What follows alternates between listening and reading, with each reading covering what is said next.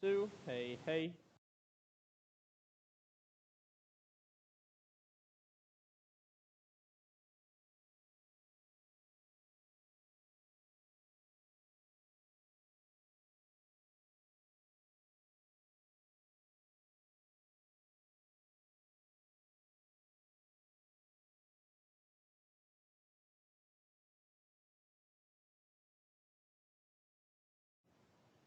1, 2, hey, hey, 1, 2. 1, 2, 3, 4, 5. Hey, hey, 1, 2. 1, 2, 3, 4, 5. 6, 7, 8, 9, 10. Hey, hey, 1, 2. Hey, hey. 1, 2, 3, 4, 5. 6.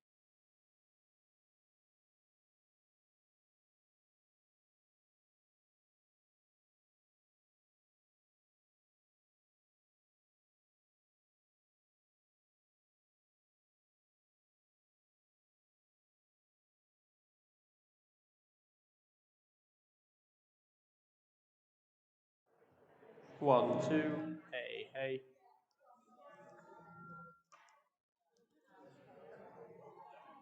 1, 2, 3, 4, 5. Hey, hey. 1, 2, 3, 4, 5. 6, 7, 8, 9, 10.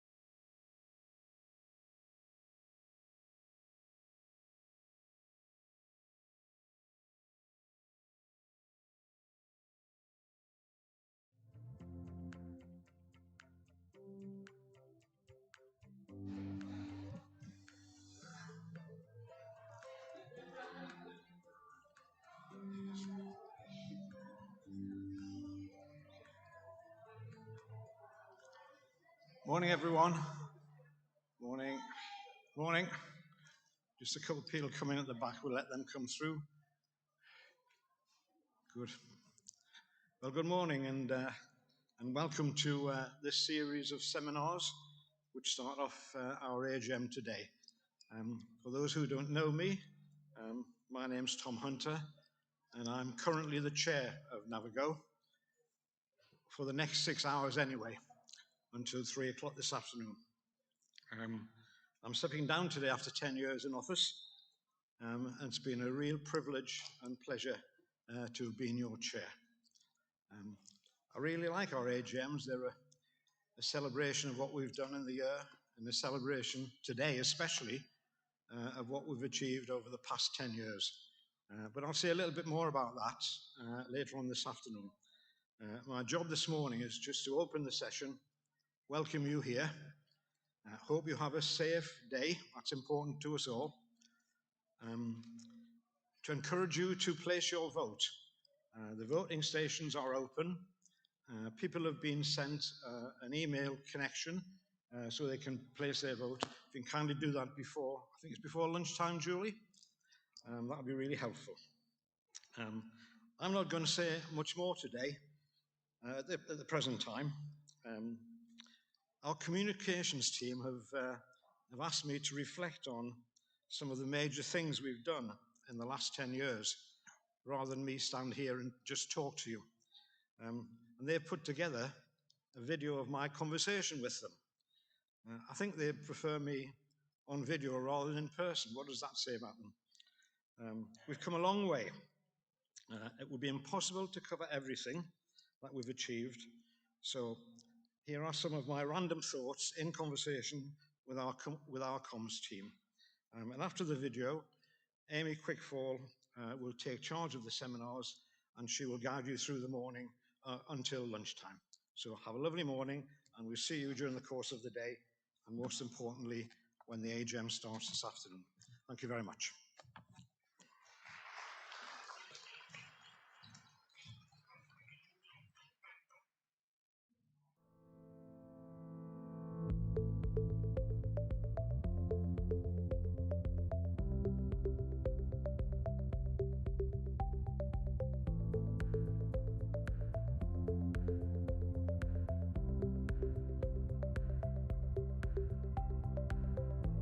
Well, I'd actually retired, and I got a call from Kevin Bond, who was instrumental in setting up NAViGO, asking me if I'd come across and spend 6 months with him setting up the governance arrangements and the management structures. And I did that for 6 months prior to NAViGO being formally established. It really captured my heart and mind because it's quite a unique organisation, so I decided I would stay on and become the first chairman of NAViGO. And here we are 10 years later, just about to finish my term of office.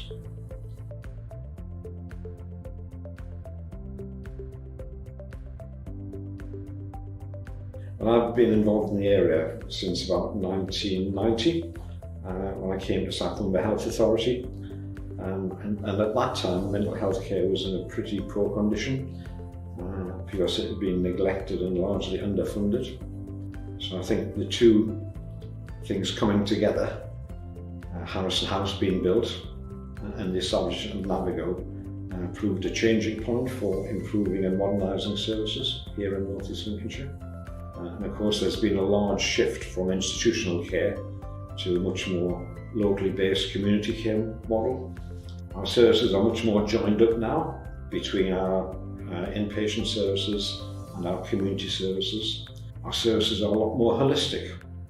We don't treat people for one episode of care. I think in NAViGO's philosophy of treating the whole person, not just looking at their mental health, but also their social care, their housing, and somewhere to work, joining up, those three things provides a better service for people locally. I think what makes NAViGO unique is the way we've designed how the organisation is run. The idea of having staff heavily engaged in the management of the organisation and our service users being community members, their role they play with our membership board in determining the direction of NAViGO is quite unique. It's a really nice size organisation. We're not remote from the people that we serve. And we've got an opportunity here in North East Lincolnshire to actually work very closely with our other partners, the local authority, the private care providers, and the other NHS providers in the area. The first thing I'm really proud of is how the organisation has responded in the last 12 to 18 months to this COVID crisis. I think we've asked a real lot of our staff. I think our staff have been really flexible in the way they've worked, and throughout the crisis we managed to support our our users, and our staff have been instrumental in working in different ways to do this. And I think we owe great debt to our staff for that. I think another great achievement for NAViGO is the way that we've brought people back into North East Lincolnshire from out of area. A lot of people had been accommodated in nursing homes outside of the district, and we agreed with the local commissioners that we would take responsibility for the budget for these people.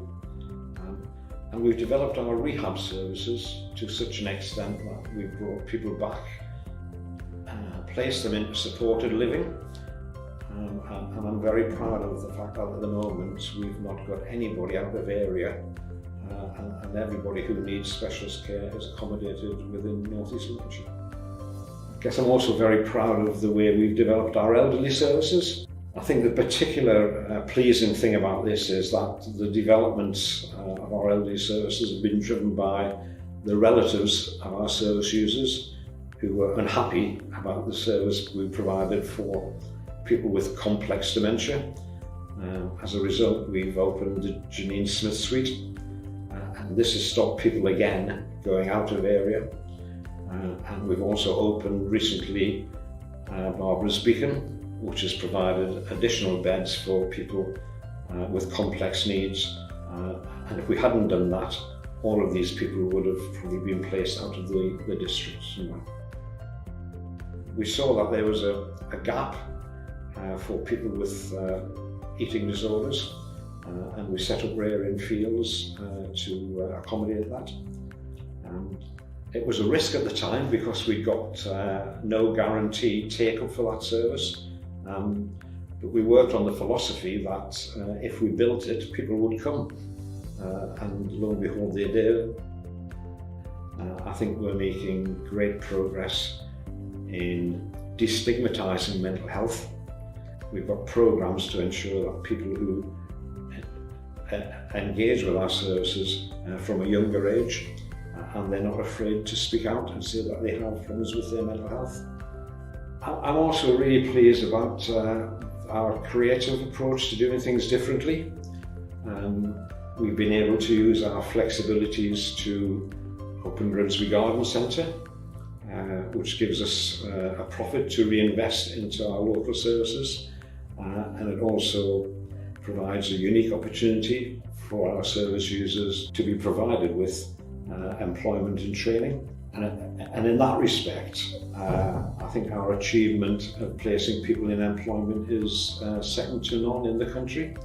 If you look at our staff numbers, 15% of our staff have experienced mental health problems, and they've come through our training and rehabilitation programs. And I think that's unique really for an organisation to take people through their rehabilitative journey and to make sure that they have employment at the end of it. Obviously, I'll miss the people. In 10 years, you make lots of relationship with the staff and with our service users. So I'll miss seeing the people. I'll miss seeing our service users and seeing people come into our services needing help. NAViGO providing that help and then seeing them settled and recovering through our rehabilitation programs. But I guess most of all I miss going out and telling people how good a service NAViGO is, and at every opportunity I get I tell them about how unique we are as a mental health provider and the relationship we've got with the people who use our services and our staff. NAViGO's been a huge part of my life. It's been a pleasure and a privilege to be chairman. I think now I'll get more time to spend with my wife and my family. I don't see my grandchildren as much as I'd like to, so my intention is to spend more time with them and hopefully play a little bit more golf. I've spent 10 really rewarding and happy years in NAViGO. At the same time, I watched over those 10 years my 6 grandchildren grow up. And we spent a lot of time with each of the grandchildren watching our favourite movie, which is Toy Story. One of the characters in Toy Story is Buzz Lightyear. And asked where he's going, he replies, "To infinity and beyond." So my message for NAViGO, I think, is emulate Buzz Lightyear in all you do, aim as far and as high as you can, and all will be well.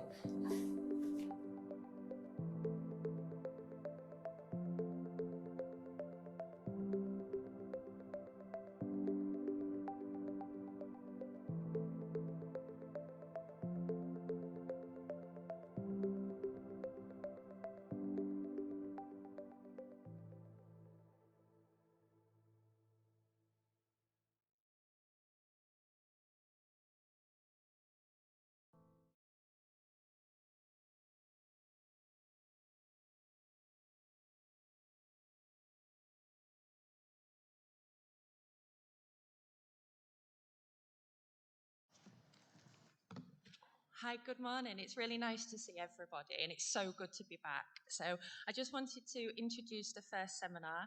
So the first seminar is The Journey So Far, and we have Jo Keen to present it. Thank you very much.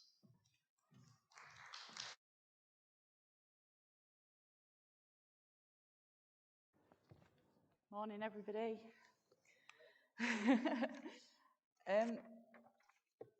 For those of you that know me, apologies. For those of you that don't, hopefully you'll find this really interesting. This is a journey for the last 18 years of Tukes, and it goes a little bit like this. So there are many people who have influenced Tukes over the years, and I couldn't possibly say thank you to everybody.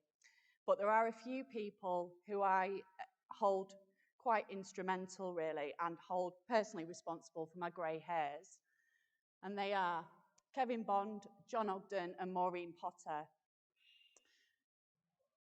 So Tukes has been around for a number of years. In the summer of 2003, I was made redundant whilst on maternity leave. And back in them days, Wednesday night was job night in the Grimsby Evening Telegraph. And I was looking at my options, and I came across an advert for a manager for Doncaster and South Humber for a European social funded project within local mental health services. I really, really did not know at that time what I was letting myself in for. Tukes means a lot of things to a lot of people. I wanted to talk to you about my journey through the last 18 years of what we refer to as my third child. So this handsome chap is William Tuke. He was the founder of the retreat in York. We're not related, although our noses are quite similar. He was our inspiration for naming the project. For those of you that don't know William Tuke, he was very, very ahead of his time. He would take people with mental health problems and get them to work the land. Basically, everybody went home knackered, had a good night's sleep, got up the next day and went back to it, pretty much like us at work. He was brilliant.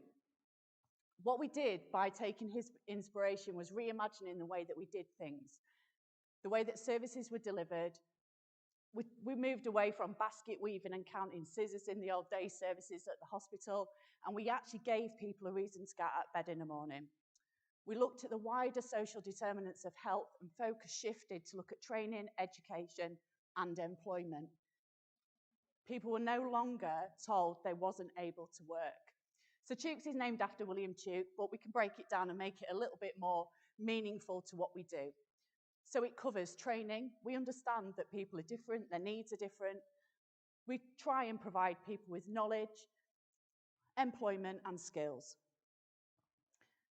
We all need a reason to get out of bed in the morning. Mine wasn't there this morning, but here we are. Whether that be for work or social purposes. Apologies if any of you have heard this story, but I'm going to tell you a story that Kevin Bond told me pretty much 18 years ago that really, really stuck in my head. So Kevin said, we're at a house party, and all good house parties start in the kitchen, probably stay in the kitchen. And when you meet somebody, the first thing that you sort of interact, other than saying your name, is, what do you do? And if you're somebody with a mental health problem, you don't have a job, you have no purpose, and you're at rock bottom, What do you have to contribute to that conversation? And the conversation dies. People walk away, and you're left there kicking your heels. What we wanted to do was actually give somebody something to contribute to that conversation. And that's another reason why we did what we did. So over the last 18 years, what have we actually done?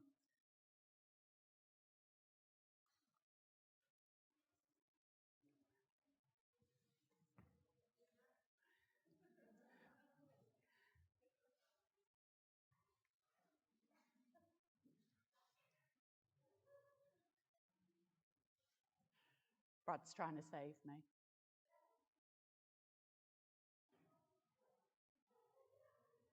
Oh, mate.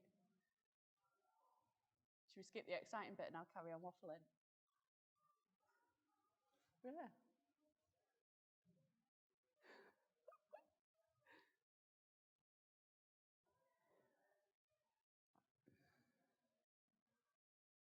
There we go.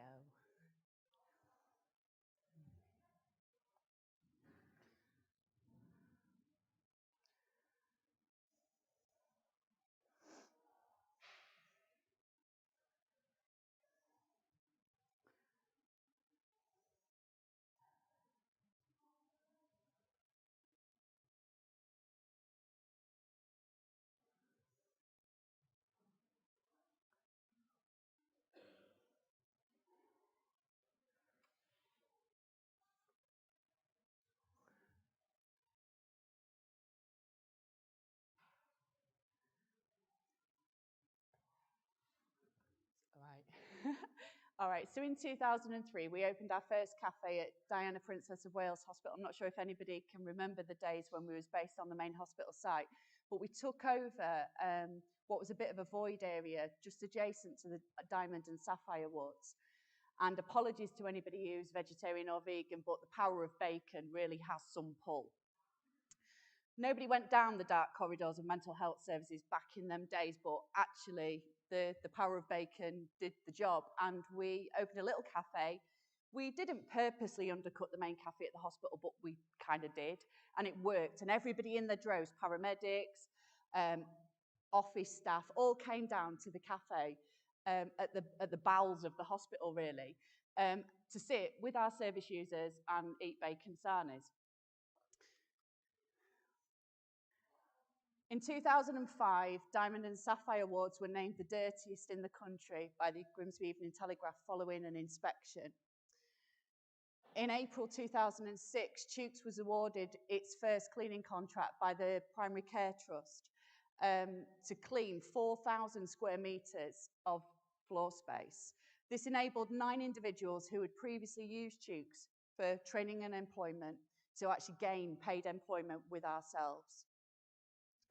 And our theory was we couldn't possibly make it any worse.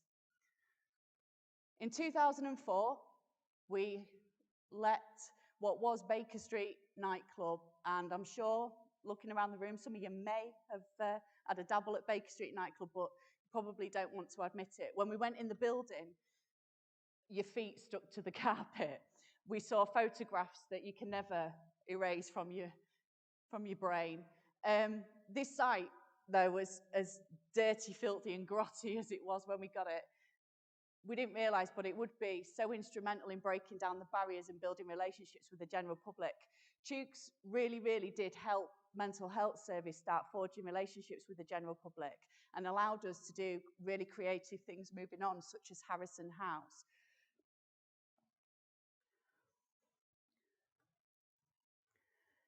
And that's what it looked like before Open Minds took it over. In the years following on, we put in applications for Projects of the Year. This was me in my youth when we won the first Project of the Year. So 10 years ago, we won Project of the Year to develop 5 flats and townhouses, which would enable our service users and staff members to have affordable quality accommodation. So what else have we done? We've developed Freeman Street Market street scene. So when you go and eat your beast burgers and all the exciting stuff that Freeman Street has to offer, we actually developed the street scene. And we managed the Courtyard Cafe for a period of time. We took over People's Park Cafe in the Floral Hall, and we opened our first shop and workshop and made our name in shabby chic furniture. We provided cleaning and catering services to Shoreline Housing, and we worked in partnership with Links Inspire and painted the ice area next door, which allowed our service users to access health and wellbeing facilities for a year. We've worked in partnership with Centre 4, supporting them getting their cafe up and running, and managed and supported the internal development of Simply You. We launched IPS.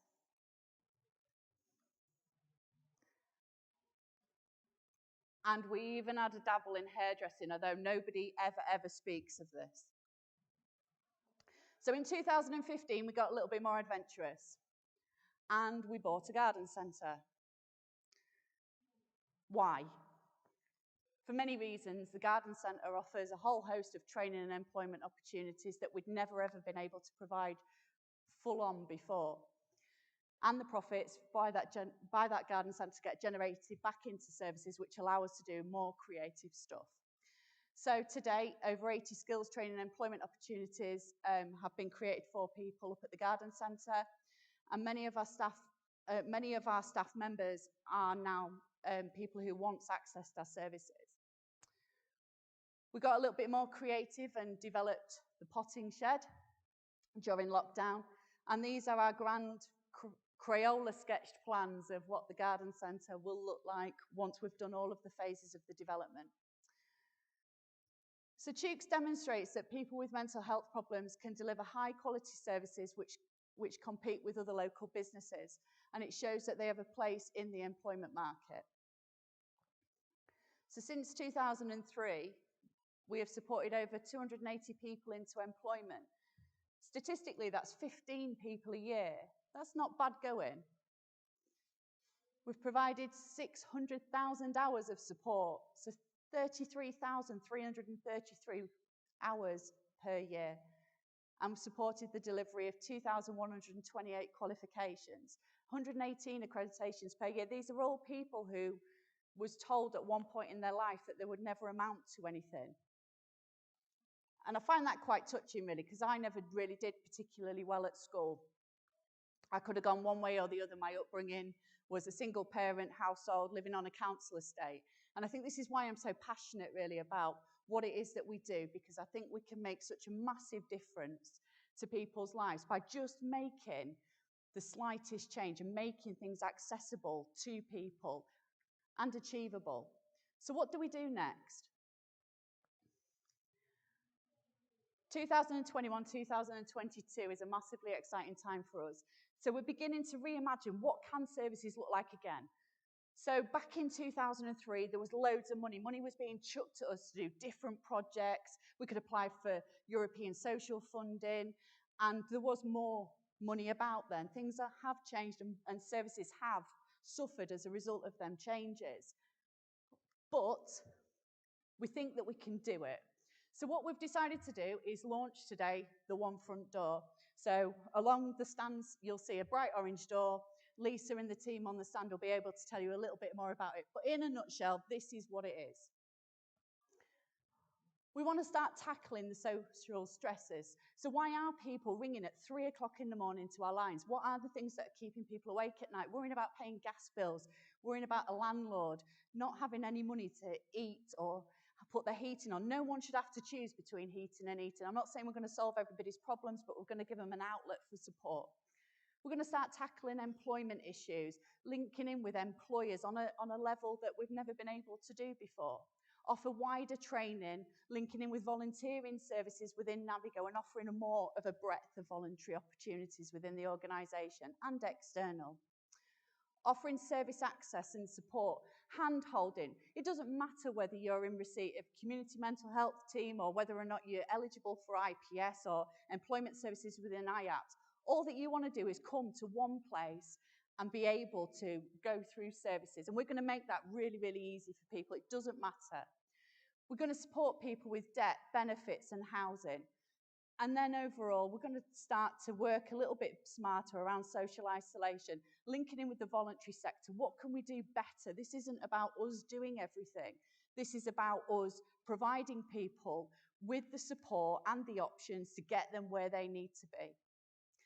And we're going to do much, much more. And that's me.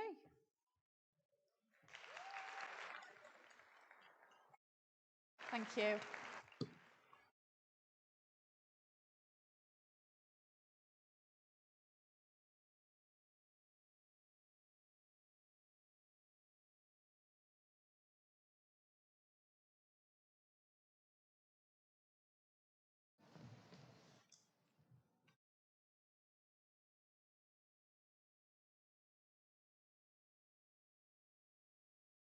Hi guys, just to let you know, we've just got a 5-ish minute break, so we can just set up the next seminar. So please help yourself to drinks, have a look at the stands, but if you can come back in 5 minutes, we'd appreciate it. Thank you.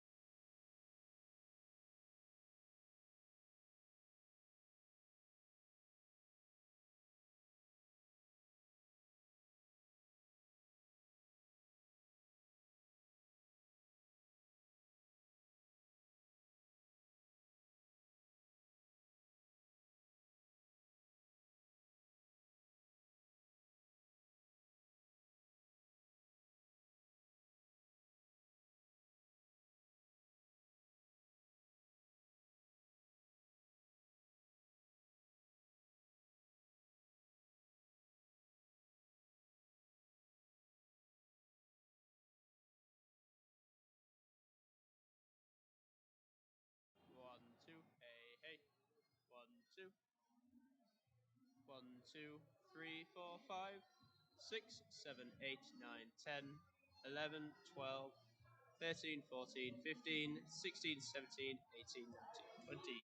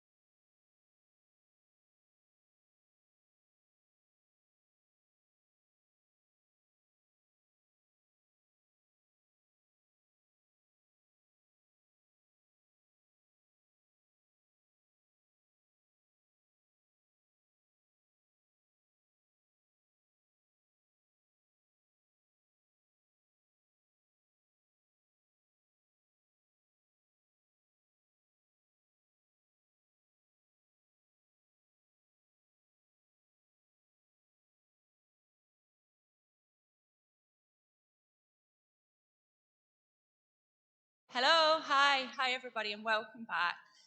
This is the seminar that I am so proud and humbled and just amazed to be part of. And these young adults are really going to tell their story. So I'd just like to introduce you all to Louisa Rose, Johnny Benjamin, Antonio, Brady, and Courtney. And let's go beyond.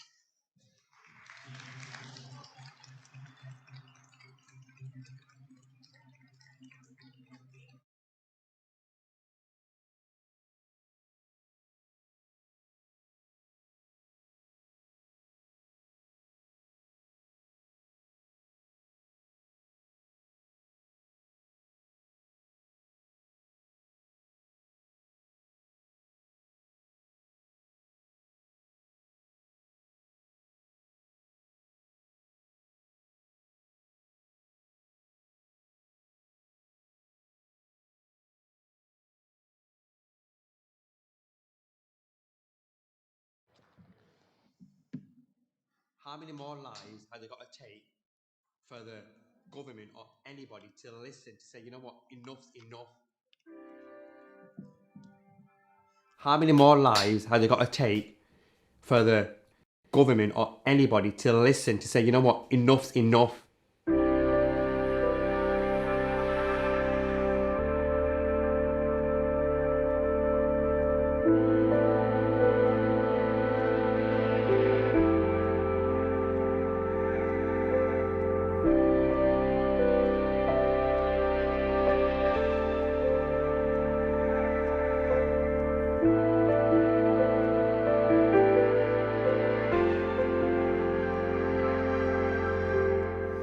My name is Lizzie. I'm a 21-year-old student.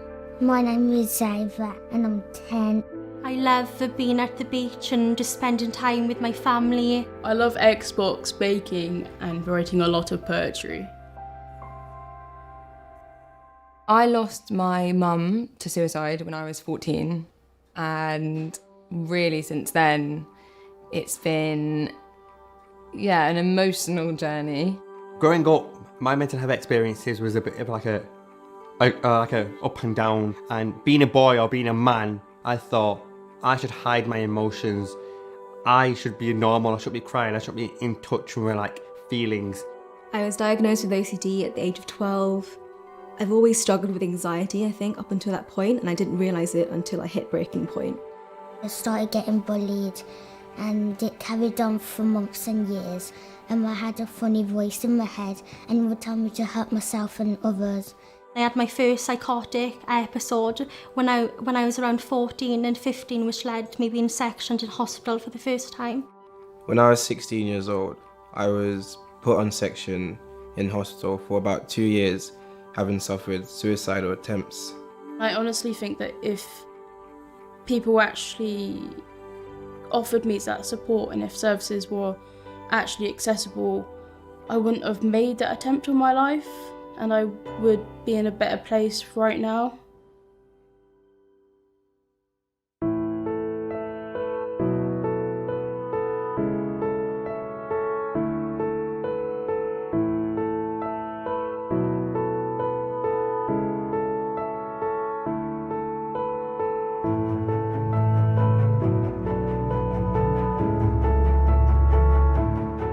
I feel like schools are not equipped enough to deal with children or young people with mental health issues. I want everybody to feel like they can talk about their mental health, and when they do, for the support to be there. Because I think it's awful if you get to the point where you're willing to say, something's not right and I need help, and then you're told, here's an 18-month waiting list. It would have helped me soon if there was more places and people that would help us. I feel as though things only started really happening and people started getting involved when it was too late. While I am speaking up now, I believe if I had done it earlier, probably would have found myself earlier.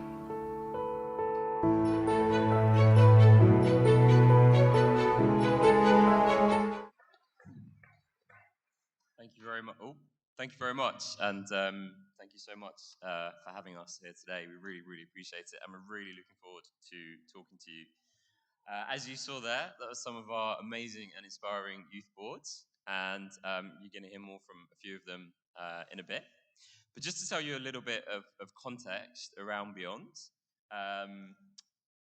so actually, I founded the charity in 2018. But my journey actually began before that. I was here. I was my first talk actually was at NAViGO in 2015, and I obviously recognise some faces, which is really cool. So myself and Neil. For those that don't know, Neil is the person that talked me out of taking my own life in 2008 when I was just been diagnosed with schizoaffective disorder, and I ran away from hospital, and I found myself about to take my own life, and thankfully I was talked out of it by Neil, and we then did a few years passed, and I did a social media campaign to find him, and found him, and we then went on to set up Beyond. But yeah, our first talk was actually here in Grimsby. So Grimsby holds a very special place in our heart. It's been a really extraordinary few years actually since we first came to Grimsby. But our main focus has always been around young people. The stats just kind of speak for themselves, to be honest. So I'm pointing the wrong way, sorry. So you heard the stat in the video that just always gets me every time. Over 200 school children take their own lives every single year. I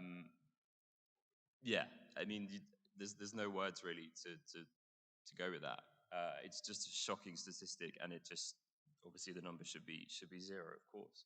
And as you heard, 120 were already in contact with children's services. So I think that was one of the stats that really kind of pushed me and Neil to set up the charity Beyond, as well as kind of traveling around the UK and seeing the state of youth mental health services in this country.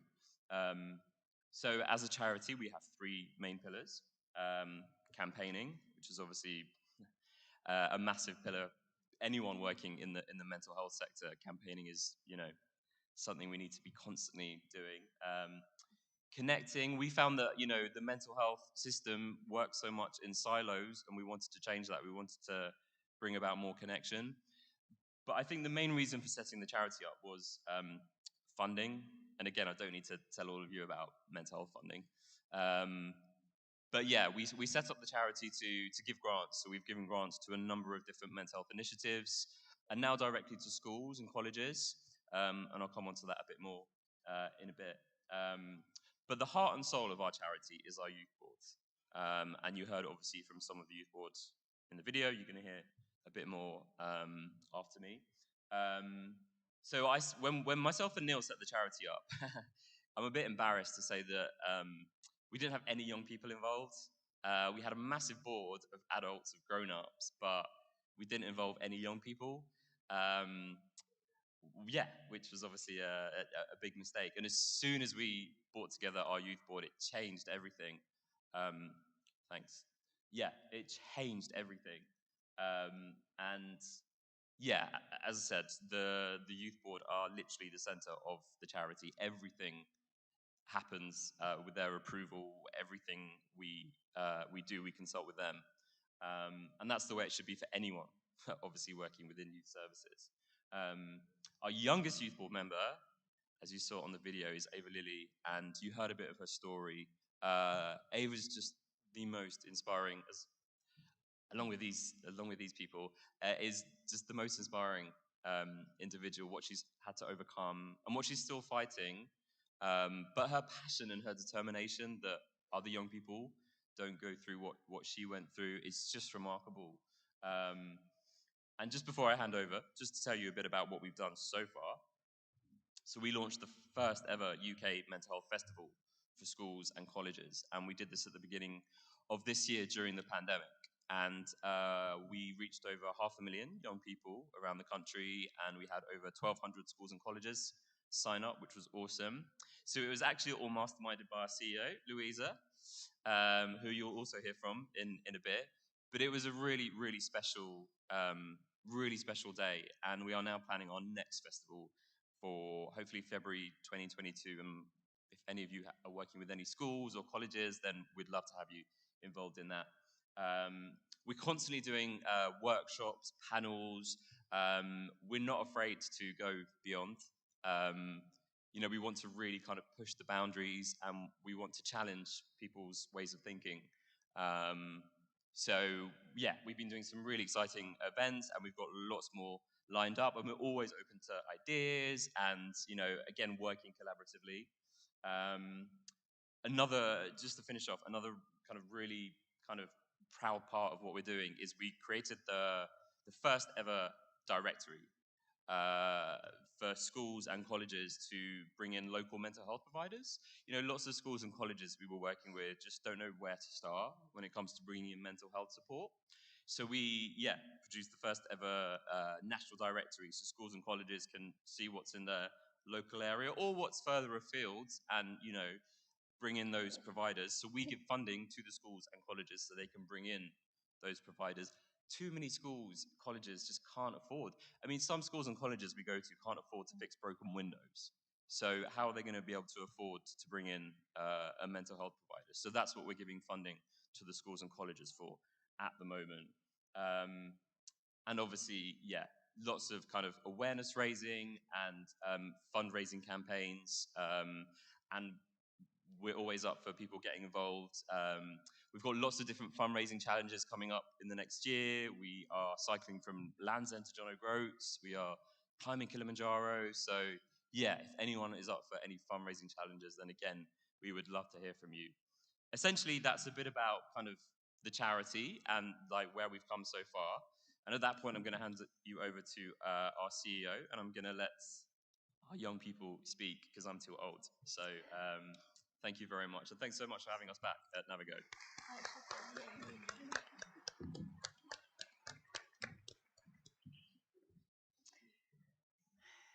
Thanks, Johnny. As Johnny said, I'm Louisa Rose. I'm the CEO of Beyond. Additionally to that, I suffer from depression, anxiety, was recently diagnosed with Tourette's and OCD. I'm a mum of two. I say all of that because I think it's really important to kind of have lived experience when you work in this space. And often people ask me sort of what I'm doing here. So that's what I'm doing here. But as Johnny said, you're all not here to listen to us. You're here to listen to three of our unbelievably inspiring youth board. And as Johnny said, they really are the heart and soul of our organisation. They are the change makers of the future. They are the ones that dictate and give us the directives and the ideas, and we are so grateful for them. So we're just going to hear a little bit from each of them about their own lived experience. And Antonio, if it's okay with you, can we start with you? Tell us a little bit about your journey. Yeah, hi everyone, Antonio Ferrer. First and foremost, I'd just like to I'd like to say thank you, everyone, for letting me have that entrance. That was really me pushing the boundaries and going beyond.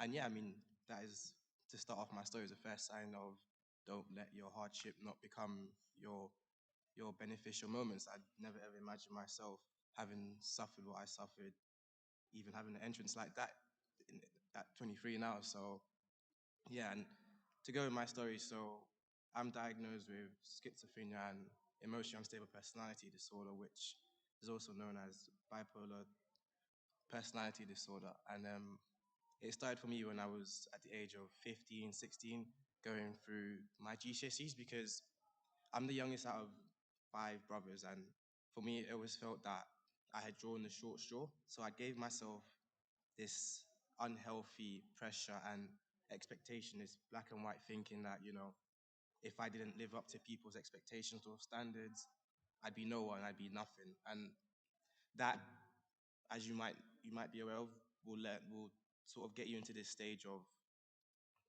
hopelessness and do I even deserve to be here? Am I even worthy of being here? So I'd work myself so hard and hard and hard, to not even to the extent we're talking of Mo Farah and Josh, we're talking a very unhealthy, hard working, Brady once told me you can work hard, but working hard also causes injuries. So it's good to keep an eye on that. And again, sorry to quote you again, she also said, you don't always have to bounce back because you're not a rubber ball. You can sometimes take the stairs.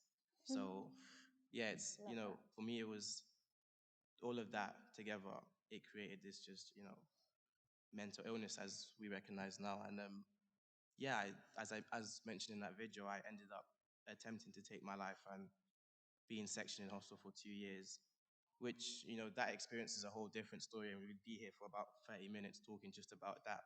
But coming out of that, when I stepped out of the mental health institution, first and foremost, again, you come out physically, but you don't come out mentally, right? So you're still stuck there mentally for maybe another 2 months, and that, again, probably known as social anxiety. But yeah, I mean, when I was there, you realize as well, and I'll fill you with so many quotes and one-liners. Honestly, it's like you realize that people can pour out of an empty cup. It's just not necessarily empty. You just don't see what's inside that cup. And that's how I felt about the other patients I was with in that institution. They really motivated me to be where I am today, having had that entrance, and just, raising awareness for young Black males' mental health, especially because at that time I didn't see any role models or anyone that I could look up to and feel like, a sense of, if they've done it, I can do it. So to fill that gap, I thought I'll do it so that they can feel, if I done it, they can do it. And I mean, moving on forward from that, I don't really like to focus so much on what went wrong. My teachers in high school would always say even better if. So for my even better if, it's I'm currently involved with 9 maybe charity organizations, maybe less or more, I'm not sure. Yeah. One of them being Beyond. And my main sort of route towards mental health awareness is the media, because I believe, that's where most of the stigma and stereotypes and shame comes from. And what better way to challenge the media than to go into the media, but with a different approach and mentality?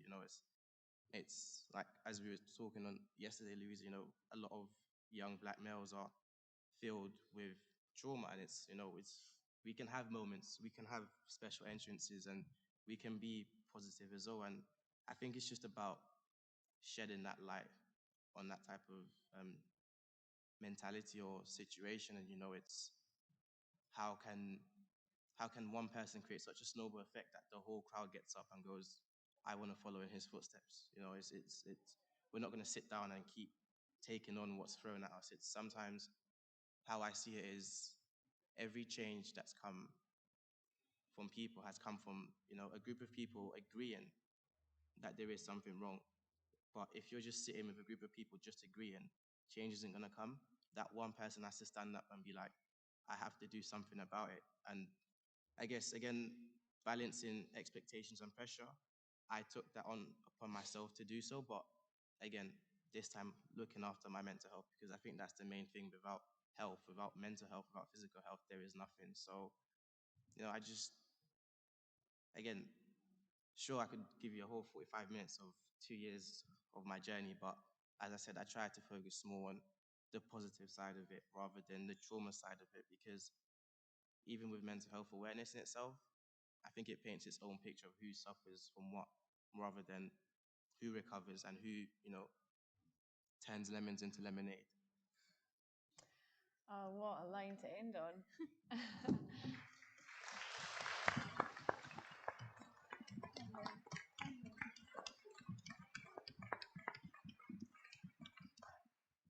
Johnny and I constantly learn from our youth board, and if there's one person that I had to single out that I learn so much from, it would be Antonio. He's wise beyond his years, and I do think, especially now, we have a lot of conversations around sort of mental health and racialized communities and actually the inequalities that exist. And I think that what Antonio does in focusing on the hopeful part of his journey is really a testament to, first of all, how strong he is as a person, but also just how so that's such a valuable lesson for all of us. It'd be really great if we can move on to Brady just now. So Brady, interestingly, Antonio, you actually mentioned that BPD was for bipolar disorder, but it's borderline personality disorder that that's fine. We all learn, right? And actually, Brady, you have recently been diagnosed with borderline personality disorder, which in itself has been a journey. And one that maybe you could just share a little bit about. When were you diagnosed, and was that a surprise to you? Yeah, so I think I first got involved with Beyond after what I thought was like a bad depressive episode in maybe September. And then in December, I ended up in hospital. And I just found that when I was in hospital, I just got worse. Like, nothing was getting better. None of the meds I was on were working. And I was just getting more distressed and less able to cope with it.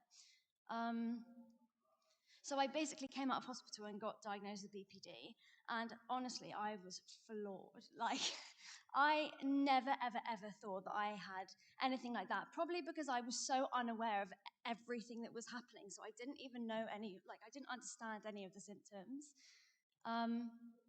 And I think also, like, after that, a lot of the things I heard about BPD would make me, like, for example, I was so excited to get into a first relationship. And then when you look at BPD and you look at, like, the things on Google that people say about relationships, I was like, oh my God, like, poor people that I'm going to be in love with, because, yeah, and poor me. So, yeah. So, like, first of all, thank you, because I know that these things are really hard to, like, revisit, and particularly triggering in some cases. And this has been a journey in itself, coming to Grimsby, and it's a real mark in your journey to recovery, I would say, actually, that you've been able to do this. We're all so proud of you. As somebody who doesn't suffer from BPD, I've always found it really interesting speaking to you about your symptoms. Maybe it's quite interesting for the audience to hear a little bit about what those symptoms are that you experience, because I know that there's loads of different symptoms. There's 9, is that right? Yeah. So what symptoms have you experienced? So, like, you technically have to fill a diagnostic criteria for 9, but what I found is that's so, like, it's so widely spread across the different people that have it. And I've noticed more and more with the people I speak to that have BPD, it's more about the way we think and the conversation. So I think for me, it's kind of like an inability or just not knowing how to regulate my emotions because they're so intense, and then, like, a chronic, like, suicidality to kind of counterbalance that, to know that, oh, I can just dip out of this if I want to. So with that, it basically means that I can't gain that kind of tolerance long term because I'm constantly thinking of a way out. So that's, like, where I'm at in terms of, like, trying to work it out. And DBT is amazing. Like, that's changed my life. I saw the DBT stand over there, and I know you're going to make a beeline for it afterwards. I think we've seen, we had a visit round some of the NAViGO services yesterday, and I know that, for all of us, it was actually really quite a challenging visit, just because it brought back a lot for some of you, and it in itself, like, for me, I'm incredibly impressed by the forward-thinking nature of the approach that NAViGO takes to, especially the acute illnesses and the treatment of patients. But in itself, it was quite a difficult visit. But I think that some of the services that you offer here, like the therapeutic community, that's something that we wish we had more of in London, because you, as somebody who suffers from BPD, feel like that's something you would have benefited from. Is that right? I'm not putting words in your mouth. Yeah, that's something no, that definitely. I think I felt like that. I mean, we were in the middle of a pandemic, so as someone that, like, I have massive problems with dissociation anyway. So as someone that has that, like, having to do all of my therapy on Zoom for me was a nightmare, because number one, I would be, like, so disconnected during the whole session, and then when I would come back, like, into myself afterwards, I'd be on my own. So that was really scary. And there was never really, like, a place that offered that for a group of people that have the same symptoms in one place with enough people to support them. Because fair enough, that could, like, when the risk is so high, that is a hard thing to be able to give to people. And what if you had to sort of pinpoint maybe 3 things that have helped you to learn to tolerate the distress that you experience sometimes because of the symptoms of BPD, what might they be? I think like DBT is amazing. And the best thing about DBT is having something that everyone tells me will work and that I think will work, but realistically all the feelings are the same. Like the feelings are the same like from now, and they're the same as when I came out of hospital like the first time. But knowing that like it's the long-term process of like a lifelong use of these skills is really, really helpful. Oh, now I have to think of second and third. Can you think, what specific things, like what? Because I always find it really interesting when you have like a DBT pouch, right? Which I think is, or a skills pouch, which I often ask you about. But I think it's because we don't see a lot of. First of all, we don't see a lot of EUPD or BPD symptoms actually, or even just sort of experiences discussed in the mainstream. You know, in the mainstream we talk about depression and anxiety, potentially postnatal stuff, starting to talk a little bit about mental health stigma within minority community. We're really not doing what we need to be doing. So I think having conversations like this is really useful. So when I see you use these things, I find it fascinating because I didn't know about them. So maybe just share what's in that pouch, because I think that's quite. So I have like a bag that I made up with my therapist, and it basically has toxic wastes, which are like, if anyone's had them, these really, really sour sweets. They're horrible. I had one. Yeah, they're grim, but like that's the point. So if I'm really dissociated, I'll take them, and it's kind of enough of like a sense to bring me back into reality. And then once I'm there, I can kind of like use other senses to keep me there. So I have like fiddly toys and like things I can smell. Another thing is like being able to talk about self-harm and suicidal urges without anyone like rushing to get me to A&E, because that's not what it's about. It's not about like, maybe for me at the moment, it's not about having those urges and panicking. What do we do? It's like being able to sit with them and actually not act on them in terms of like an emergency, but in terms of just being able to tolerate them because they are lifelong. It sounds so hard, and I know how it feels personally to live with suicidal ideation over an extended period of time. But for you, this is almost like a fact of your life right now, and that's something that I can only imagine is almost intolerable, which is why you learn these skills to be able to tolerate them. But I think that talking and discussing suicidal ideation is a really difficult topic in itself, just in terms of safeguarding and making sure that everybody is safe. And actually at that point, I just want to remind everybody, because I know that this is being streamed out with the 4 walls of this auditorium, that if anyone's struggling with anything that we're talking about, please reach out to somebody. There's always someone to talk to, and it's really just important that you keep the conversation going. Brady, thank you so much, because I know it's not easy for you. So I really, really, really am so grateful for your sharing your experiences and for everything that you do for Beyond. Thank you.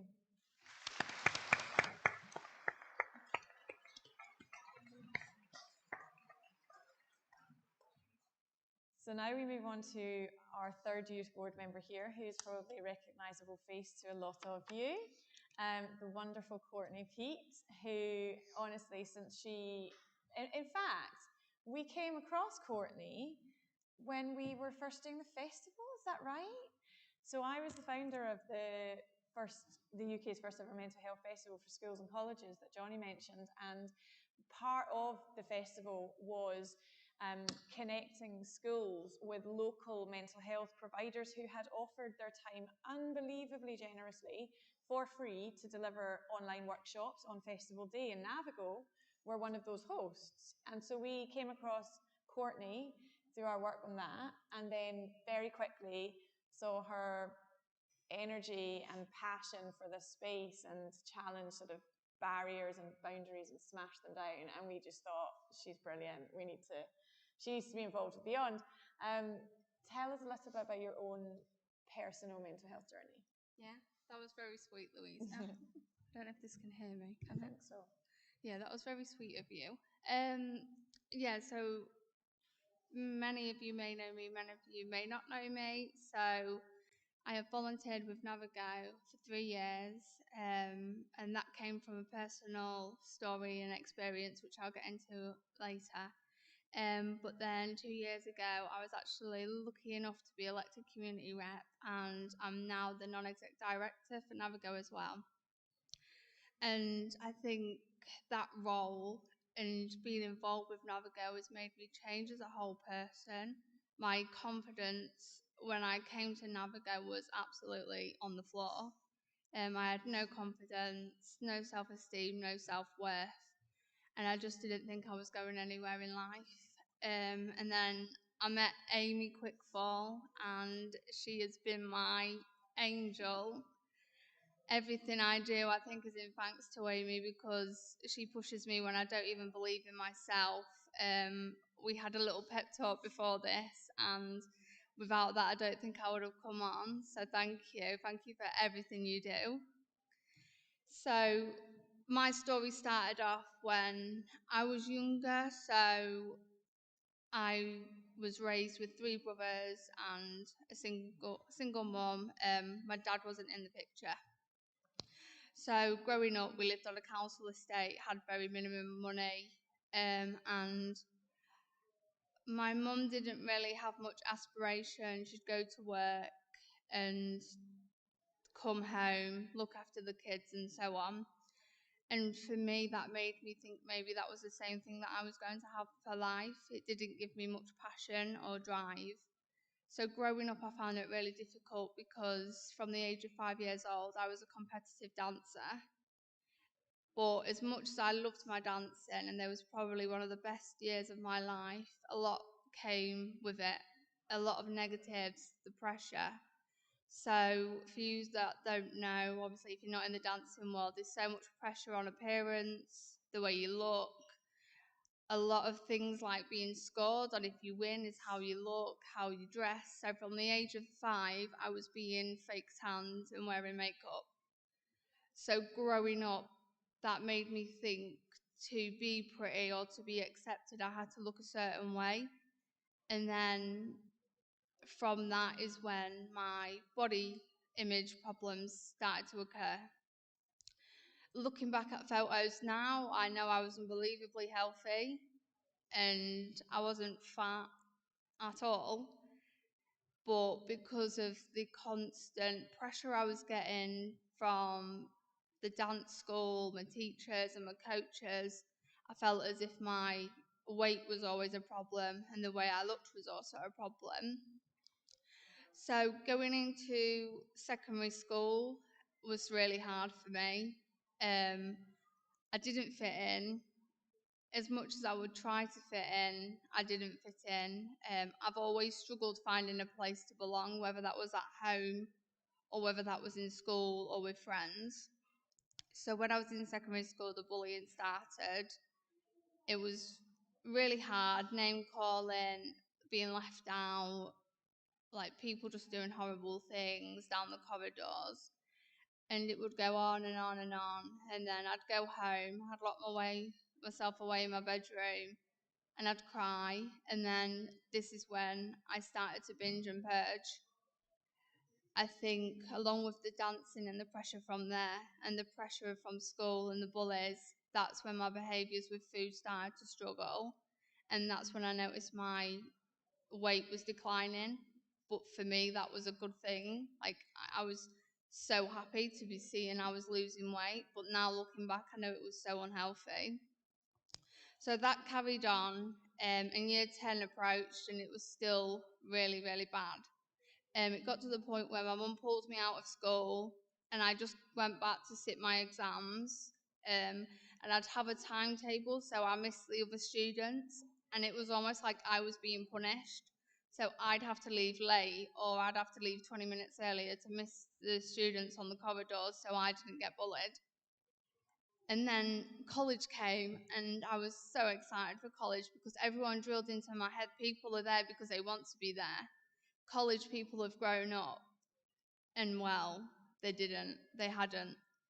So on my induction day at college, I was in the cafeteria eating my lunch, and there was some horrible girls in there, name calling and whatnot. I didn't know anybody, so I sat on my own, bit of a loner. I went home that evening to find there was photos that had been made, like, edited, nasty things on them, and they was being posted on Facebook, Instagram and Twitter, and I soon realised that I was trending. So we went to the police and we went to the college, and then I was told with, maybe you should change college. So again, I feel as if I was being punished because I was the one being bullied, and that for me didn't make sense. Now I actually go back to the same college and I do mental health work with them, and that makes me so happy. I recently had an encounter with my tutor at the college, and I did say, you failed me. I was like, but it's good to see you're now putting in like courses and bringing in mental health services to help with things like that. And then going back a bit, when I was 17, I became homeless. So I went into the local YMCA, and most of you were probably thinking, oh God, the YMCA, because I thought the same as well. But I can honestly say, I think I thank them so much. I've got so much gratitude towards them, and without them, I think I could have took the wrong path. I did things that I regret at that age. I think we all do. But looking back now, I've grown massively, and living there is when I first started getting involved with mental health because I knew this was my passion. So I had a counsellor given to me by the YMCA, and she was amazing. She's another person I thank so much. And that's when I started to get into campaigns nationally, and I went on TV and did a chat on body image and appearance because of my bullying experiences. When I was 16/17, I underwent 2 major operations to fix an underbite that I had. Looking back at the time, I thought it was the right thing to do.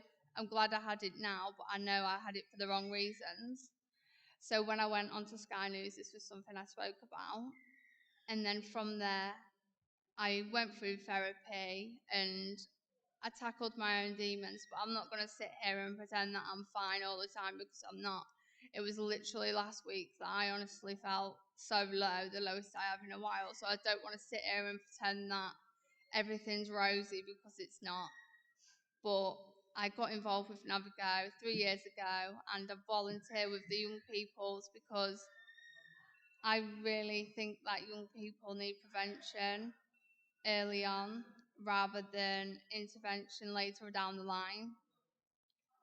Thank you so much, Courtney.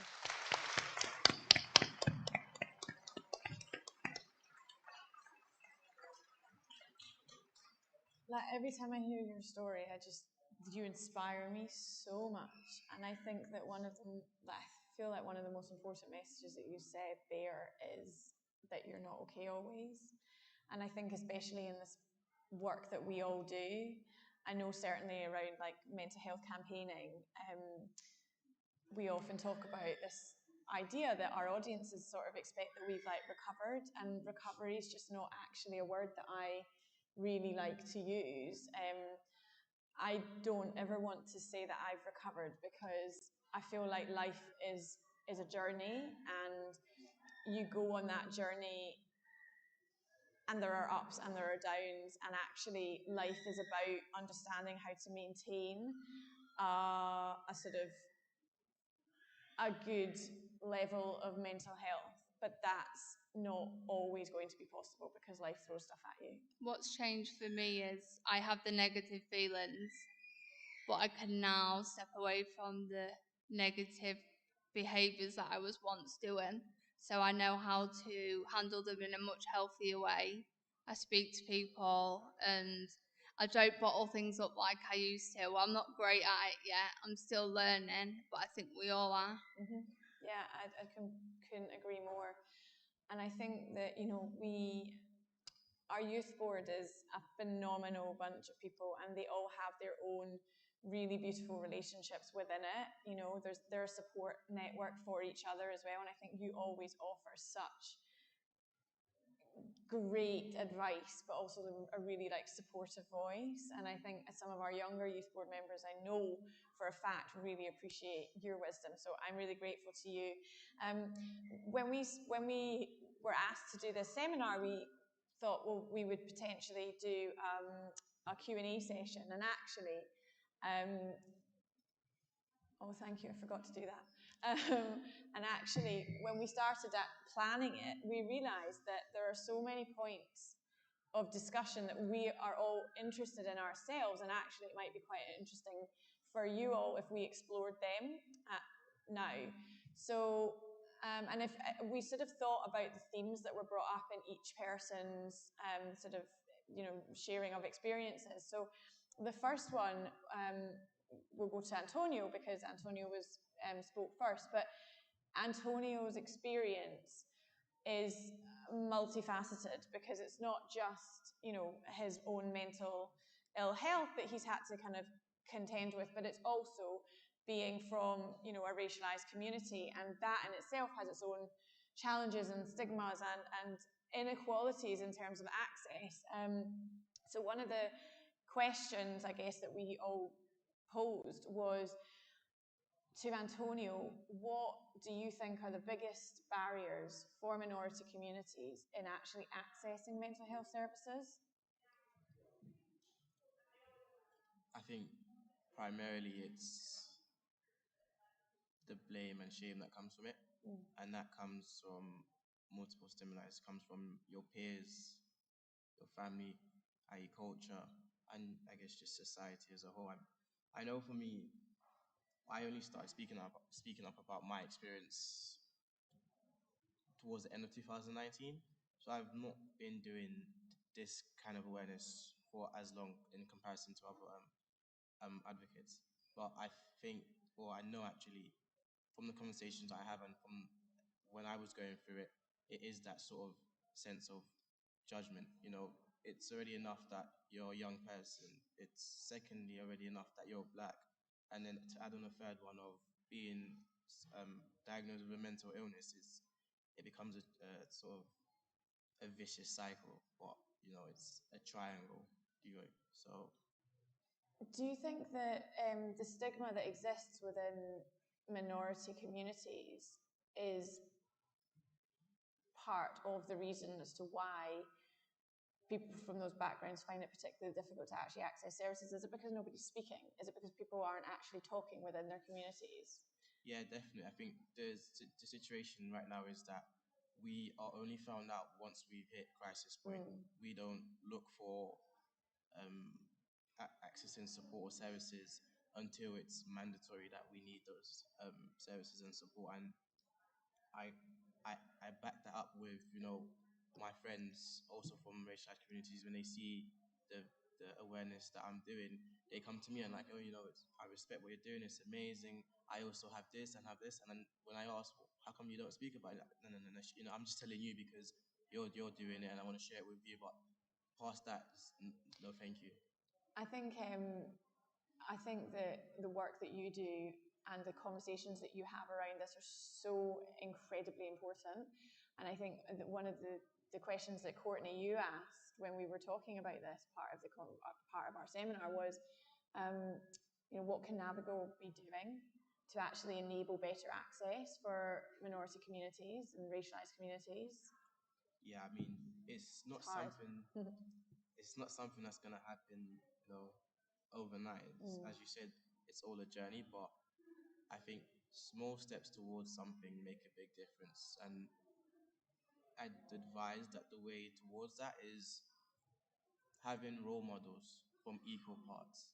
But in saying that, I don't just mean all of a sudden put black on black and white on white. I mean, it's still about, you know, collaboratively working and mixing cultures and groups. It's not, okay, like as I said, black on black and white on white. That is in itself creating a separation again. And yeah, I think it's just placing role models, you know. So again, with the example I said, when my friends have seen me do it, they're willing to speak to me. And it's, you know, once you can show that you can be vulnerable and accepted, it becomes a normal thing.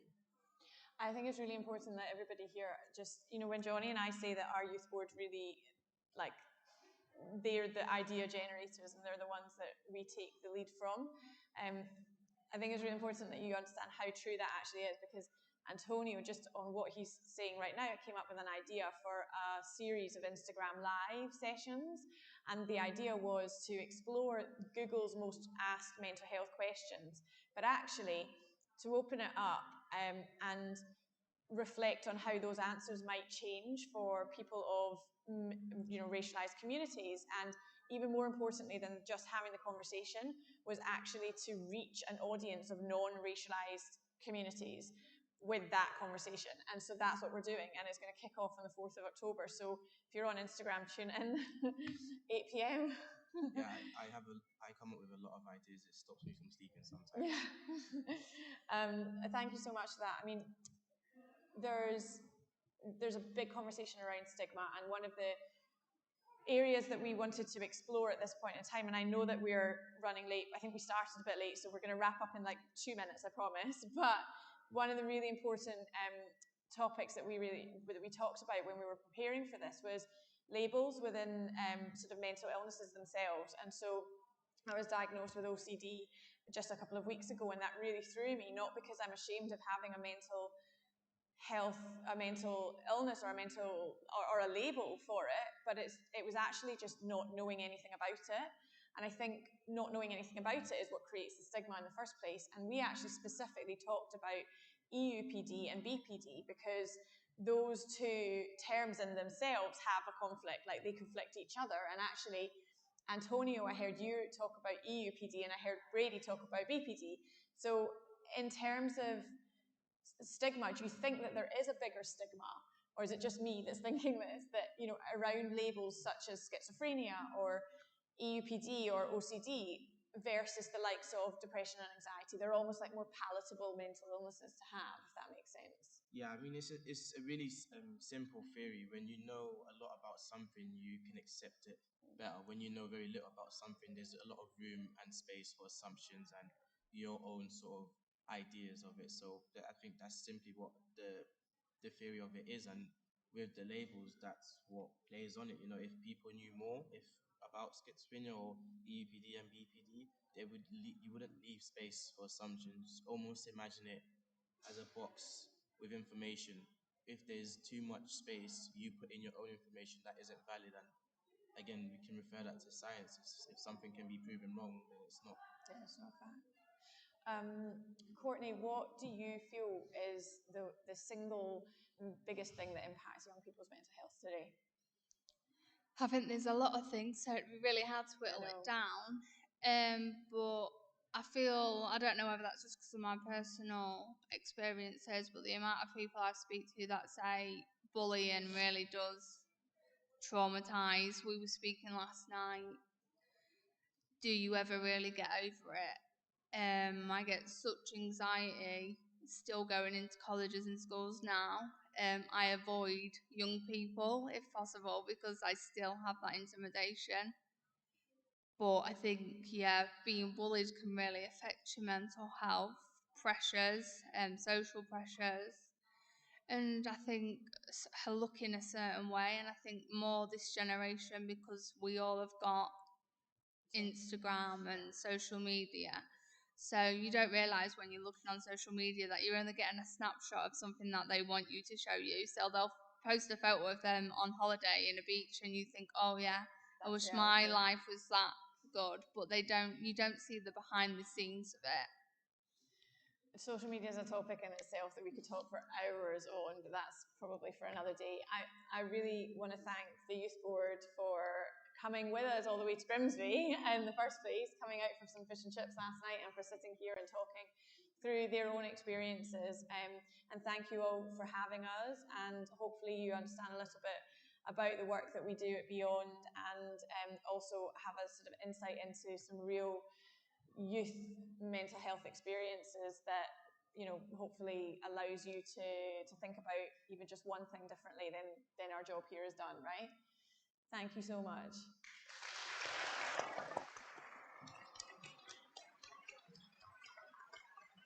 Do you walk off to Eye of the Tiger? Just before you all go, and to Johnny, I just want to say thank you so much for being. It's hard enough introducing a seminar, let alone being so honest and open about your journeys and your experiences. And I've learned a lot from you guys, and I hope this audience has learned a lot from you guys. And we want to work more with Beyond. We want to work more with the Youth Board. And I just want to say thank you to Louisa and Johnny for giving the opportunity to get Courtney on the board, to working with us. And thank you so much. It means so much. So thank you. I know how brave you are. Thank you.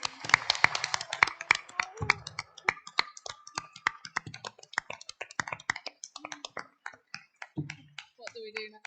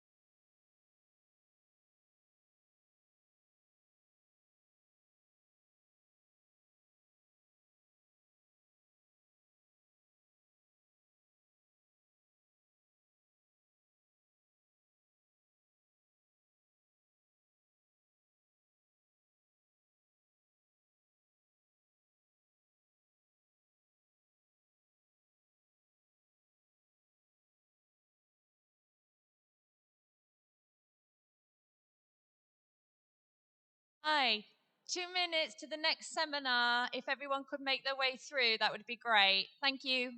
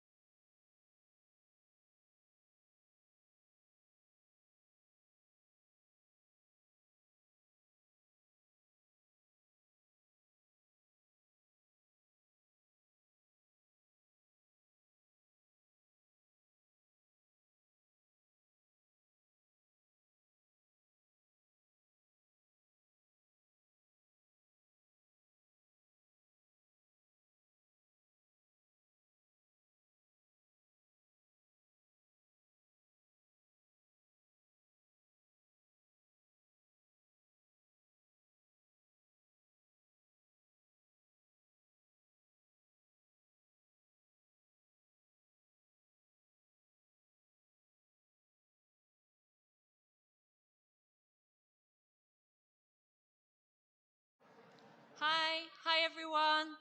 Hi. So it's been a really interesting morning so far, and obviously the last 18 months have been really difficult for everybody with COVID, dare I say it. But we have Anna and her team to talk us through how NAViGO have responded to the pandemic. Thank you very much. Thanks, Amy. Morning, everyone. It's great to see you all here today, and welcome to those that are joining us on the live stream. My name's Anna Morgan, and I head up the business development team. I'm joined today by my colleagues Sally Gell, Jill Hobson, and Fiona Clark. And in this session, we're going to take a look back at NAViGO's journey through the COVID-19 pandemic and really look at how the organisations responded and adapted during this really challenging time. Now, I spent quite a lot of time contemplating what to include in the slides and what order to present them, and I concluded that I wanted to start off by saying a massive thank you. Thank you to everyone that has supported our response to the pandemic. I think it's safe to say the last 18 months have been truly unprecedented, and I think if we're really honest, they've been scary. And I think the bravery that our staff have shown, in particular our staff on the front line that have worked during this whole pandemic, has been brilliant. And really the courage, the commitment and the flexibility of all our workforce during this time has meant that we've been able to respond in such a positive way during this time. So thank you. So I thought we'd just start by having a quick look back at our COVID timeline and really reflect on the journey we've been on through the last 18 months. And I'm sure we'll all remember the 23rd of March quite clearly as the date when Boris announced that we were heading into a UK lockdown. But actually prior to that, within the organisation, we'd already been doing a lot of work to prepare for the emerging pandemic. And one of those things we did was to set up our incident management meeting. And that saw on a daily basis our senior managers getting together to review the local position, what infection rates were like, how our services were performing, what our staffing levels were like. So on a daily basis we could make decisions about how we adapted to the emerging situation. But when the announcement was made on the 23rd of March that we were entering the UK lockdown, that meant we had to make a step change in the way our services were delivered. And one of those changes was literally overnight. We had to move all of our non-urgent face-to-face services. So apart from services like our crisis team and our inpatient units, all our other services had to rapidly transition to a virtual world. And a heck of a lot of work went on in the background by our performance team and by our IT provider, F4IT, to make sure that all of our staff had the devices and the connectivity they needed and the access so they could continue to do their job at home. And that was an absolutely fantastic and seamless transition and great work from everyone involved. But we also had to make a lot of other changes. So for all our operational teams, they moved into scrubs. We had to suspend all of our visiting to our inpatient services. And we had to do, unfortunately, things like closing our groups and closing our crisis cafe safe space. But actually, looking at very early April and actually late March, we'd already done a lot to develop our response to the pandemic. Things like our infrastructure support rota. So recognising that we needed to keep all of our services going, we knew that some of them may be impacted by staff shortages due to COVID.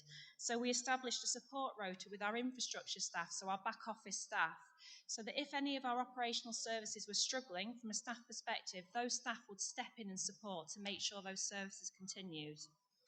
We also did some work to establish a list of vulnerable service users. Now, we know nationally a piece of work was done to identify individuals that were deemed to be vulnerable from a physical health perspective, but we were conscious that we had service users within our service that would be vulnerable for other reasons during the pandemic, and we wanted to make sure we knew who they were and that we could support them.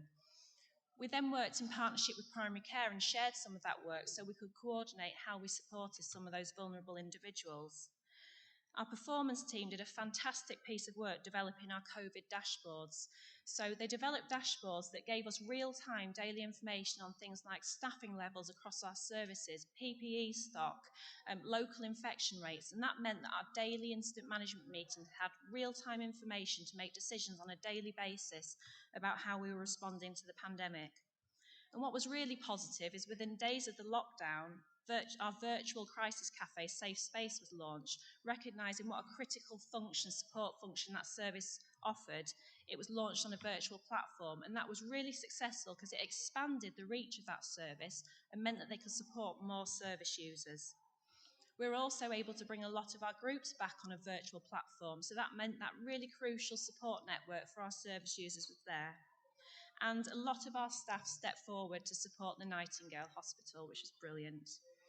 And then I've highlighted in yellow on this slide some of the other service developments we managed to deliver over and above our response to COVID. So we launched a 24/7 all-age COVID support line, which I'll talk about in a bit more detail later on in the presentation. Our garden centre transitioned to a click and collect and delivery service. We established a vulnerable service user team to support the service users we identified in the piece of work, and our crucial PPE service was established, which we'll talk through again in more detail shortly.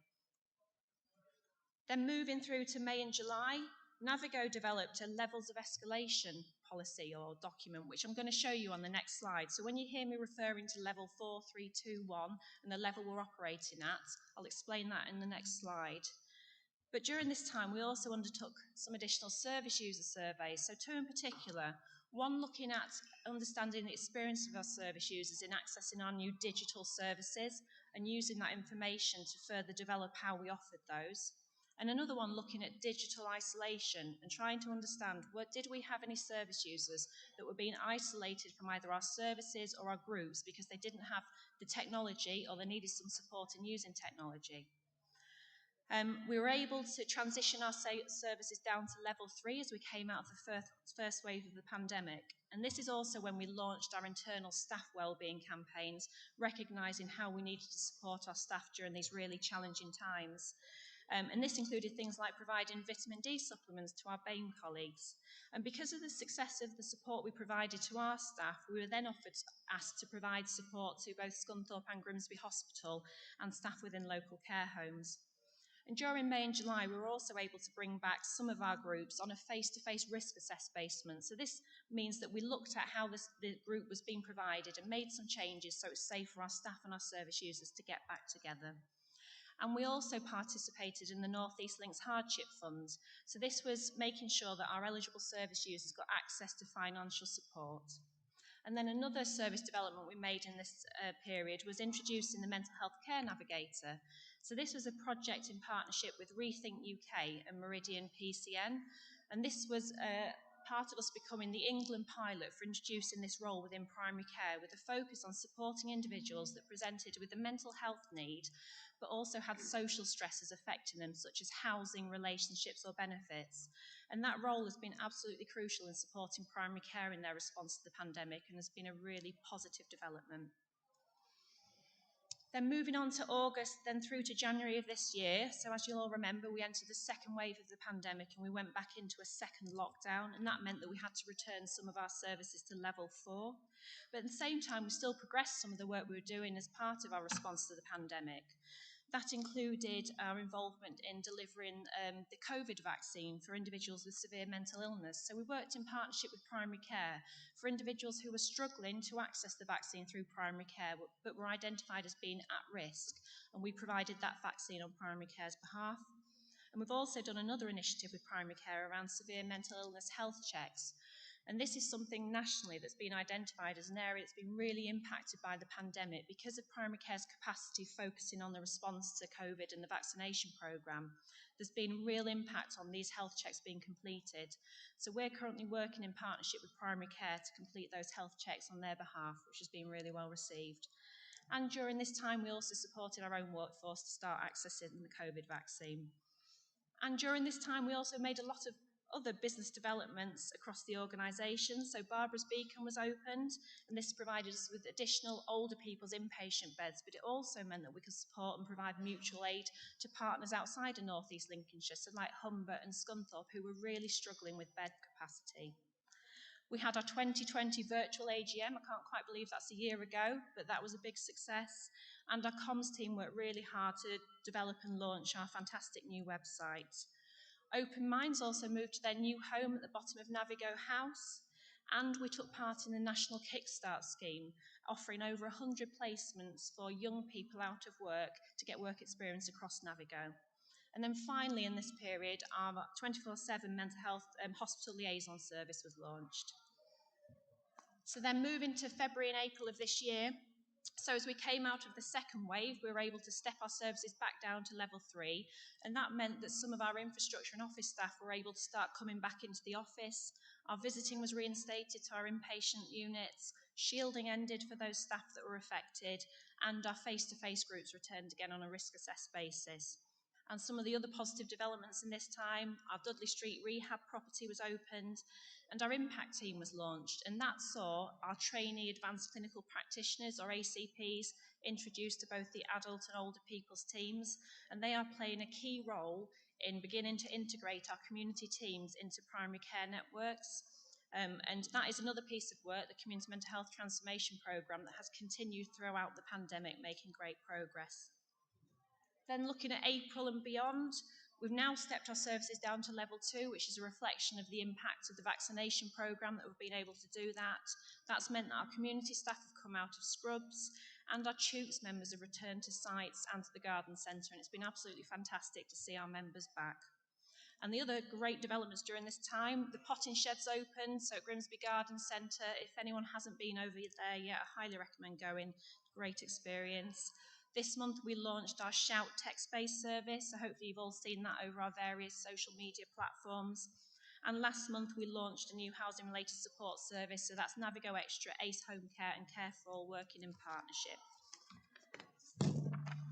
So that's a quick look back of our journey through COVID over the past 18 months. You'll have heard me mention a few times on the last slide our levels of escalation, and for those that haven't seen on any of our staff webinars or other presentations, the picture on the screen highlights what those levels are, and this was about us recognising we needed to develop a structured approach to manage how our services operated between the different levels dependent upon what was happening around local infection rates, our staffing levels, demand on our services and impact on service users.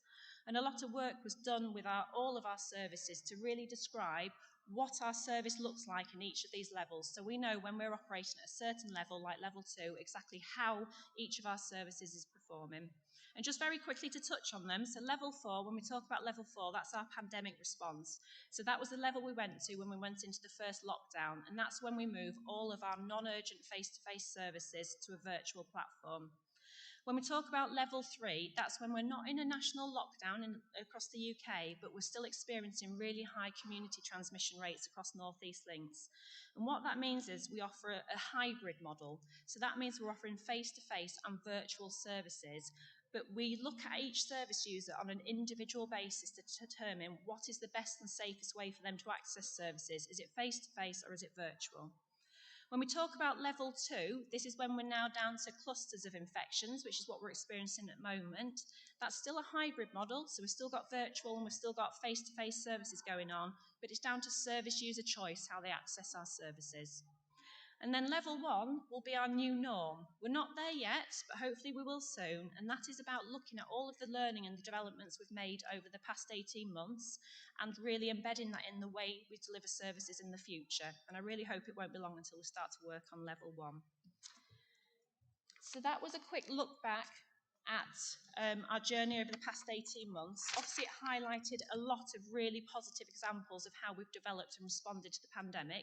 Sadly, we haven't got time to touch on all of them in this session, but what we're going to do now is have a look at 4 particular areas which we think we really want to highlight at the AGM. So what I'm going to do now is I'm going to hand over to my colleagues Sally and Fiona, who are going to talk you through the PPE service a bit more. And these ladies have been absolutely instrumental in developing and delivering this service during the pandemic. So over to you. Thank you.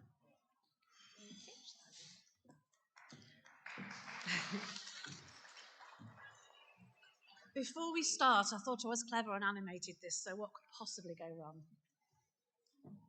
Okay, so we've come to talk to you about NAViGO's COVID response with PPE. So this is our journey in PPE and how we responded to it. So back in March 2020, as we know, we had the first lockdown. And at that time, a lot of the infrastructure staff, which is business support is part of the infrastructure staff, were redeployed across NAViGO to help clinical teams to make sure everybody was safe. And so we were redeployed as business development to help our clinical colleagues. One of the big problems at that time was that despite what was being put through the media, there was a PPE shortage. It was very difficult to get hold of. PPE had been taken out of the normal suppliers and put into warehouses ready for a portal that was going to be developed later in the year. And also NAViGO, because we operate as a social enterprise, had been missed off the government push deliveries. They were pushing out PPE to the larger trusts, but unfortunately we'd at that time been missed off it, so it made it really difficult. So between March and April, our team, business development, were instrumental in trying to head up sourcing PPE and also setting up like a central store so that all our teams could be furnished with PPE from one place within NAViGO and make sure everybody was safe. It was a journey. It was a real journey. We began looking for reputable suppliers and we had to kiss a lot of frogs, didn't we? A lot of frogs out there, a lot of people trying to make a fast buck out of people's misery, really. But we did manage to find some really good PPE suppliers. Not knowing much about it, but we know what we know an FP3 for an IR, don't we now? Okay, so between April and May, it was basically a planes, trains, boats and automobile journey. We had a chandler on Hull docks sailing us stuff in from Europe. We had a lovely organisation in Manchester who actually flew planes in from China with masks on board because we couldn't get anything locally. And we also had an awful lot of colleagues in the wider health and social care organisations asking us for help because they were in a similar position to us. And obviously, because we're a larger organisation, bigger buying power, we did have spare PPE, so we started helping colleagues in GP surgeries, in care homes, in the hospice, lots and lots of organisations, too many to mention, all of the CCG organisations. And then Jane Lewington, our chief executive, managed to get us on the push deliveries, which was absolutely marvellous. But we went from having a cupboard of PPE and struggling to drowning in it, literally drowning in it, which was great for us, and it meant that we could use the PPE that we'd sourced to help other colleagues. When I say we was drowning in it, I mean we filled a cupboard and then we went to 2 rooms and then a kitchen, and then Ellie Welch said, no, you're going to have to go because you are actually taking over Harrison House. So a chance conversation in the corridor meant that we could actually move into a warehouse, which was the old Wix building at that time, with a company called My Energy, who wanted to do something for the NHS and really kindly gave us what they thought was going to be a corner of their warehouse to put our PPE store in. And at that time, we recruited 2 dedicated PPE assistants, and Fiona was transferred across from Tukes and became coordinator of the scheme and began to set up systems. Up until that time, we'd had loads of wonderful volunteers and people that had helped out, but we decided we had to make it more formal. So between June and July, we went from a cupboard to a fully functioning warehouse with lots of fantastic systems that you set up and I'll be thankful forever for. At that point, we were also asked by North East Lincolnshire Council if we would help overtake their PPE service, because as their staff had gone back to business as usual, they needed somebody else to help, and they'd seen us helping CCG and asked if we could do the same for them, which we did. And we delivered to 151 schools and 92 organisations for CCG and North East Links. Then we had another hiccup. My Energy decided that they needed more of their floor space, so they had to put another line in because they make EV chargers and had been asked to increase their production. We were actually taking over half of the floor at that point, so we sort of got it. So in April 2021, we started looking for new premises, and we moved into a warehouse in central Grimsby. And look, I told you it would go wrong. The warehouse is missing, but anyway. We moved into a warehouse in central Grimsby, helped by the wonderful Allenby Stevensons. So if anybody needs any furniture, you know where to go because they've been fantastic. So we've now got three separate services, CCG, NELC, and our own NAViGO service running out of the one building. We're self-sufficient, we've got our own van, and it's going really well. We was also able to offer 2 young people a Kickstart placement to get them on their journey. In May and June, the government started collecting back some of the excess PPE, so we're sort of condensing things a little bit now. But we're not sitting on our laurels. We're working with Amy Quickfall, and we are one foundation to look at running a vulnerable white goods project out of there so that we can help people moving into new flats by providing white goods. So in true NAViGO style, watch this space. I'm now going to hand over to my colleague Fiona, who's just going to do the last couple of slides. Okay. Thanks, Sally. So it's just a few pictures really, just to show you our journey in PPE. Starting from the cupboard in Harrison House with just a few packs of wipes in whilst we were waiting for some of the deliveries to arrive. And then as you can see, they started to arrive and arrive and arrive. And then we had a very nice volunteer from Lions Removals in Louth who actually came and helped us move everything when we needed to move into the Wix warehouse. So we're very grateful to that company for all the help. I've no idea where they pulled that last photo from, but I'll have words with them about it later. And then the bottom 2 photos are when we moved into our current warehouse. We needed to, as Sally mentioned, move from Wix due to the amount of space we were taking, and they had production coming in. So we're now all settled in there. And we want to say a massive thank you because none of this would have been possible without so many people's help. So we've put a bit of a Hall of Fame up. We've got the staff volunteers that have helped us and then gone back to their original day jobs. We had dedicated PPE team who we recruited and did such a great job. They've managed to secure permanent jobs within NAViGO, which is fantastic for them. So we've probably recruited for this job more times than we care to remember. And our current PPE team, Alf's away this week, but Jason, Simon and Paul are all at the back. And if you do get the chance, please do go and see them and say hello so they can put a face to the name. And it's not on the slide, but we can't miss out CCG and North East Links Council. We've got Levi and Jill from CCG. We've got Pip, Catherine, Chloe, Sarah and Sadie from North East Links Council, who have been amazing to work with. So a massive thank you to you all. We couldn't have done it without you.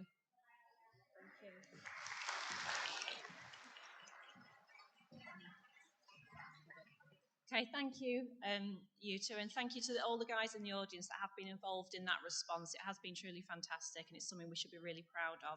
I'm now going to hand you over to Jill, who's going to tell you a bit more about the Vulnerable Service User team that was formed. And Jill, again, was absolutely instrumental in forming and supporting this team over the past 18 months.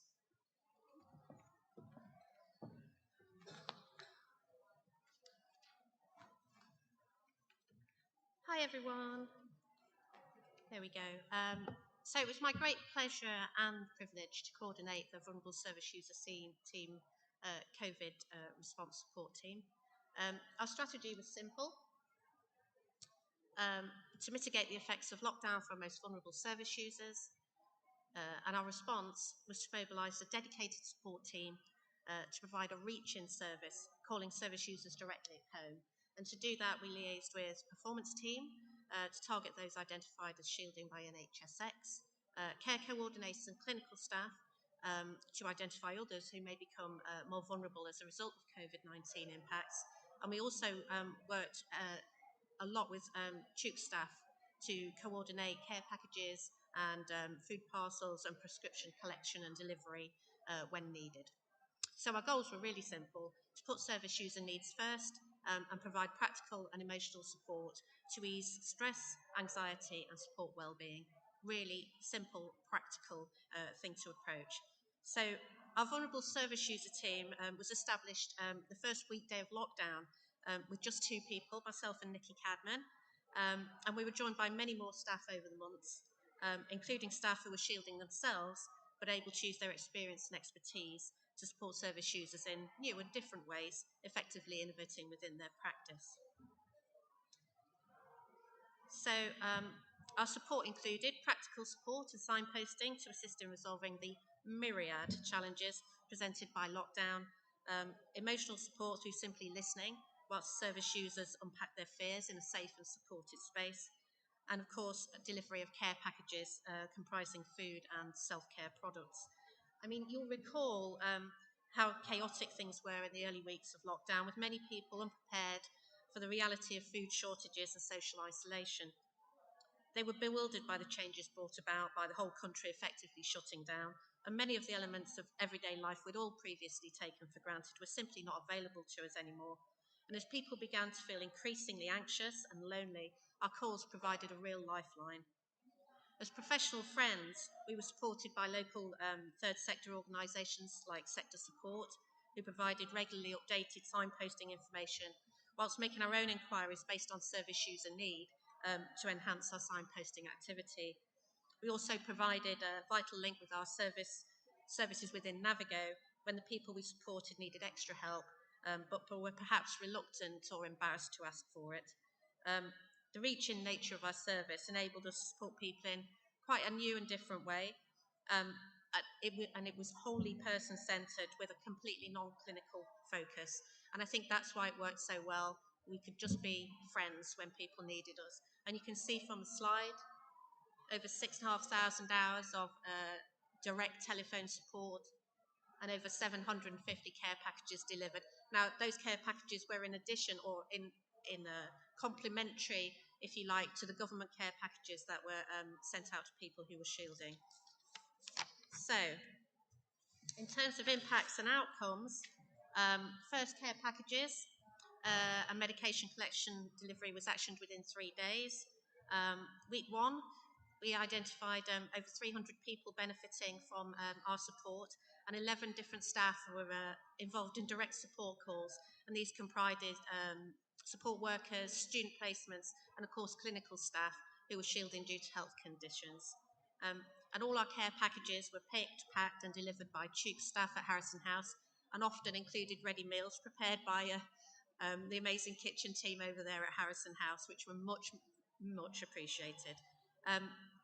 It was often challenging and emotional work, and we had a team huddle most days to share insights and support each other, to stay positive, to learn and to smile. And one of our team even wrote us a poem, and I'm going to read you the first few lines of that. We are a close-knit team, held together like a perfectly formed seam. We provide support where people need it, to give advice, reassurance and sometimes wit. We are proud of the help we're able to supply, listening to each one and helping them get by. There's been some ups and downs along the way, but we've been there to shine a light on everyone's day. These people have needed a kind word so much to make them feel they're not out of touch. Sometimes they've laughed and other days they've cried, but a problem shared is a problem halved, and to some on our calls they have relied. And that was written by Sarah Downs. What an amazing poem. So thank you, Sarah. That's brilliant. And a massive thank you to all of our VSU team members. You all stepped up when you were needed, and your work has meant so much to so many people. We couldn't have done it without you. And thanks also goes to all the staff across the wider teams at NAViGO who supported us over the months, and to all the teams across the entire health and social care sector in North East Lincolnshire who've provided timely information and resources throughout. Little roll call up there. You know who you are, guys. You're all completely amazing, and thank you so much.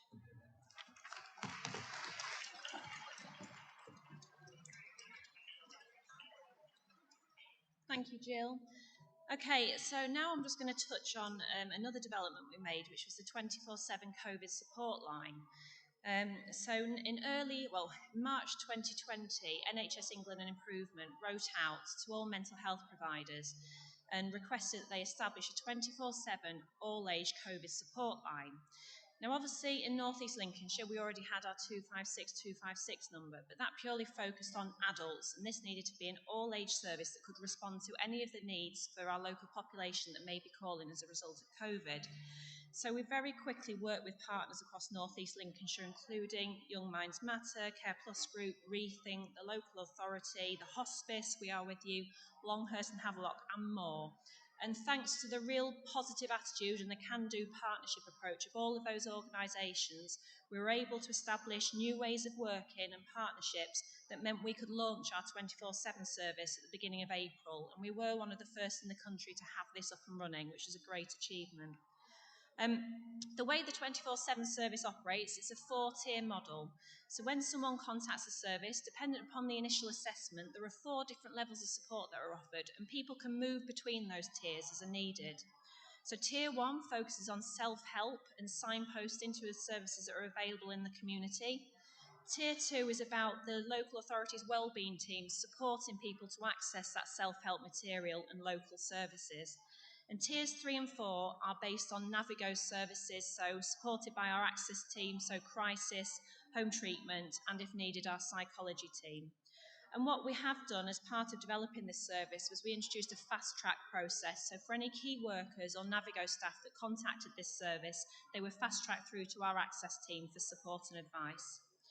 And just to highlight, in terms of the number of calls coming through our 256 number, since January we've had over 8,800 calls to that number, with over 3,600 people being supported with self-help material and signposting, and just shy of 2,000 people being supported by our crisis team. Now, just continuing on the theme of staff wellbeing and building on the work we've done to establish our fast-track process within our local service, NAViGO actively worked with colleagues across Humber Coast and Vale to establish the Humber Coast and Vale Resilience Hub. And this is a confidential service to support health and care staff across Humber Coast and Vale and their families to receive support if they don't necessarily want to go through their local service but still need support. NAViGO has been actively involved in developing this, and there are leaflets if anyone's interested explaining more about the service around the auditorium today. And we currently provide 7 staff that are working across Humber Coast and Vale supporting our workforce. And then we can't overlook the work that NAViGO did around staff wellbeing, recognising how important it was to support our staff during these challenging times. So in addition to our 24/7 service, we also established a dedicated email account for any staff requiring support to contact confidentially that was supported by our psychology team. And our psychology team also aligned members of their team to all our different service areas, so staff members had a direct person to speak to. And during our level 4 periods, that member of the psychology team did drop-in sessions. So staff wanted to have a chat or get some help, that member of staff was there. And they were able to provide both individual and group sessions for people that did make contact, which have been really well received. And obviously, because of the success of that, we've also provided support to Grimsby and Scunthorpe Hospital and care homes. And we can't forget all the other gestures that were made by NAViGO during this time. So the U-boxes, which are always a nice surprise when they drop through the letterbox, and hopefully our staff are receiving the latest version at the moment. We have beautiful afternoon teas delivered. We've all got our rainbow mugs on our desks. We all got garden centre gift vouchers, so all our gardens look brighter this year. We've been undertaking health checks, so also focused on the physical well-being of our workforce. We've had chocolate through the letterbox, and not forgetting at the very beginning when it was very hard to get hold of masks and hand gel, we provided that for our workforce. And then last but certainly not least, just quickly touching on the work we did around digital inclusion. So we recognised that as we moved our services to a digital platform, we wanted to make sure we didn't have any service users that were isolated because they couldn't access our services or our groups. So our performance team worked to develop a questionnaire that was built into System 1, and our admin team supported us surveying all of our service users to understand if they had access and knew how to utilise the services and the groups. And it was also built into our new referral process, and our new access in our service was also surveyed. And what that showed us is there was a significant number of service users that identified as either needing training on using their own equipment or didn't have access to equipment or connectivity. So what was our solution? Our performance team built it into our dashboard so our care coordinators could very easily see if any of their service users had identified as needing support, so that could be put in place. We also accessed funding to secure tablets and 4G SIMs, and they were distributed to our service users that identified that they hadn't got any technology. And within our older people services, our apprentice occupational therapists spent time out in the community supporting service users in using their technology, and the WISE team supported our adult services in distribution and training around the use of tablets. And the last graph on the right shows the impact of that. So of those service users that identified they didn't have access or needed some support, 1,143 virtual appointments were accessed by those individuals. So that demonstrates the impact of this work, and that has been published and recognised regionally and nationally. So that was a real whistle-stop tour of NAViGO's journey through the pandemic over the last 18 months. I think we have to be proud of what we've achieved. We have not had to close down one of our services during this time, and that is down to everyone's flexibility and can-do attitude.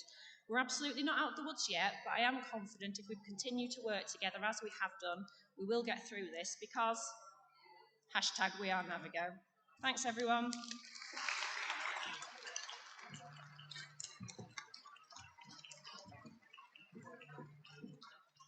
Hi, and thank you again to Anna and her team for that lovely seminar and presentation. And yeah, it's been a real journey, hasn't it, the last 18 months. So just to let you know, you've got your last chance to vote is until 12:45. So if you haven't voted, please vote.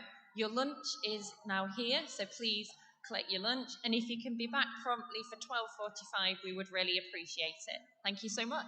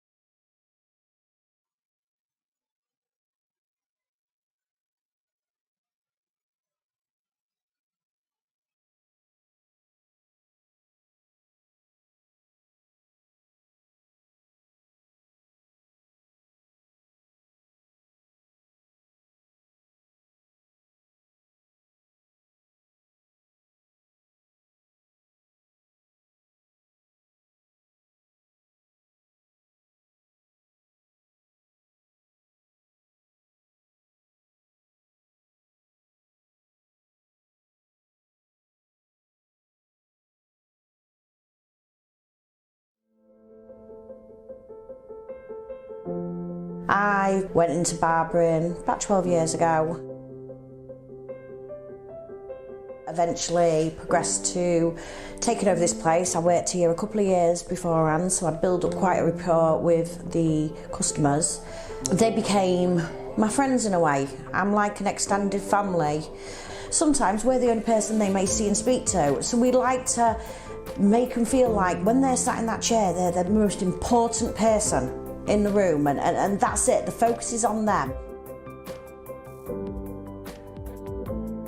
Listen to them, let them feel comfortable with you, because something you may say could change their mindset. That one brief conversation can change everything about what they're about to do.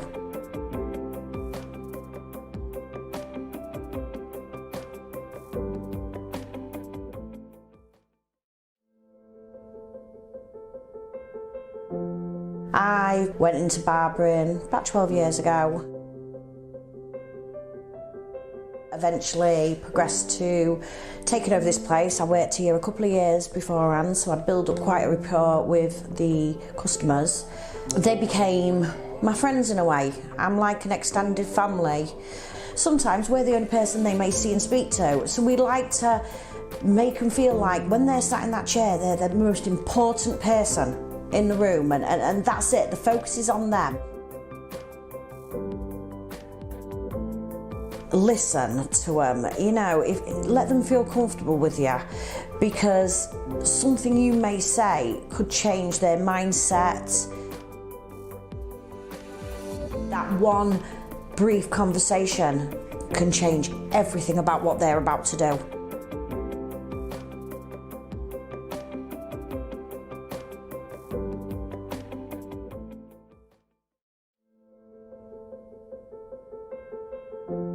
I went into barbering about 12 years ago. My name is Sam O'Brien and I'm a primary school teacher by background. I'm an avid Liverpool football fan. I've supported them for many, many decades. When I was pregnant with my second child, I had an unusual, relatively common condition, but it's unusual that it didn't rectify itself. It's called symphysis pubis dysfunction, and I was told during the pregnancy that don't worry, once you've had the baby, it'll be fine. But unfortunately, in my case, my pelvis had actually split widthways and gone cranially right on the right-hand side towards my head. So after about 6-8 years, they decided to operate, and they did a bone graft, taking some of my hip. But unfortunately, that bone graft failed, so I'm now a wheelchair user, and I use crutches as well to get around for short distances. I've had a mental health illness for 25, 26 years, and I've had times when I've been really well and I've been able to be an active member of society. But I've had other times when I've had inpatient admissions and I've really, really struggled with my mental health. What is different about NAViGO, but it's only by going around different mental health providers that you realise that NAViGO is different. It's not only the fact that it's a social enterprise, it's about the fact that it invests money back into providing better services, and also the way that it empowers service users and carers to have a voice by having the elected community representatives, and it encourages people to have a voice by allowing people to sit on interview panels.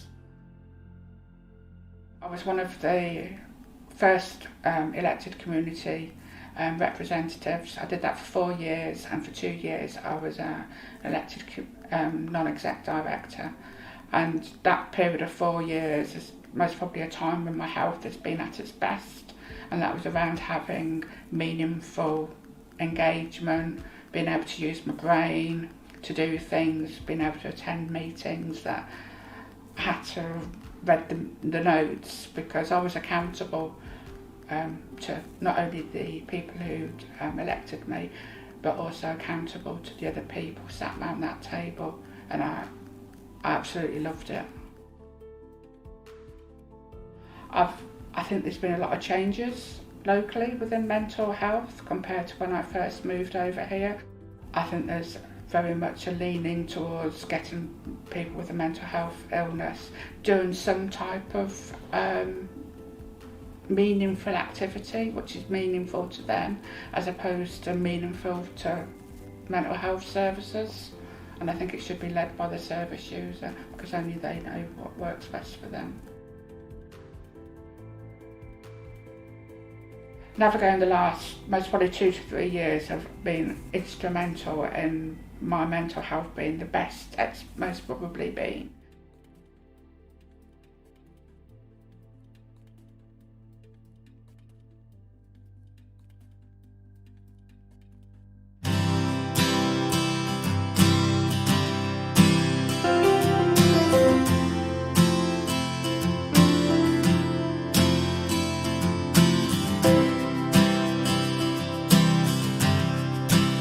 My name's Gemma and I work at NAViGO Coffee House.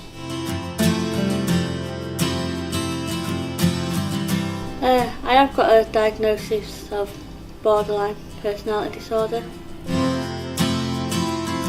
NAViGO is just so special because I'm from out of area, Pontefract, and there was nothing like this for people that suffered from mental health issues. Just NAViGO just understand and make you feel welcome.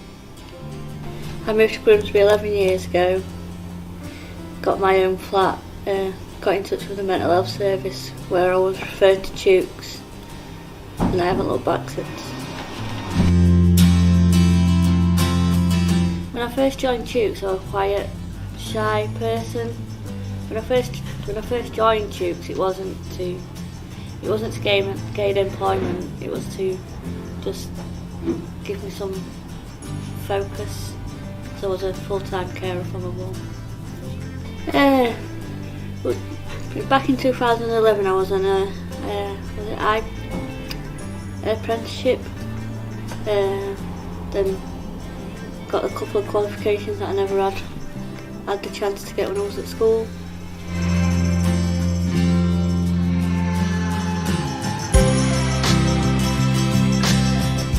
I just thought it would be good to set up a self-harm support group which we called Shush. Shush meant self-help, understanding self-harm.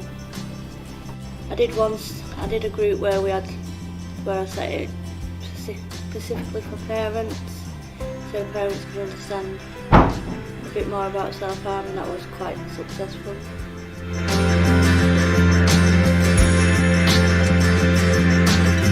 I'm 100 times better now. I'd sit and talk to people, and I'd joke with people, and like I wouldn't have even dared do this. Like I was too shy and quiet and not confident, and just really enjoy working with members, and cause I know what it feels like being a member, so I can support them a little bit better.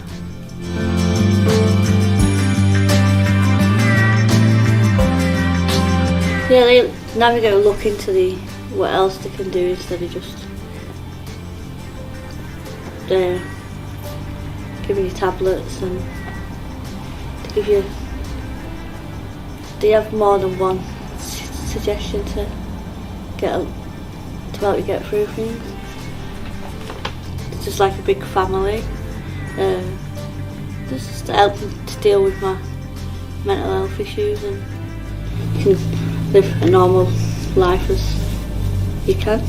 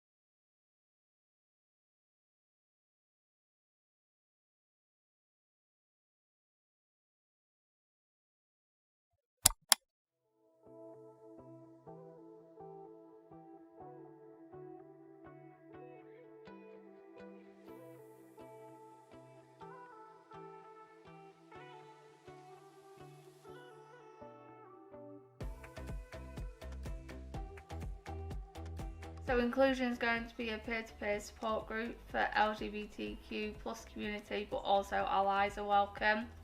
It's going to be a safe space where people can just come and be their true authentic selves without being worried about judgment or discrimination by anybody. So it's just going to be like a safe space where people can go make friends, like-minded people, and relax. We want to have some guests that comes and come do some talks, and also like historical things, because I think it's really important for young people to know the history of the LGBTQ plus community and what people had to go through for us to live the life we can now live. So a couple of months ago I went to a webinar, and it was brought to my attention that people from the LGBT plus community do not feel as if they can seek mental health support, and I found this really sad. And the statistics showed that a lot of people from that community do suffer with mental health, but they will not reach out. And when looking for local groups so I could signpost people, I found that there was nowhere nearby.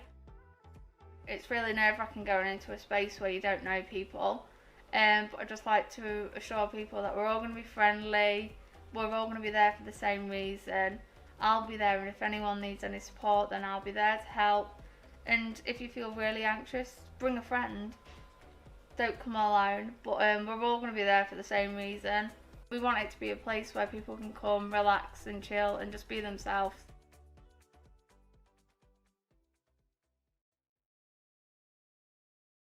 It's affected me all my life, but it got worse and worse and worse as I got older. It would affect me in every way possible. It was never off my mind. I didn't go on holiday. I've never been abroad. People think I'm frightened of flying. I'm not. I'm frightened of somebody being sick.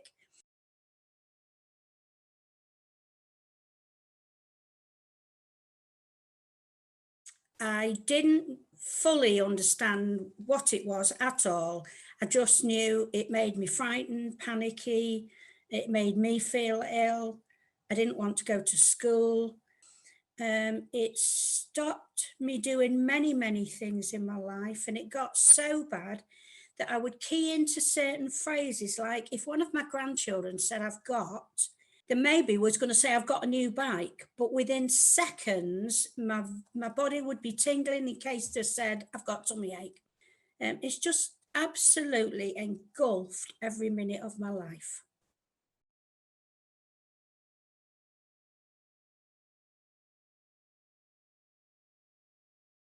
I was very frightened of coming. I've spent my life hiding this. Only very close members of my family know. I've always hidden it, and I've done a very good job of hiding it, mostly because I was embarrassed. I thought there's nurses and doctors on the front line with COVID. There's young single mothers suffering. You know, who was I to take up a place when other people's needs was far more than mine? And she was very quick to stop me from saying that, because my life is as important as everyone else. My fear is as great as everyone else, and why should I live with it? So she was comforting, accepting.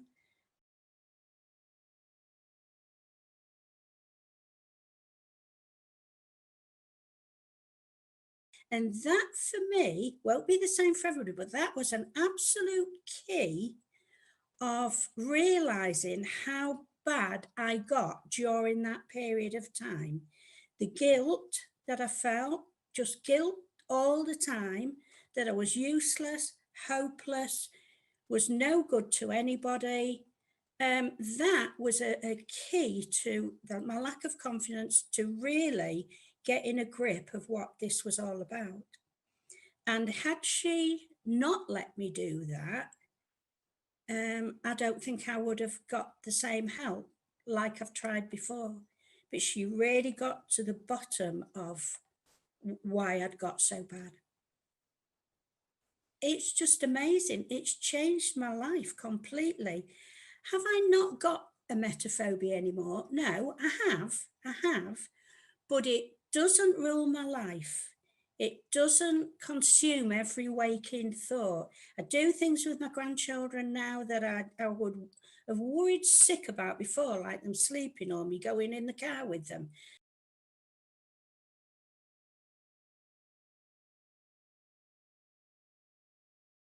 There is absolutely nothing to fear. You know, you could stop it if you wanted to, but you won't want to, I can assure you. There's nothing to fear. You're totally accepted.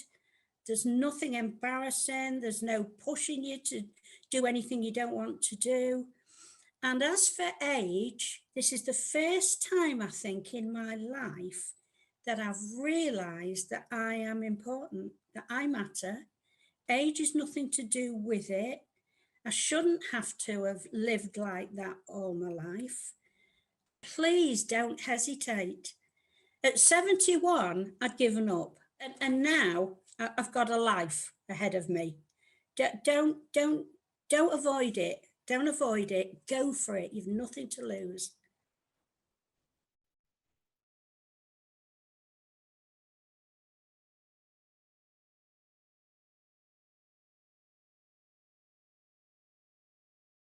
It's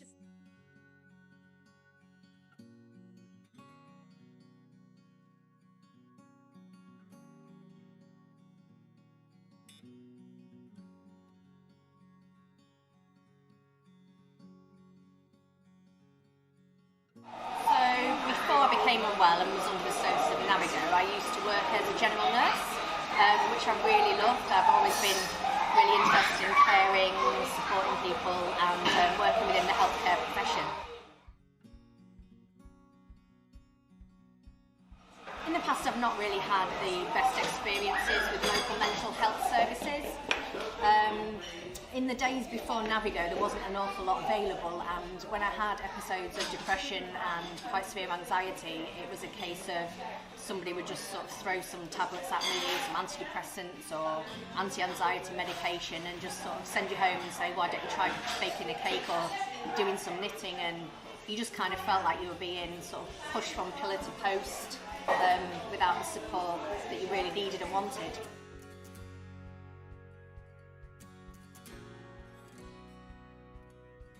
So the first time I started to hear anything about NAViGO was through Open Minds.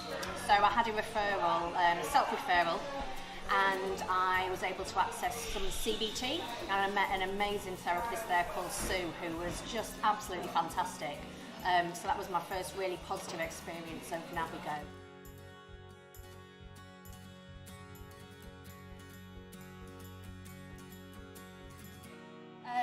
Funnily enough, when I first accessed Open Minds for CBT, Sue, the therapist who I met, she was really into triathlon, and she suggested to me, because I was into running, why didn't I ever give it a go? Despite having had the CBT, which did really help for quite a sustaining period, just over a year ago I had a really bad bout of depression, really severe anxiety, to the point where I just didn't really want to be here anymore, and I didn't know what else to do. My GP referred me to the crisis team, who were just absolutely amazing. I had a thorough assessment with them, and they felt that it was necessary to put me forward for admission by Harrison House, and there I was admitted for a period of assessment, a mental health assessment, and I spent 2 weeks on Pelham Lodge. And that was amazing because it allowed me to have access to psychiatrists, to mental health nursing support, for someone to give me a thorough assessment of all the medications I've had in the past, to look at some of the reasons why I might have more triggers for depression. And following that admission, I was able to be referred on to psychology, which again was another amazing step for me, because I've never been offered any support or help in the past to really try and combat and find the root causes.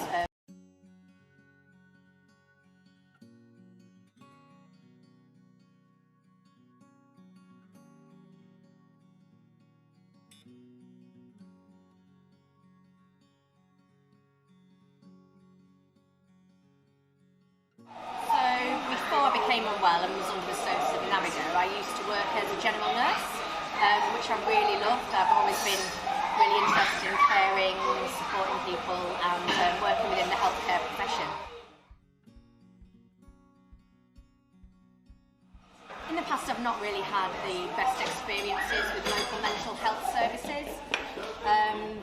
In the days before NAViGO, there wasn't an awful lot available, and when I had episodes of depression and quite severe anxiety, it was a case of somebody would just sort of throw some tablets at me, some antidepressants or anti-anxiety medication, and just sort of send you home and say, why don't you try baking a cake or doing some knitting, and you just kind of felt like you were being sort of pushed from pillar to post without the support that you really needed and wanted.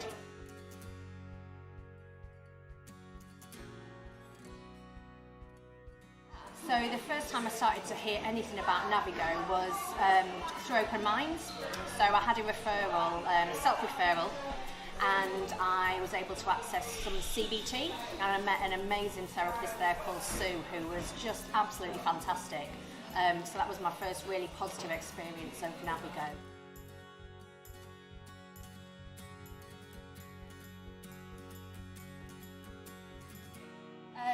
Funnily enough, when I first accessed Open Minds for CBT, Sue, the therapist who I met, she was really into triathlon, and she suggested to me, because I was into running, why didn't I ever give it a go?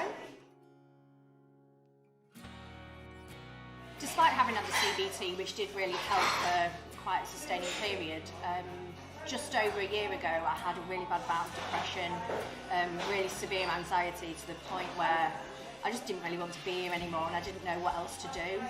My GP referred me to the crisis team, who were just absolutely amazing. I had a thorough assessment with them, and they felt that it was necessary to put me forward for admission by Harrison House, and there I was admitted for a period of assessment, a mental health assessment, and I spent 2 weeks on Pelham Lodge. And that was amazing because it allowed me to have access to psychiatrists, to mental health nursing support, for someone to give me a thorough assessment of all the medications I've had in the past, to look at some of the reasons why I might have more triggers for depression. And following that admission, I was able to be referred on to psychology, which again was another amazing step for me, because I've never been offered any support or help in the past to really try and combat and find the root causes.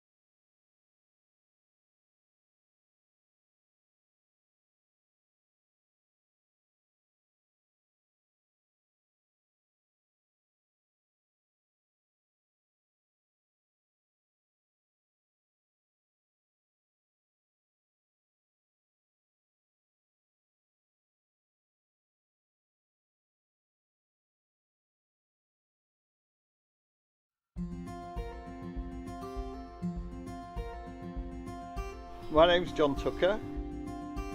I've done 35 years teaching and then I had a mental breakdown. I'm now a community members representative on the NAViGO board and a volunteer for NAViGO.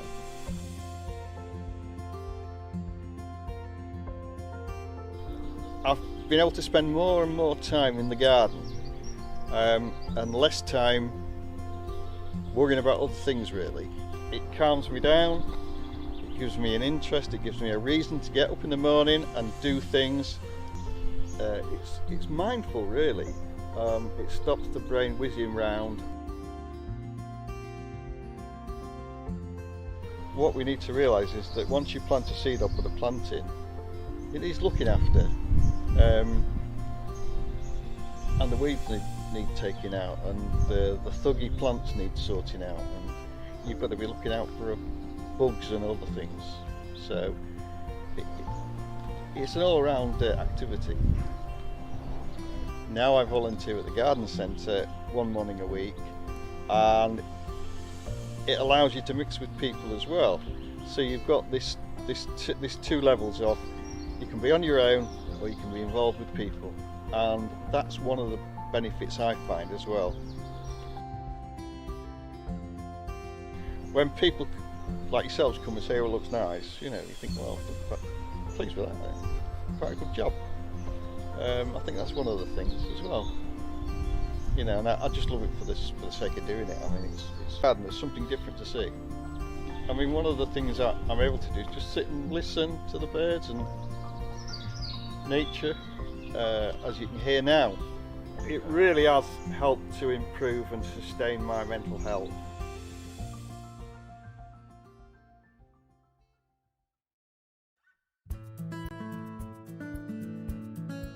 Hi, my name's Lorraine and I'm a volunteer at NAViGO.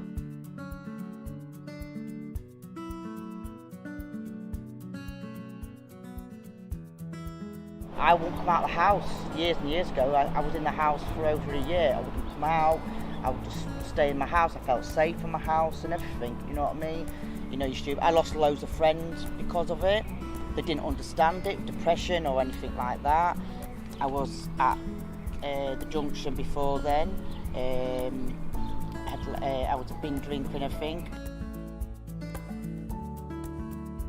My passion is supporting people, being there for people. That makes me feel good that I'm putting something back into society because they was there, there for me, and I like to be there for everybody else. But I try and push myself. After I say yes to something, I think, oh, why did I do that? But it's like I'm testing myself. Everyone's human. We're not perfect. No one's perfect. Everyone's got something. So I just thought, right, I'm going to put something, help somebody, and this actually helps me with how I'm feeling with my mental health and stuff, because then it forgets me to think about my problems because I'm helping. It's been there for me, and it's been all my life, to be honest. 56, it's just been all my life. That's all I've known, to be honest. I've got loads of certificates, and I've got them all on my bed in my spare Liverpool room. And if I feel down, I go in there and I just look at all the certificates I've done, and then that makes me feel a lot better. Do you know what I mean? It just feels me. So that's why I laminate them and put them on me. It's better than putting wallpaper up, actually. So you just put all the certificates up. NAViGO is my family in a big, big way, because I owe them my life, and that's it.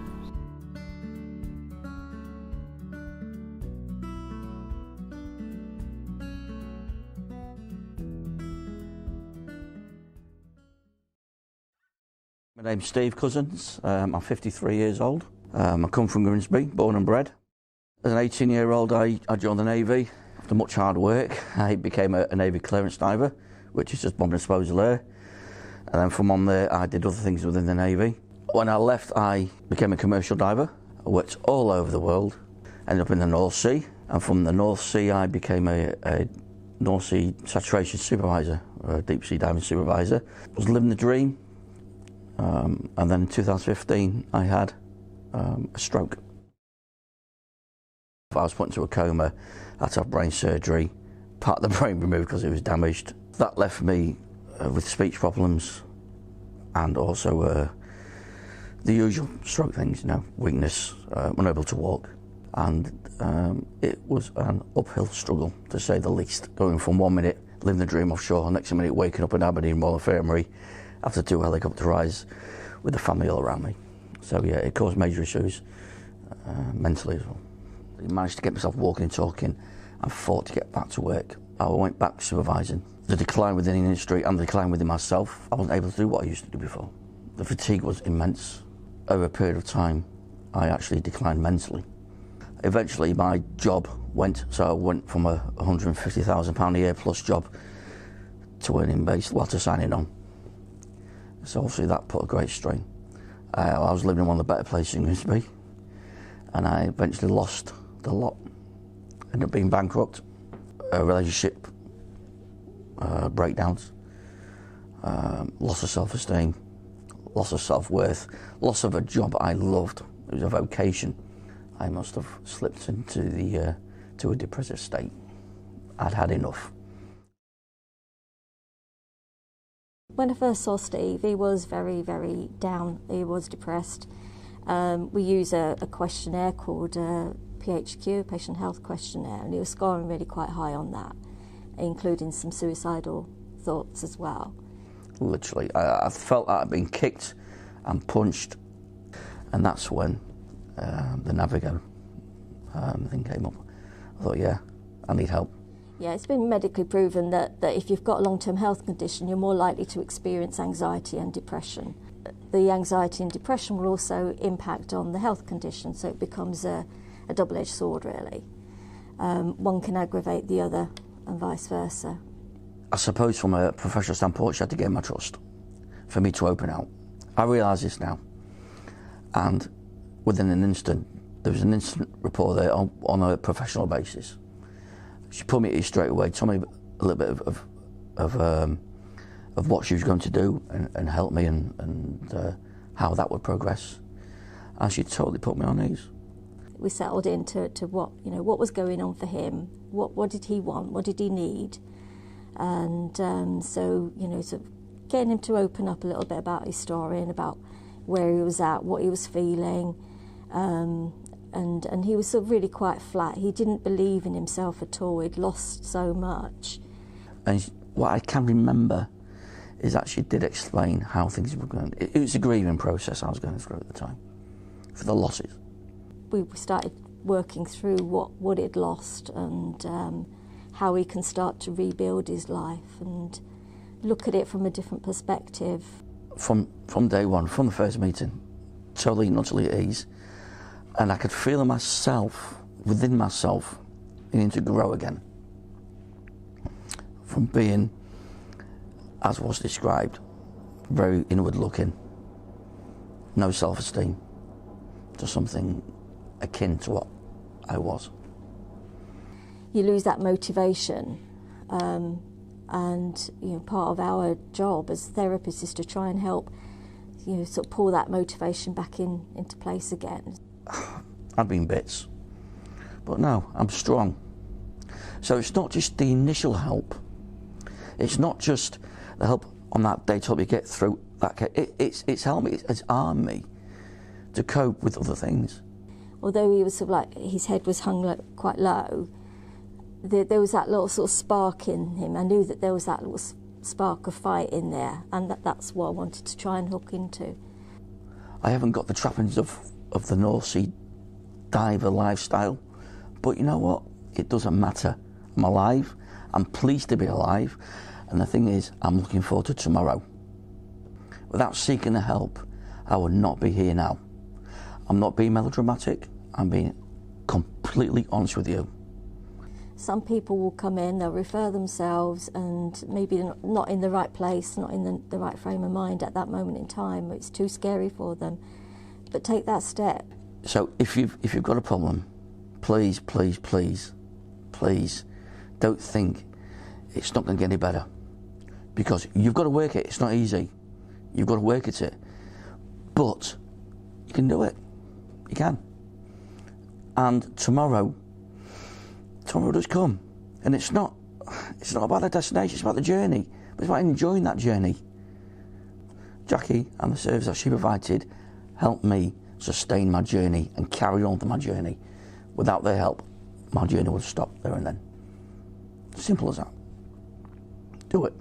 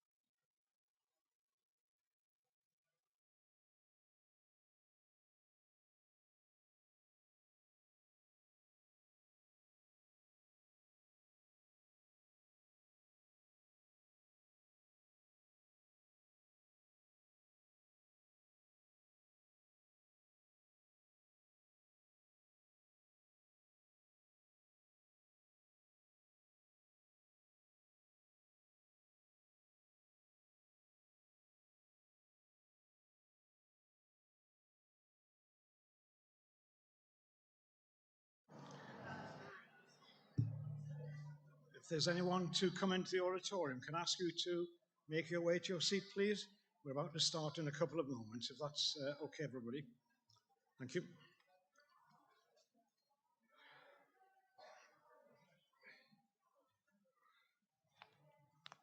Okay.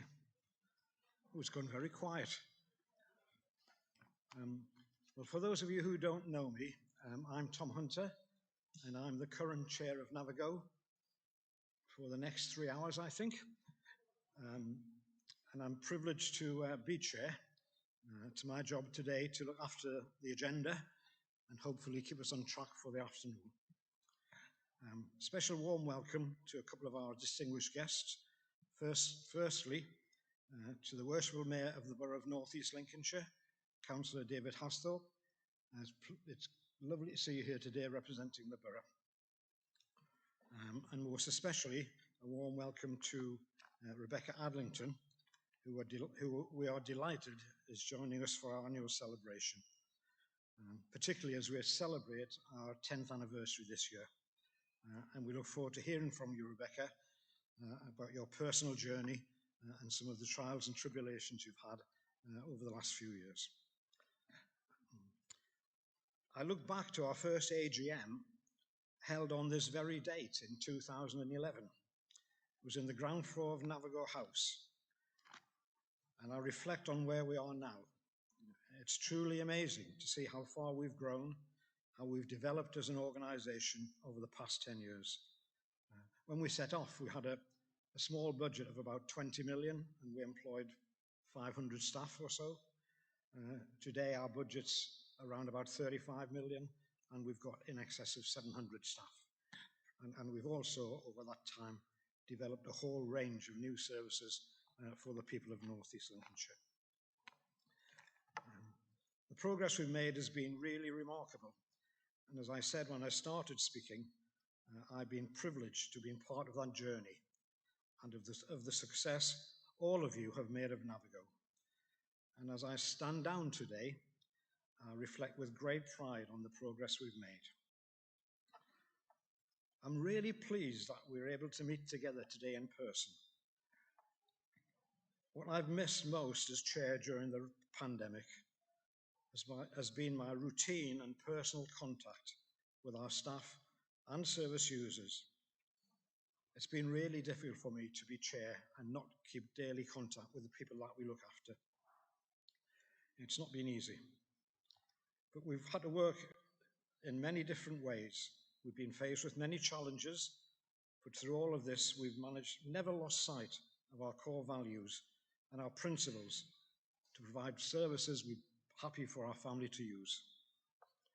So for me, it's great to see so many familiar faces here today, as well as some new ones, and for us to be able in person to reinforce what makes NAViGO unique.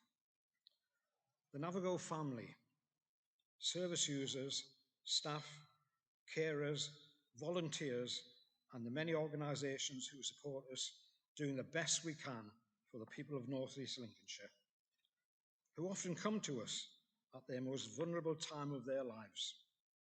So it's wonderful to see you all again. Before I go any further and get onto the formal business, I just need to introduce the board who are in front of me. Perhaps they'd make themselves known to you. Jane Lewington, our Chief Exec.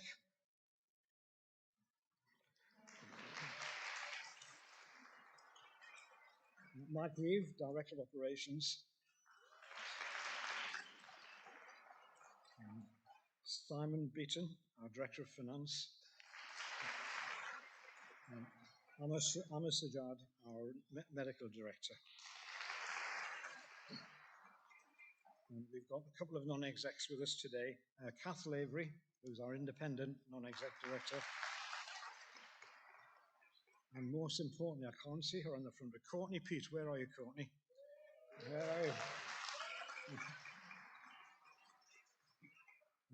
We're missing a couple of people today. Richard Melling, who's your staff director, he's at Sheffield University doing his professional training.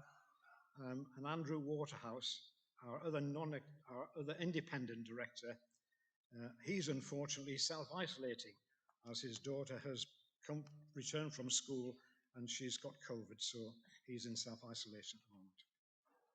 So enough from me as an introduction. I'll say a little bit more at the end. So we need to move on to the agenda and to the formal business. So our first formal business is to receive the minutes of the 2020 AGM, which have been widely circulated by email. The minutes are available on our website, and copies have also been made available at reception today. For the sake of regularity, we need to formally adopt the minutes. So can I ask members in favour of adopting the minutes do so by showing their hands? That's a good show of hands to me. Any to the contrary? Good. We've not been informed of any matters arising, so I can hopefully move on to our next business, which is to introduce our keynote speaker, Rebecca Adlington. So, welcome, Rebecca. A few words.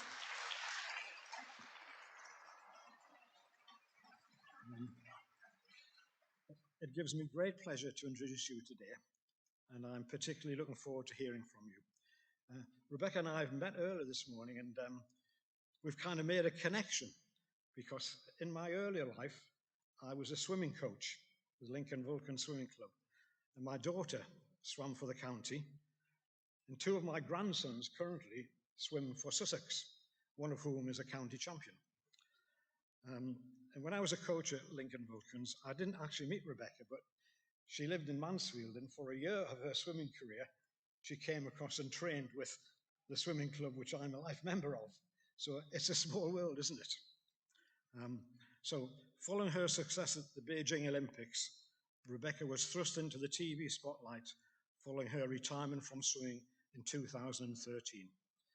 She makes regular TV appearances, offering commentary and analysis on her beloved sport, and most recently, she's been involved in covering the Tokyo 2020 Olympics. I think what she doesn't know about swimming isn't worth knowing. Away from the pool, Rebecca undertook the challenge of starring on I'm a Celebrity, Get Me Out of Here, where she faced a barrage of social media abuse attacking her personally. And we've heard a little bit about this morning in the seminars, how this can affect people's mental health, and particularly our younger generation who are being brought up with social media and all of its good and its evil. Since this surface, Rebecca has become a role model to people who might be suffering through internet bullying, and she supports others who may be facing similar issues.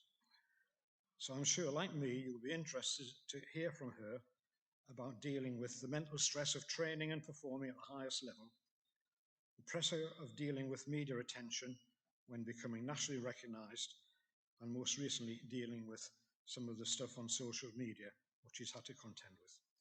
So I'd like to give a really warm NAViGO welcome to Rebecca Adlington, and we look forward to it.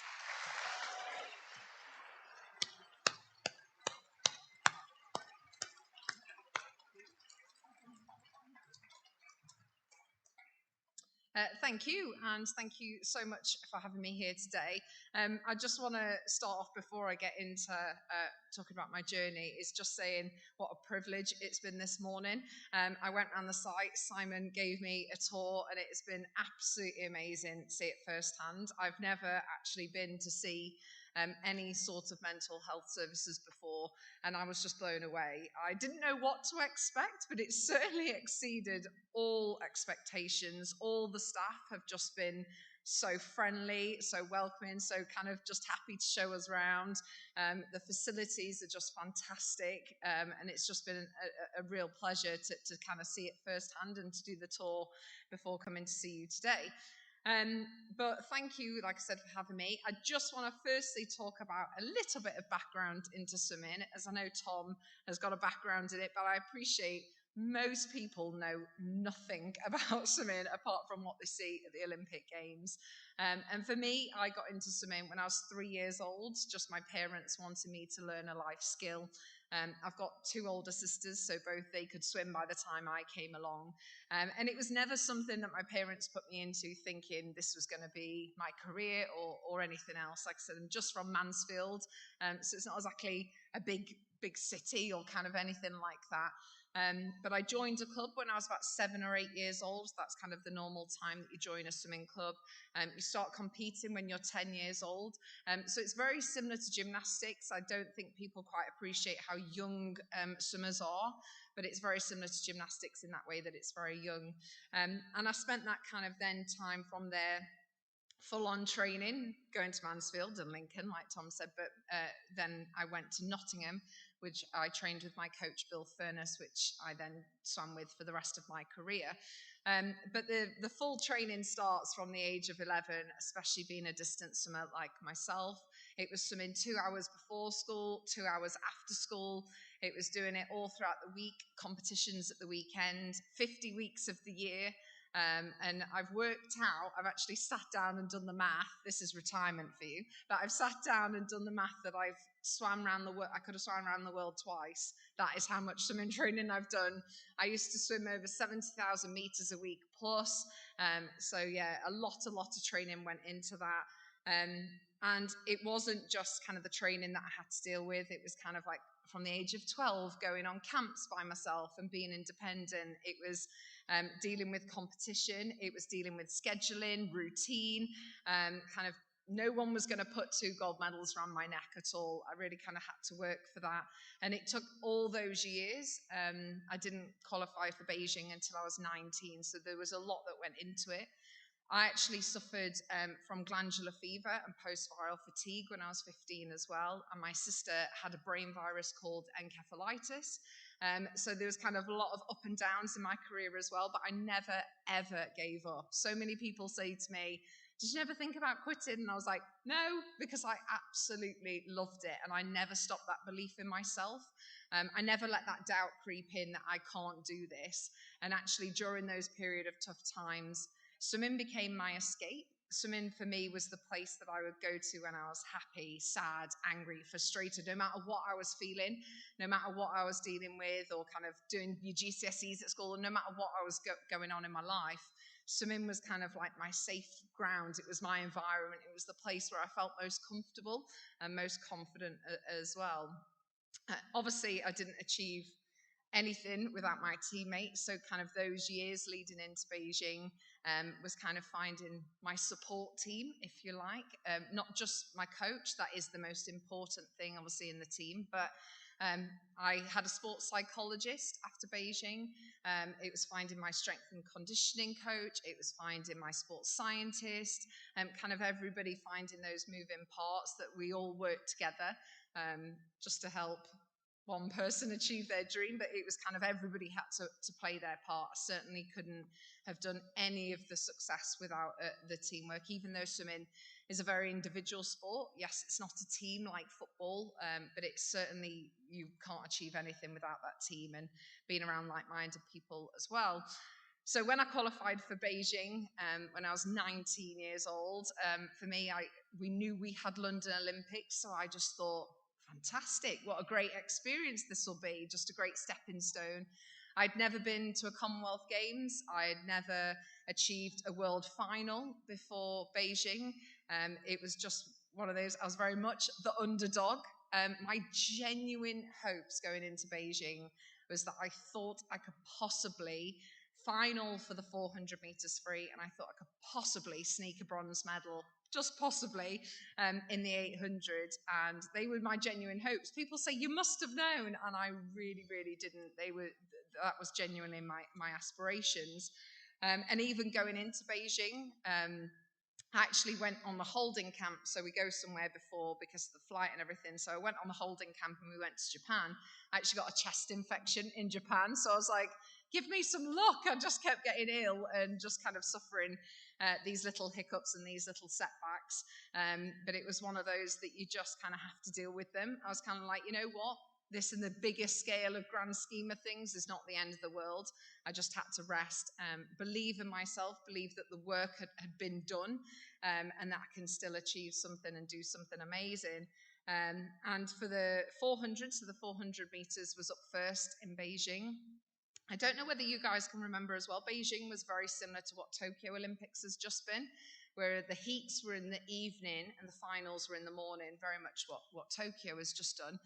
And my 400 was up first, and I swam the heat, and I made the final. So after the heat, I was kind of like, great, I've achieved what I've came here to do, which was make a final. Absolutely no pressure on me going into this final. I just thought, yeah, let's just get a good night's sleep and it'll be fine tomorrow. Whereas little did I know, when I woke up that morning, I felt horrific. Do you know those mornings where you just can't wake up and your alarm goes off and you're like, oh my God, I just feel horrific. And I had one of those mornings. Even in the warm-up, I just was off my pace. My coach was like, ooh, we'll not tell her about that. Just, yeah, get ready. And it was one of those mornings where I just really struggled. I don't know whether I just got too nervous and just let that creep in. And I dived in the race, and like I said, I felt rubbish. If you guys can remember the race at all, I was coming last, I think, with 200 meters to go. I was just like at the back, nowhere to be seen. I don't think the commentators had even mentioned my name. I was totally out of it. And halfway through, something just switched in my brain. It was one of those moments where I just had a quick word with myself, told myself to man up, get over it, and kind of, come on, you could do this, Beck. And I really kind of had that conversation with myself and thought, this is a once-in-a-lifetime opportunity. I'm at an Olympic Games, so kind of pulled myself around, kind of changed my attitude, going, it doesn't matter that I feel terrible. You don't have to feel good to swim fast. And I had my best friend, my teammate, Joe Jackson, in the lane next to me. And I think that really helped, especially at an Olympic Games, because I was a bit terrified. I was swimming next to people from America, and that was a big deal for me when I swam. I was like, oh, there's the rest of the world here. And I didn't know these athletes. So to have somebody there that was my comfort, my safety net, really helped. And we really pushed each other on. Even though we were rivals in a sense, we really, really supported each other. We pushed each other on all the time. So I started to wind it up. The other girls had gone out really, really hard. They were starting to die off because they had shot off, whereas I was still trailing behind at the back. So I was kind of just coming into my own. And down the last 50 meters, there was an American girl, and she was in the middle lane. She was the fastest. All I could see was her feet. And I just thought, you know what? I'm just going to forget about her. She's gone. I can't catch her. So just kind of thought, I didn't know what was happening on the other side of her because all I could see was splash as well. But me and Joe, we're swimming next to each other. We're kind of looking at each other going, come on, yeah, come on. Like kind of really spurring each other on.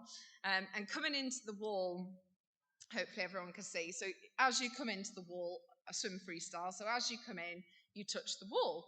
And the American girl came in, lifted her hand and touched the wall. Seems pretty normal.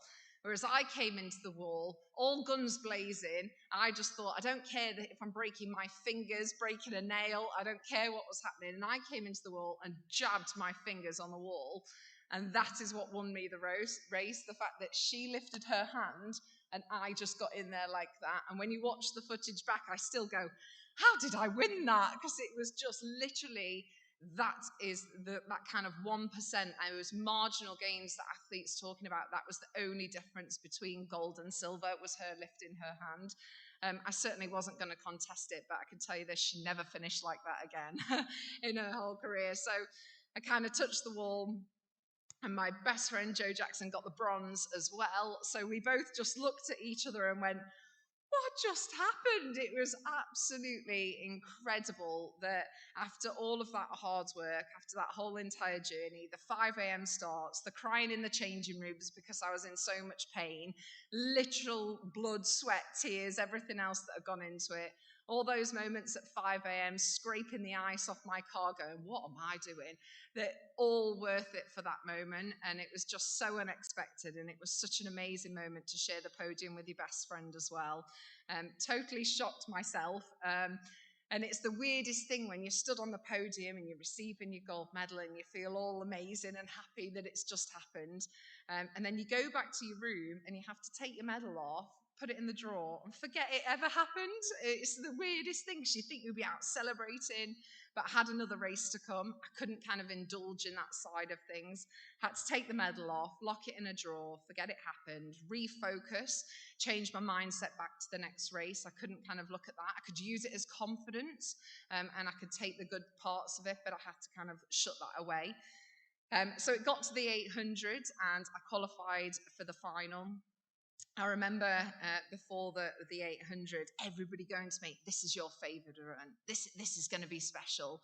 I can even remember my coach saying, oh gosh, well, you've just got to go for it and you've got to win it. And I was like, I don't need to hear it. I was like, don't put more pressure on myself. I'm already feeling that pressure and expectation from myself, because this is the one that I really wanted. So it was one of those that I just kind of had to stick to my kind of what was going on in my head, my own race plan, everything else. I used to get very nervous before a race as well, extremely nervous. And before the 800, I had to lie down. I was like, I'm going to be sick, or I'm going to faint, or I'm going to cry. I didn't know what emotion to feel because I was so nervous. But I certainly learned that nerves are a really good thing. It shows that you care. Obviously, within reason, you don't want to get too nervous. And I remember walking down to, we have to sit in a call room. You guys might have seen this when you watch the Olympics, where all the athletes go.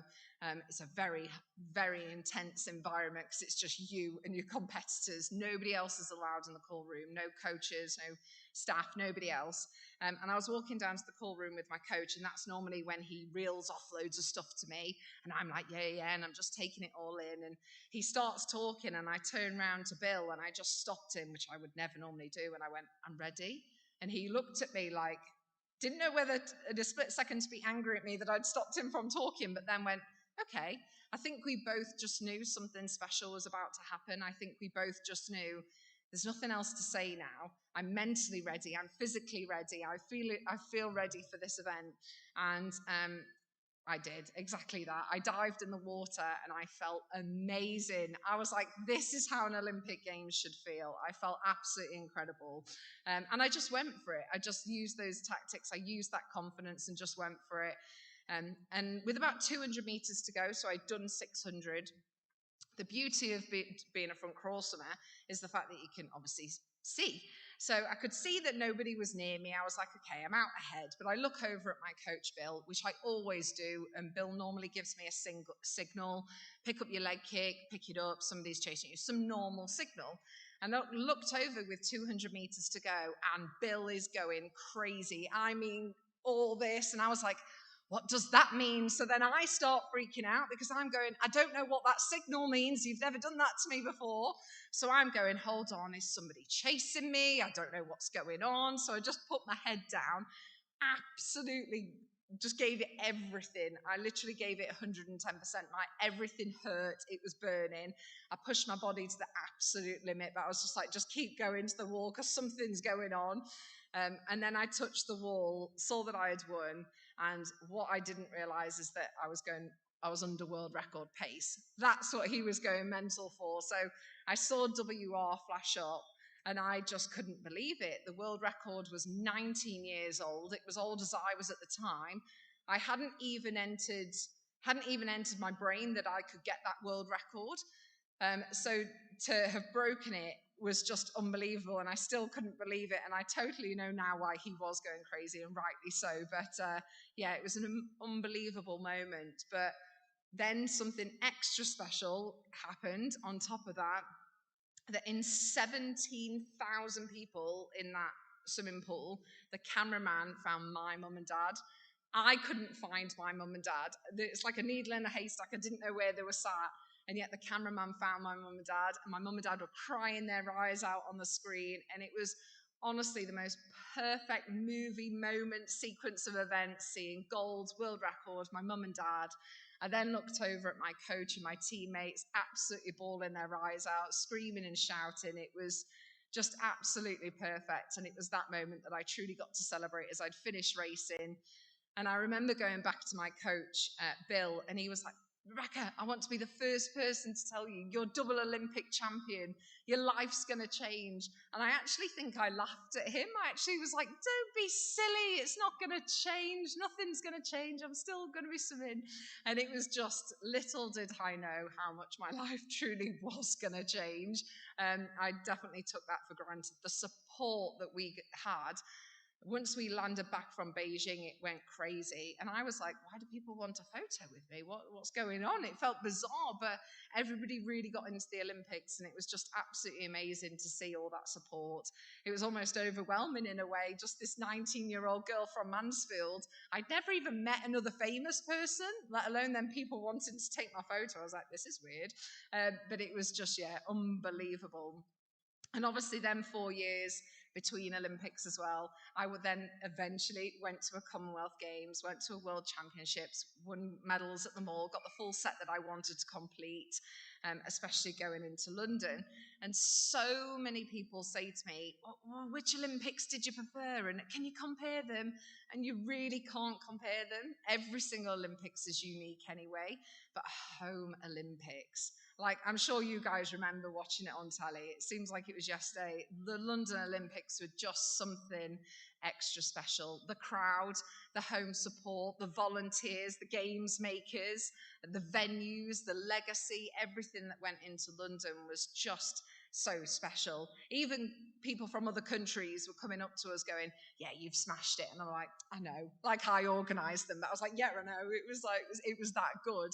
And it was one of those that London was extremely different for me, because I wasn't going in the underdog anymore. I wasn't going in with kind of no expectation, or nobody didn't know who I was, or kind of anything like I did for Beijing. So it was a very different Olympics. And it was one of those that the 400 was up first, just as it was in Beijing. And I actually only just made it into the final. I qualified in 8th place. So literally I was last going into the final.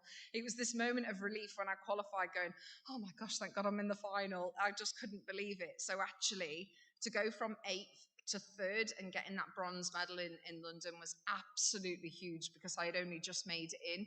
And to drop that many places from 8th to 3rd, I was so proud of.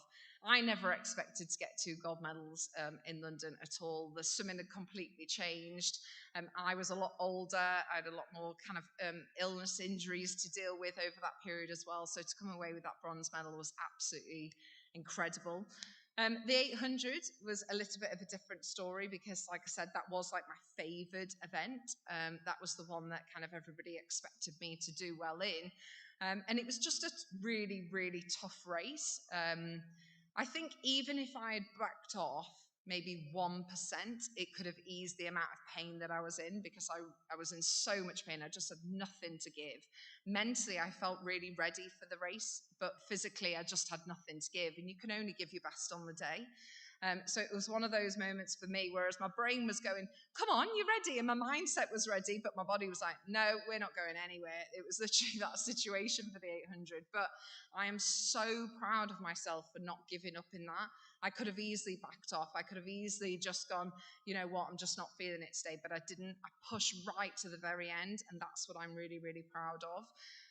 It's one of those for me that I'm so proud of my bronze medals, because it showed me I'm a lot stronger than I thought, that even when I'm not feeling at my best, even when I'm not on form, I still never gave up. So I will always take my bronze medals places. I'll always say I'm 4-time Olympic medalist, because I am equally proud of them. I get that it wasn't everyone else's expectation, and people expected me more, but it was one of those that everything that I dealt with in those 4 years, and those 4 years as well, I had a different aspect, which was, like Tom mentioned before, the social media side of things, the media, the press. That was a completely different aspect of sport I never even considered. I'd never even thought about it before. And it was one of those that dealing with kind of that trolling side of stuff, and people commenting on your life was extremely different, even whether it is in the press or kind of whatever capacity it was in. I even remember after London Olympics getting messages going, you're such a disappointment, how dare you're such a letdown. And it literally was like, oh gosh, okay, I didn't realise everyone had put their life on me getting a medal. But it was one of those that I had to take a step back and think, hold on, what are you 3rd in the world at? I was like, why are you so disappointed that I'm 3rd in the world at something? And I kind of really had to put it in perspective. And it was one of those that the social media side of things was absolutely huge and life-changing for me. And so many people say to me, how did you cope? How did you manage through that? And if I'm being completely honest, I didn't. I really, really struggled through that. It was one of those that I wish I had the formula, I really did. But it was just one of those that as a 19-year-old girl, especially getting messages about my appearance and things that had nothing to do with my ability in the water, was extremely difficult. I am a pro at the block and report button. I can give you all tips on how to do that if you don't know how to do it. That is an amazing, amazing tool. But I think that's what really helped me deal with kind of the different side of sport as well. The fact that I then had to learn how to switch off. I then had to learn how to back away from that sort of stuff. Sport is so much about pressure, expectation, being strong, being physically in shape, whereas actually going into London, I had to learn a whole different other side of it. I had to learn to switch off, I had to learn about recovery, I had to learn that to relax. I had to learn all that side of stuff, which is, I think, is so equally as important, just as much as the physical side. It's not always just being physically in the best shape of your life. So that stuff really kind of changed my outlook. And London, for me as well, also gave me the rest of my career, because I don't know whether you guys can remember that the motto of the London Olympics was inspire a generation. We all talked about legacy so much. And I remember sat there, it was at the London Olympics the second week when the swimming was finished. I sat in my apartment and I was like, legacy was everywhere. It was just, you couldn't miss it. Even your apartments were full of quotes on the wall. And I kind of sat there and thought, right, well, what could I do? How can I give back? What can I do to change my sport? I can't give this responsibility to everyone else, which is why I then was like, right, I want to start my own Learn to Swim program. That is what I want to do. I want to get more and more kids learning this life skill. We've got to start seeing it as a life skill, not just a sport in this country. And that's what then my career became, which is why I then retired at the ripe old age of 23, because I wanted to give back to the sport. I found I much more wanted to get out of bed every day to give back. And we now have kind of over 25,000 kids on our program learning to swim each week. And that for me is so rewarding. And I absolutely love that side of things, that now I feel like I'm less selfish as well, because being an athlete is all about you. It's all about your performance. And you have to be selfish, of course you do, to achieve those results. Yet now it's just so much more rewarding. And I would give any of my Olympic medals back to know that kids are being safe in water 100%. But I just want to finish with kind of talking, hopefully you've gained a few things from my journey. One of those is learning that things don't always go to plan, and I've certainly had to realise that. And I think over the past 18 months, hey, we've all had to realise to be more adaptable and flexible. But certainly during my career, that things might happen, illnesses, injuries, external things that I've never had to consider before, but it's how you handle those. My coach once said to me, he was like, Beck, you're going to have 3 days. You can have 3 days to cry, rant, moan, do what you need to do, take 3 days, and then come back. We analyse it, and then we move forward. We don't want to dwell on something. We don't want to get hung up on it. So I now use that in life in general, that if something, whatever's happened, good or bad, I give myself 3 days, whether it's to celebrate or to have a cry, and then I come back at it and I find a way, right, how can I move on? How can I move forward with that? And I've definitely carried that into my kind of business working life as well. Another thing that hopefully you've gathered is how important teamwork is. And no matter how much it's on one person or one person more has that, it was my responsibility, of course. If I swam bad, nobody else got the blame other than me. But at the same time, we were all part of that team. And actually everybody has a role to play. And then the importance of being around like-minded people as well is absolutely huge.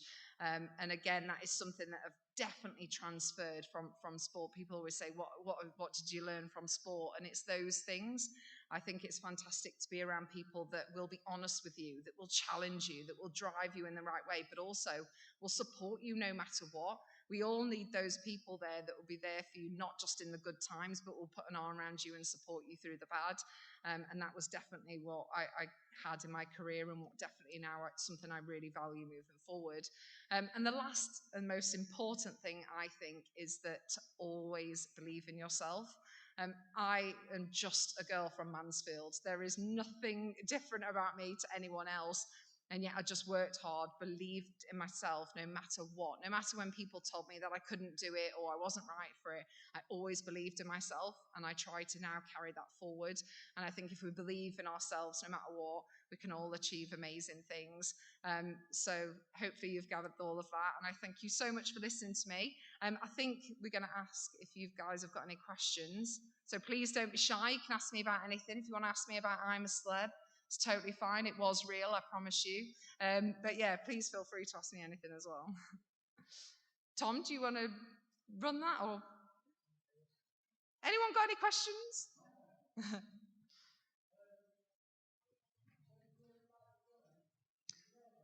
Oh, pass it on. Pass it on. Oh gosh, very, very nervous. Very nervous. Sorry, Tom. Yeah, I used to be a very, very nervous racer. It was one of those that I did get very, very. Used to feel sick. Used to want to cry. I kind of had to learn that nerves are a good thing. There was definitely some of my races as a junior swimmer and even as a senior swimmer, to be honest. Luckily, not at Olympic Games where I messed up and I didn't get any medals or I didn't do good swims because I just got too nervous. I let the occasion get the better of me. I think it's rite of passage that most athletes go through that. But for me, it was one of those, I certainly had to learn that balance and not to kind of waste too much negative energy and nervous energy as well. Yes, lady in the... Oh, gone.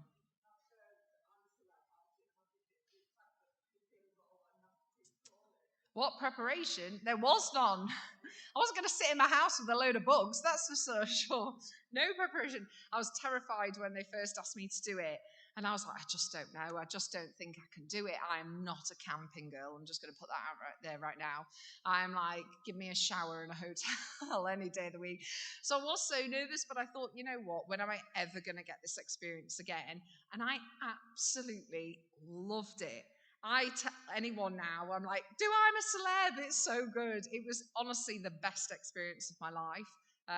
It was just amazing. I slept the best I've ever slept. Hammock is the way forward. And yes, it's all real. The bugs are all real, everything else. But I did this sneaky thing where I didn't tell them my biggest fear was snakes.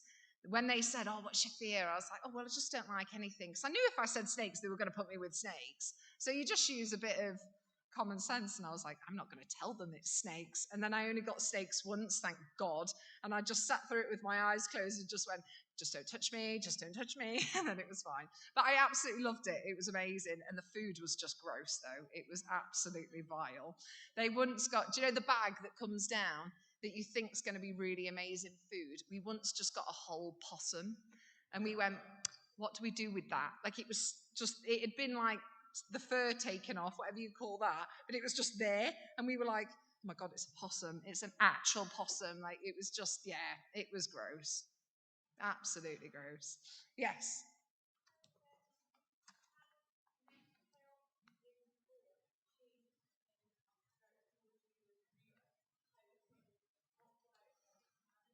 Massively, absolutely massive. I remember when my coach said to me, Beck, I think you should see a sports psychologist. And I went, why? What's wrong with me? I thought genuinely he thought something was wrong with me. And he was like, well, no, I just can't be your everything. I have never coached a double Olympic champion before. I don't know how to deal with or talk to you about the things that you're going through. Didn't even know what Twitter or social media was. So he was like, I can't help you through this. And I think it was one of those that I had a real stigma about it because not many people, especially from swimming, I think maybe some of the bigger sports and more well-funded sports probably use sports psychologists around that time. But certainly I didn't know anybody in the swimming world that had a sports psychologist. And yeah, so I had a real stigma about it. And then I had one session with Simon, who was my sports psychologist, and I was like, oh my God, this is so huge. This is so powerful. I come out feeling so free after one session. It totally changed my mind on it. And that I then used Simon for 3 years and throughout the rest of my career. It was something that became just as important to have him there as it was my coach there. And I think that's massively changed now. There is a sports psychologist on most teams now. You certainly have access to them across the board. They're kind of like a given now that they're there, which it just certainly wasn't when I was on the team, which I'm so glad. I still think there is a lot to be done, especially with some of the smaller sports that don't have the same funding as kind of football and some of the bigger sports, but it's definitely way ahead than it was 10 years ago, that's for sure. Yes.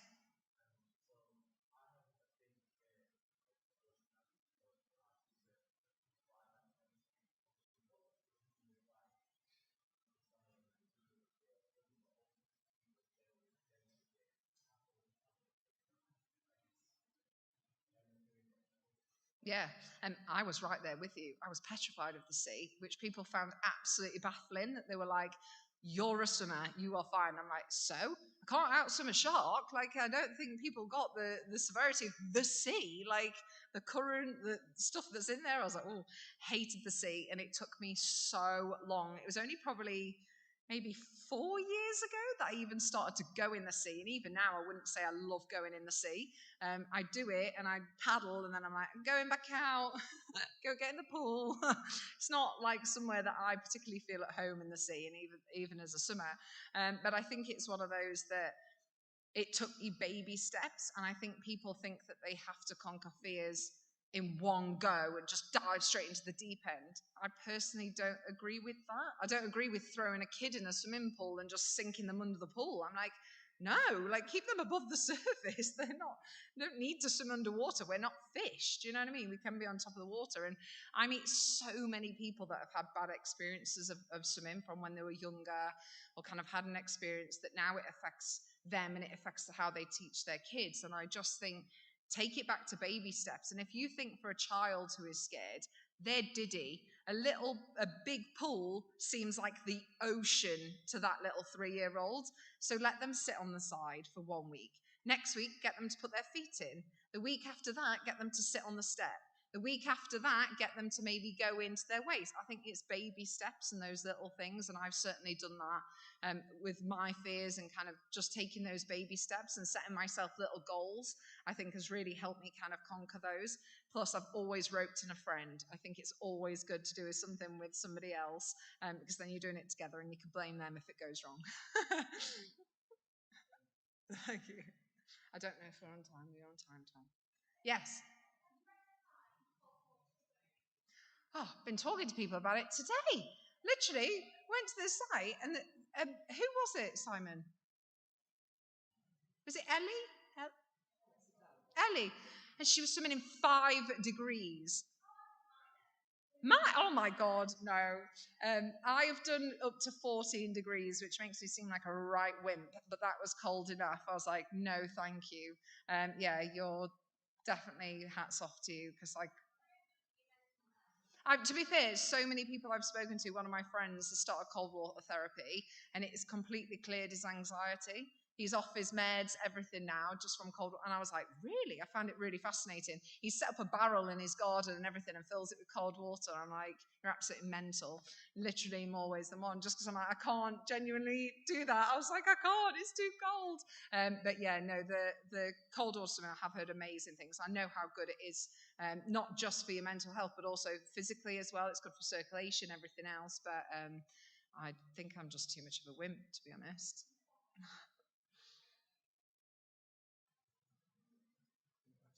Perfect. Thank you so much. Great questions.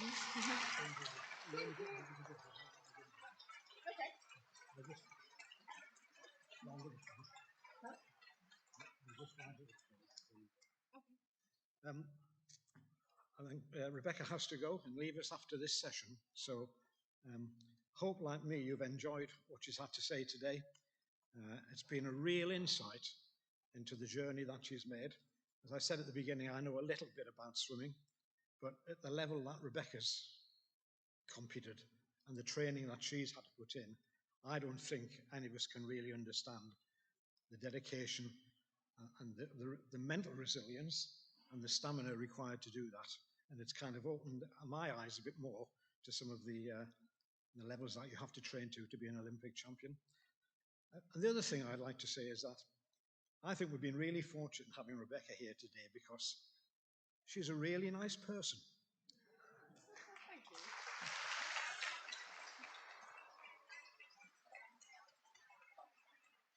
I know she's had time to spend with some of our service users around some of our units, and that I've had some feedback to say how much they've enjoyed seeing her there, and our staff as well.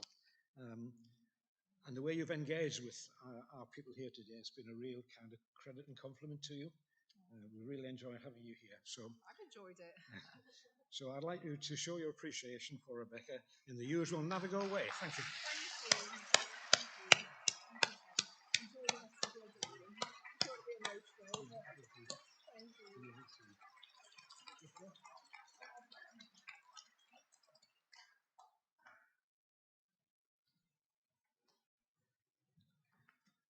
Good. I'll just let Rebecca get a bang. She's going up the back here. How nice was that, eh? How nice was that? Where am I? Let me just get to my agenda. Next item on the agenda is to have a presentation from Jane, our Chief Executive, who will take us through our annual report and have a review of the year. So over to Jane.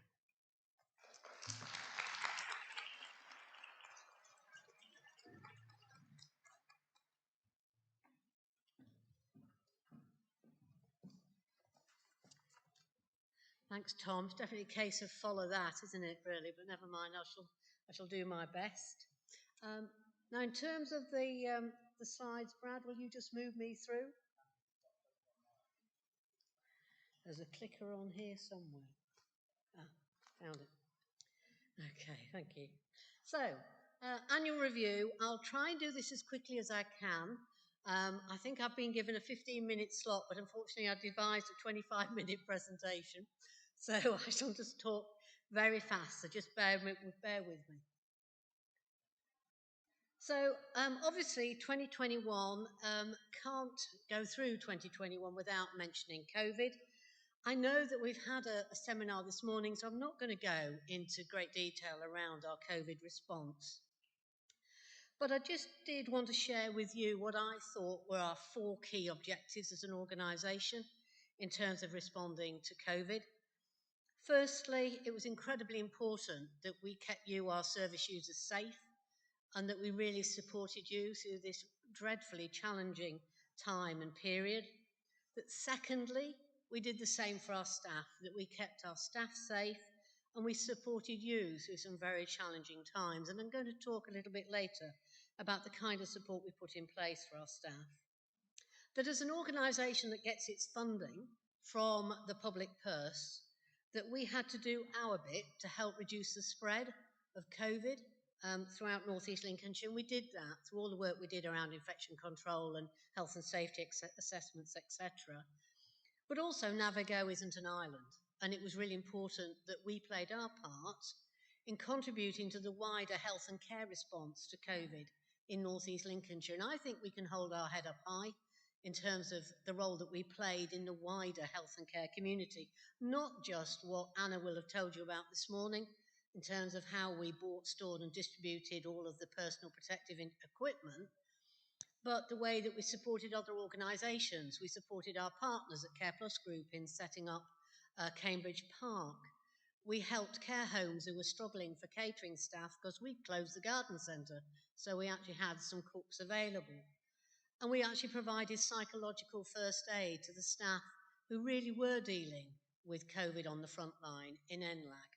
So I think it was a tremendous learning exercise for us, but I do think we have done throughout this period the very best that we could to support both our staff and our service users.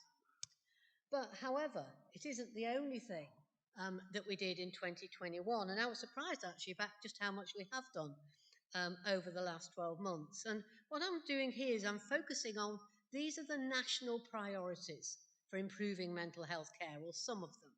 And I just want to share with you some of the work that we've done during 2021. We'd set up earlier a mental health liaison service, but in October 2020 we had more funding, and that enabled us to move this service to being a 24-hour, 7-day-a-week service. And the way that we've designed it, it doesn't just support the hospital, but this team also link in with the new clinical teams that we've got working out in primary care.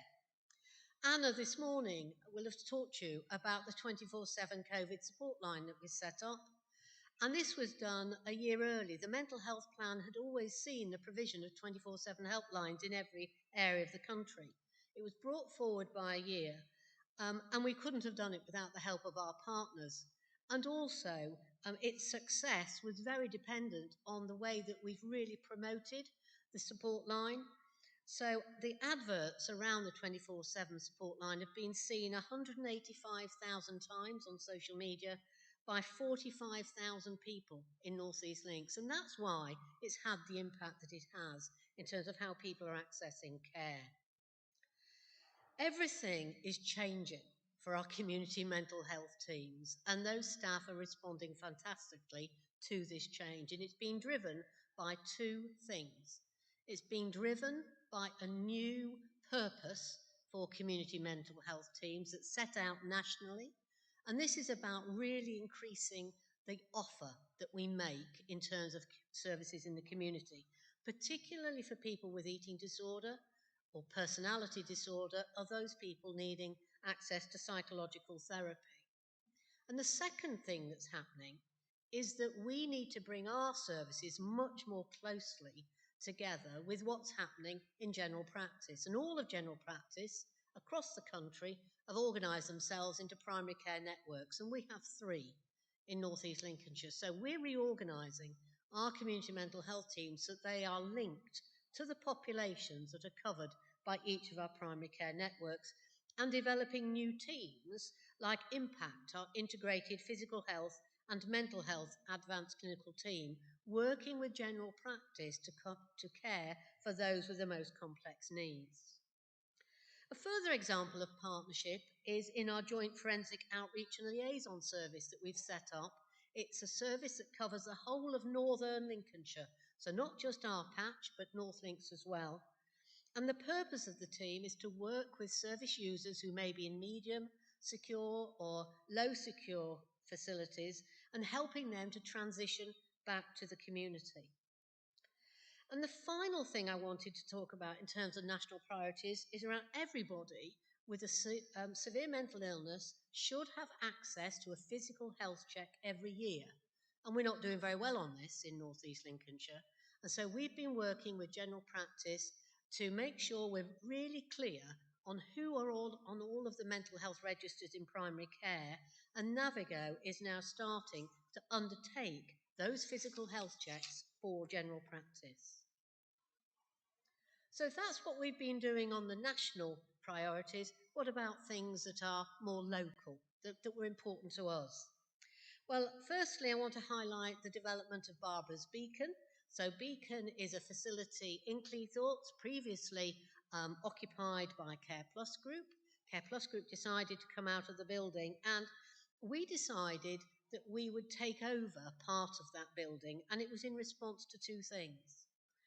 Firstly, we were having increased demand for the Janine Smith suite in terms of complex care for people with dementia. We've now got a waiting list for the Janine Smith suite. And secondly, our partners, other mental health hospitals and providers across our region, were really struggling in terms of the pressure that they were seeing on their acute beds, particularly in older people's. And so we took on the building, we developed a facility within Barbara's Beacon that is a step-down facility, and that has allowed us to step down people from the Janine Smith suite and also to provide acute beds for the people who live in Hull and East Riding who couldn't access their care locally. And this is going to be an area where NAViGO will continue to develop over the next 12 to 18 months. In our rehabilitation services, the team listened to what the CQC last had to say. And have actually developed a new clinical model for our rehabilitation service and have successfully opened our 3rd house in the community.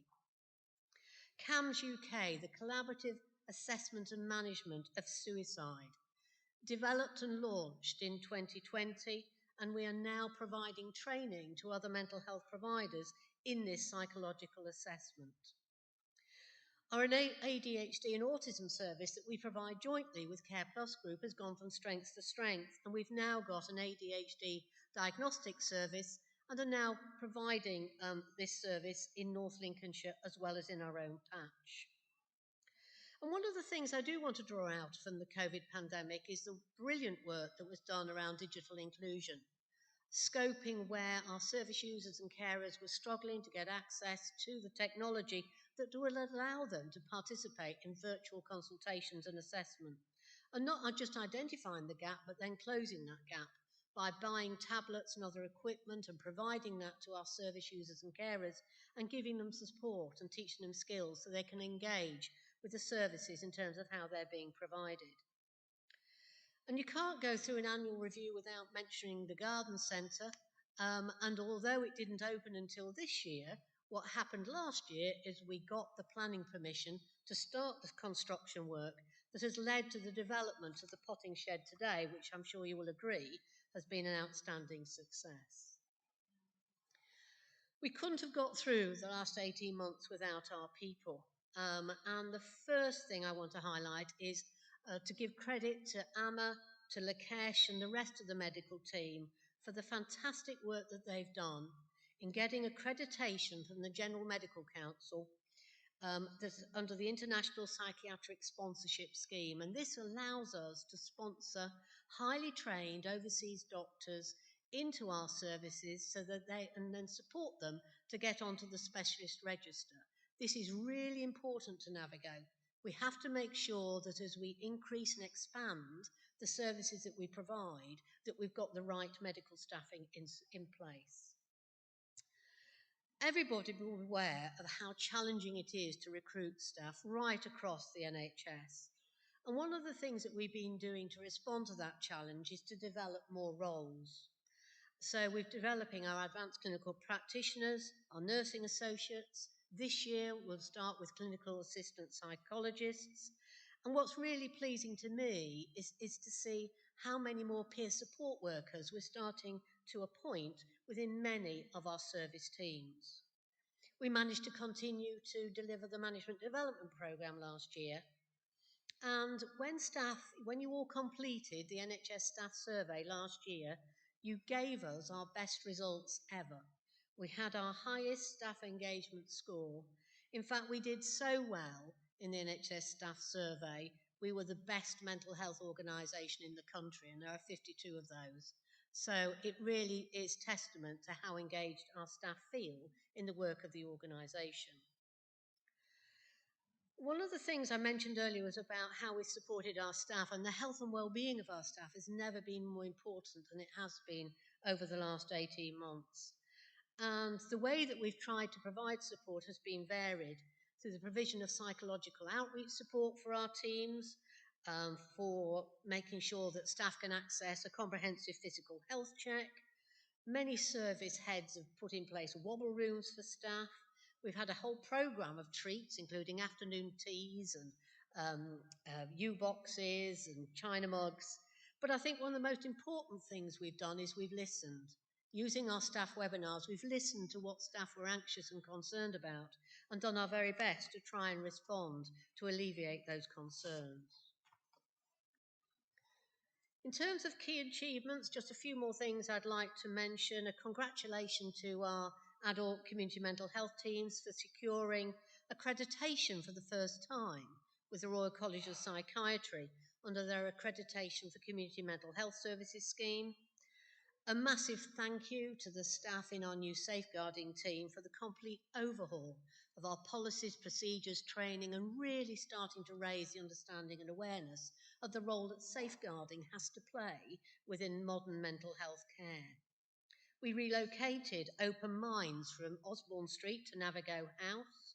They couldn't use it straight away because of COVID, but it's coming into its own now. A massive thank you from me to our communications team. The social media campaign that they've run throughout the COVID period in terms of raising the importance of positive mental health to our local population. Thank you to all of the NAViGO staff who participated in the many interviews that we did on Radio Humberside and with Peter Levy about the importance of positive mental health. Thank you for coming to our weekly staff webinars. Thanks to the comms team for all the branding that they did around COVID and for the work promoting our 24/7 support line, and also for the work that they did supporting the launch of the potting shed. Thank you to Performance and Assurance and to F4 for making sure that we continue to make progress on our digital strategy. You know, the use of digital is now here to stay. We've made such a leap forward through COVID. It isn't going to go away. We need to build on that for the future.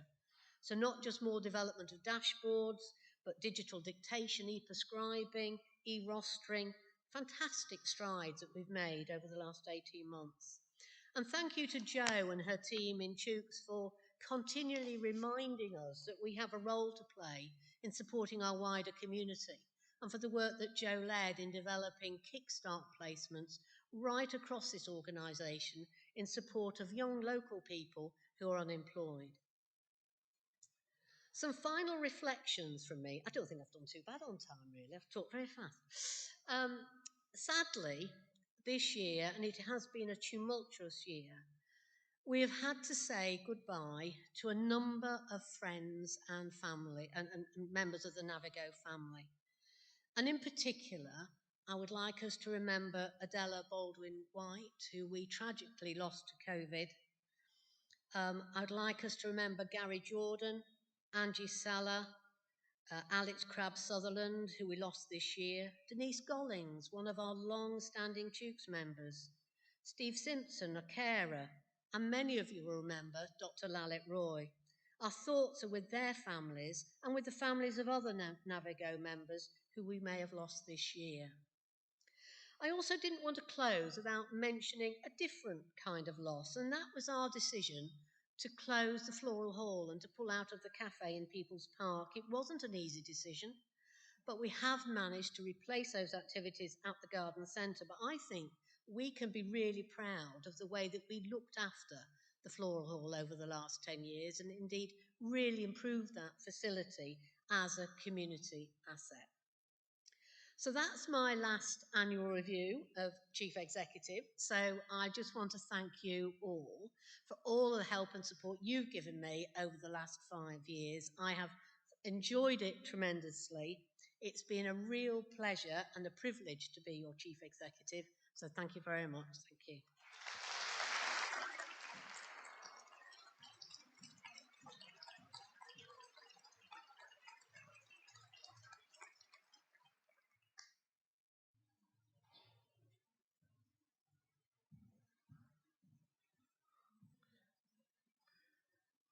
So according to my agenda, we're just about on time, and we've got a 10-minute break before we ask Simon to come up and present the accounts.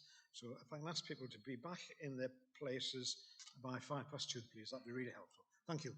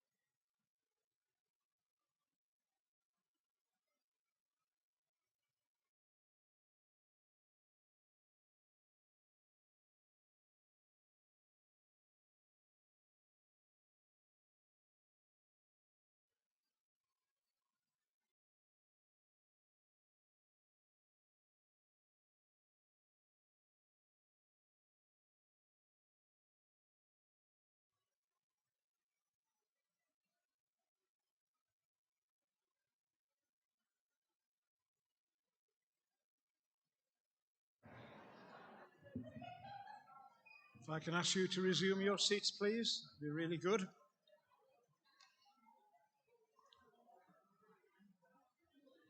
Thank you. Just turning to our agenda then, the next item is to receive the annual accounts and reports. And Simon Beaton, our Director of Finance, will come and talk us through the numbers. Simon.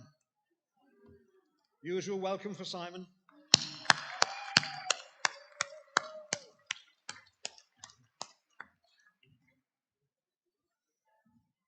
Where's my clicker?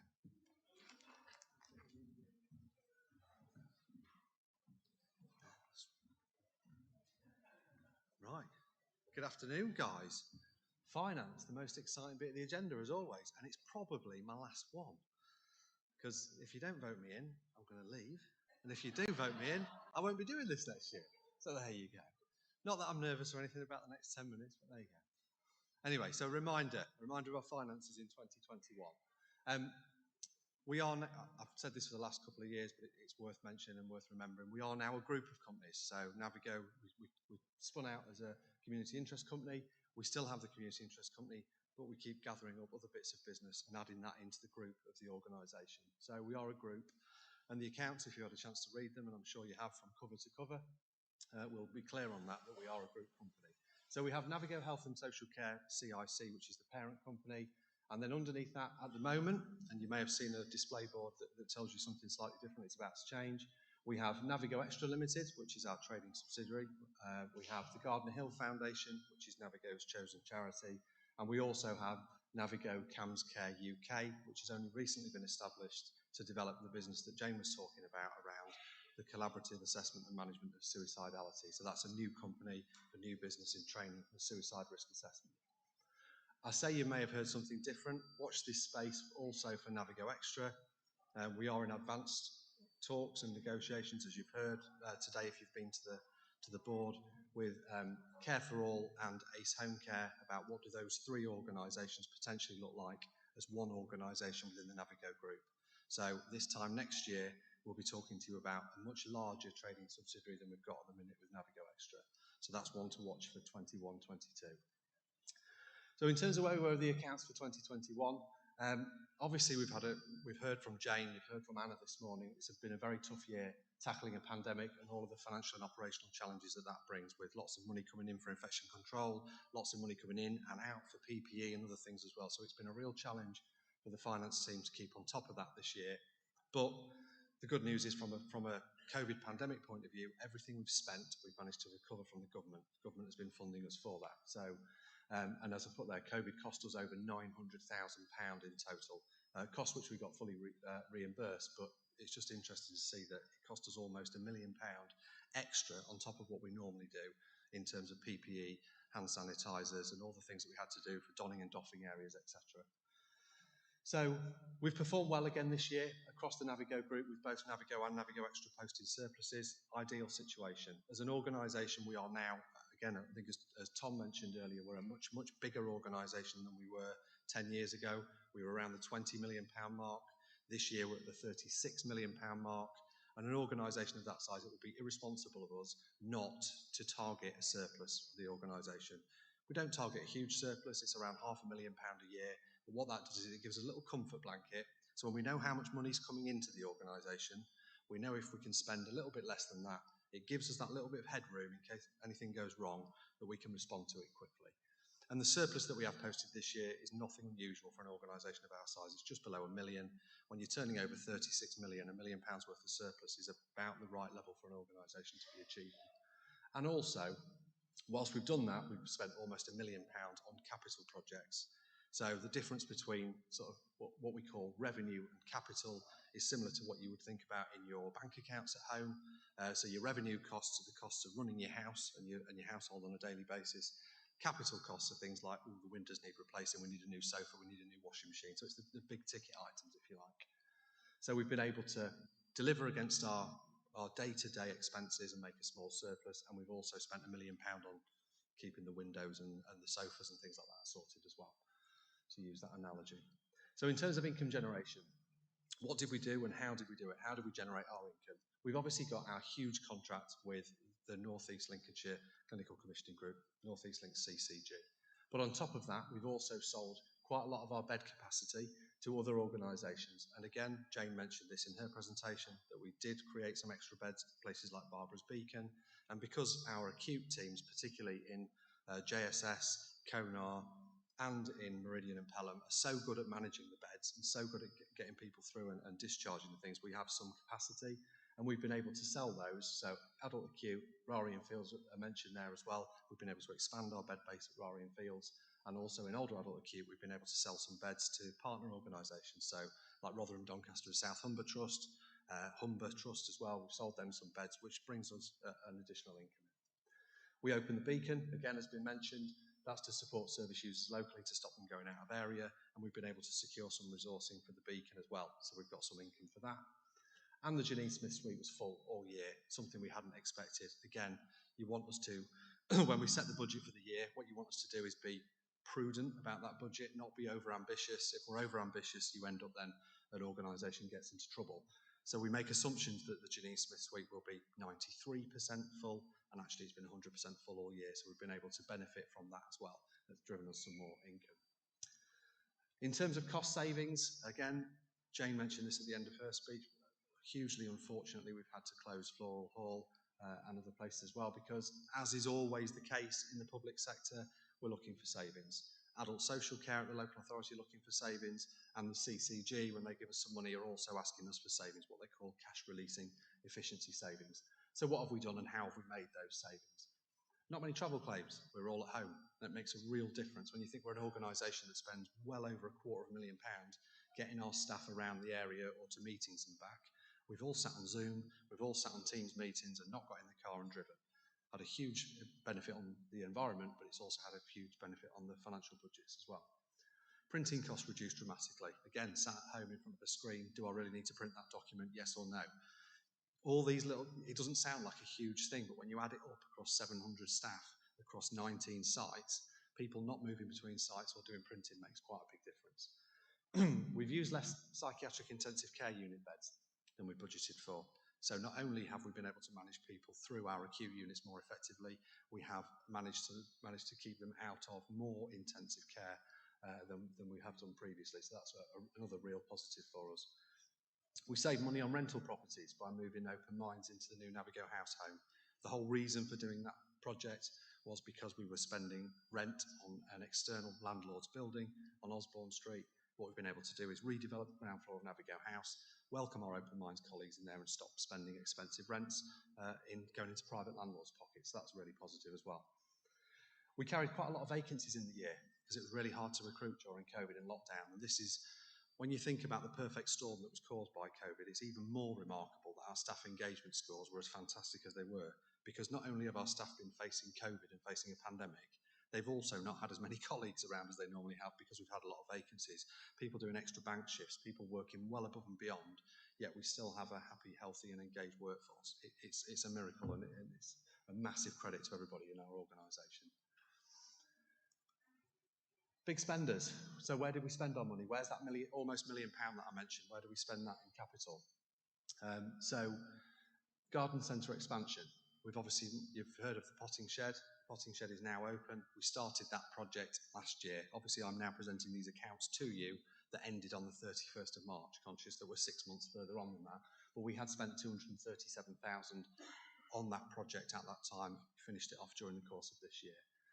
Re-providing Open Minds downstairs at NAViGO House, just over £500,000 we spent in the year to do that. On our IT and estates, £135,000, so that's things like laptops and general health and safety provisions and the bathrooms at Harrison House and things like that were being done at the time. And £78,000 it cost us to deal with COVID. So again, that's things like laptops and things like that we were providing for people to get through COVID, because obviously we had to move from desktop computers onto laptops and things like that. So our overall capital spend was almost £1 million. So what does that mean? And this is the formal bit. This is the bit that you as the members of the organisation have to see. Our overall income as an organisation, you see we just topped the £36 million mark, 36,001,000. What it cost us to raise that income was 34.8 million. So we made a surplus before handing over money to the taxman, which pains me every year, but we do, of 1.18 million. Then we had to make a contribution to government coffers, so that's our tax bill, effectively, that we have to pay over to the government of nearly £300,000.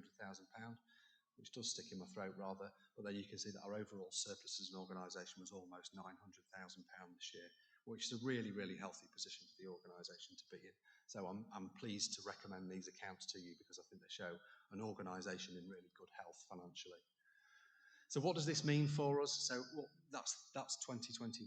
We're obviously now 10 years in the making of NAViGO. And how do those accounts add up and give us the position that we are in over 10 years? So on the left-hand side there you can see what we own. So what we own as an organisation is we have cash in the bank of almost £8 million. That's a staggeringly high number, but I'll come on to that a little bit more in a minute. And we have other assets of £10.9 million. That's our buildings, our vehicles, our equipment, and more importantly, what people owed us at the end of the year, so our debtors. That's also known as an asset. So people that owe us money at the end of the year is in that, and it's quite a big number. It's about 7 million. What do we owe? So that gives us a total asset value of £18.8 million as an organisation. Big, big numbers, really healthy position. What we owe, so what we own is 18.8 million. What do we owe at the point at the end of the year? We owe our creditors 9.873 million. So we owe people that have provided services, goods or services to us. At that point in time, at the 31st of March, we owe them £10 million. If I can just flip you back to that cash figure, whilst it looks an enormously high cash figure, why would we have £8 million in the bank? We owe people nearly £10 million. Yeah, so that's why we carry that sort of level of cash. Don't worry too much about that figure, because as I've just said, within the other assets figure, people owe us money as well. So it's always a balancing act in finance of how much money have you got in the bank, how much do we owe to people that provide us with services, and how much do they owe us. It's all a bit of a balancing act as to what the position is. And what we've borrowed. So there's money that we've borrowed to do things like the Grimsby Garden Centre scheme and other things that we've borrowed from the bank, other places to allow us to do those schemes, and we owe £2.5 million to people that we borrowed money from. We're okay for that, we're good for that debt, we can pay that debt, we know when the repayments are, and we know how we're going to manage that. Overall, therefore, we owe 12.4 million, just short of. So then that results in our surplus on the right-hand side there. We own £18.8 million worth of assets, we owe £12.4 million, so we're sat on reserves at the minute of £6.4 million in the organisation. That is a really, really healthy position to be in, and as an organisation, that's why we're able to always look forward, look at what the next scheme is, look at what's going on, but always managing that cash position. The underlying cash position is around 3 million that we've got in the bank, so that's the position that we need to have a look at. If we've got £3 million, what's the next thing to invest in? But don't spend it all at once, because you might need it for a rainy day. Again, it just articulates to you the balancing act that is sort of finance director's role, just to make sure that everything is in good financial health. So, what does it mean overall? Solid surplus again this year. We've made this is 4 or 5 years in a row now we've made a surplus. We've only made a loss in one individual year as an organisation since we spun out 10 years ago. But we have ambitious plans to spend it, and that's why the organisation has been able to grow from 20 to 36 million, because we can always look forward, and we can always look forward with confidence. Balance sheet is very strong. It's a good asset base. A little bit of a story here for you. I was on a national call a while ago, and there was another big social enterprise, £100+ million organisation. Just interestingly, I just went onto Companies House to have a look at their balance sheet. They've got nothing. They don't own any assets. They own nothing. They've been spun out for 10 years now. A huge organisation like that hasn't bought anything, hasn't strengthened their balance sheet as an organisation. If the NHS were to want to come along and go, I'll have that contract, please, and I'm going to give it to somebody else, they've got nowhere to go. As an organisation like ours in NAViGO, if the commissioners come to us and say, we'll have that contract, please, and we're going to give it to someone else, we'll go, you can't have head office, you can't have Rarian Fields, you can't have, because we've bought all these assets. So nobody can quickly come into our organisation and go, change the name above the door, it's not NAViGO anymore, it's Trust X or Trust Y. They can't budge us off our contracts because we've built a healthy balance sheet. It's very important. I know it's financial mumbo-jumbo to most people, but it isn't. It's really important to us as an organisation that we've got a strong balance sheet to work from. A clean bill of health from our auditors. Every year our accounts are audited. They come in and they go over things with a fine-tooth comb, and I'm pleased to say, Kev Brumby and the team have done a fabulous job of looking after the numbers again, and we've got a clean bill of health from the auditors. We've got mergers, expansions and partnerships on the horizon. It's huge. It's a hugely exciting time for our organisation to be in at the moment. Many of you will know about there's a piece of legislation passing through Parliament at the minute around changing the way that health and social care works and removing the concept of organisations competing with each other for business and bringing in the sense of collaboration. That's a huge opportunity for an organisation like ours to partner externally with other people. Mergers, you've already heard of the Care for All and Ace Home Care mergers on the horizon. So basically, as I've said there, the world is our lobster at the end in terms of the organisation is in really good financial health. We've got a really good decade of strong financial performance, and I'm really looking forward to seeing what the next 10 years will bring for us. Thank you.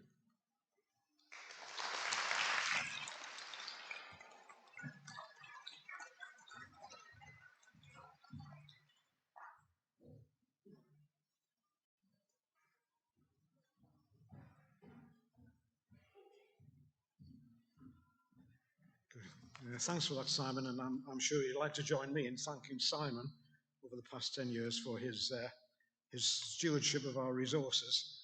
And I think I said last year at the AGM, if I look back, when we sat down on the 1st of April 10 years ago, we were a new organisation. We had nothing in the bank. We had absolutely nothing in the bank, and we didn't own anything.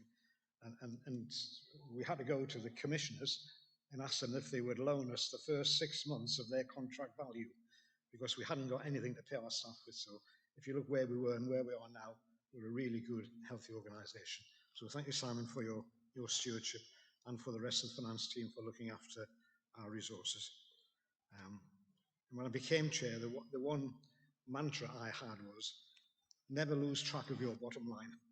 Because if you go into deficit, and I've been in organisations that have done this, if you go into deficit, you start chasing the deficit, and the deficit begins to spiral, and the organisation loses its creativity and its ambition, because it uses its resource and capacity to chase the deficit. And we've never been in that position. So thank you, Simon. Now then, where's my agenda? Next item is to receive the voting on the resolutions.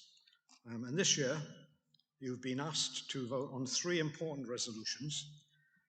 Because of changing circumstances imposed on us by the pandemic, voting this year has been by proxy and online. And it's the first time we've tried this, so we hope the technology's worked. And I look to my technicians in the back here, and they tell me it has. So the first resolution, and these are all in the hands of you, our membership. A membership organisation, these are your decisions whether we proceed in this direction, and that's really important to bear in mind. So the first resolution is that we appoint Jane Lewington as chair for a term of 4 years, ending with the AGM in 2025.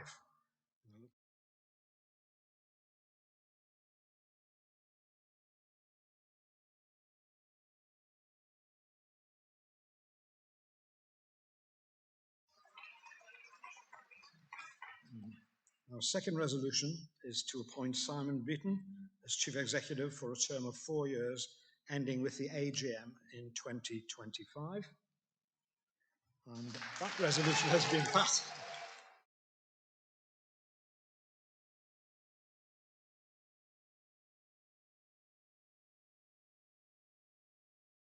He's been worried about it.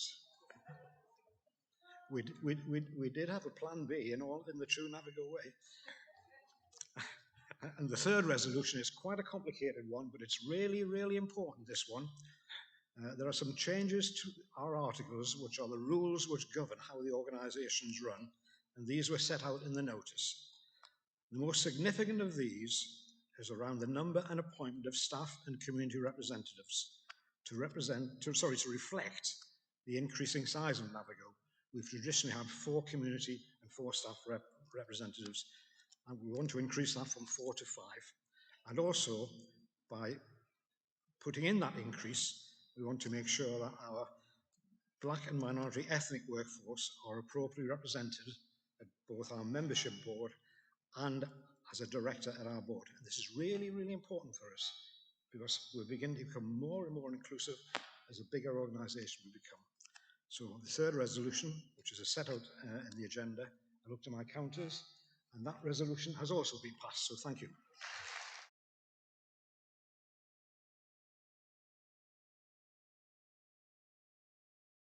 Jane. I'm absolutely delighted, Jane. Come. Never one to hide herself under a bushel. I'm absolutely delighted that you've resolved to appoint Jane to succeed me. It's a relief for me. Jane's had a long association with mental health services in North East Lincolnshire, even before NAViGO was established.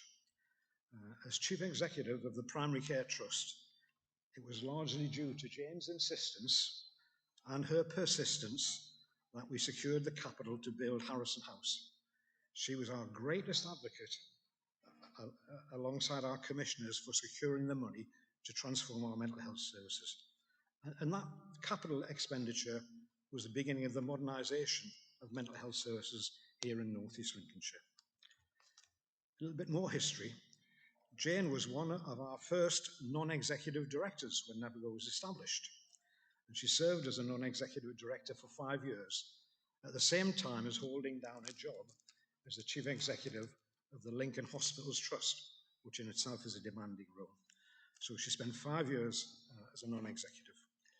When we had a vacancy for our chief exec 5 years ago, I approached Jane and asked her to come to help us out. Because when Simon talked about the difficult time, it was exactly 5 years ago that we had our first deficit and things were getting a little bit difficult for us. I convinced Jane to come for a period of 18 months. We had 3 meetings, I think, didn't we? 3 conversations. It took a bit of persuading, but I managed to persuade her to come. And she said, okay, I'll come for 18 months. And here we are 5 years later. So Jane has seen NAViGO over its most turbulent times over the past 2 years, for which we're eternally grateful. She can now reduce her time commitment to NAViGO when she becomes chair, but still give us the benefit and the wealth of experience she's had as your new chair.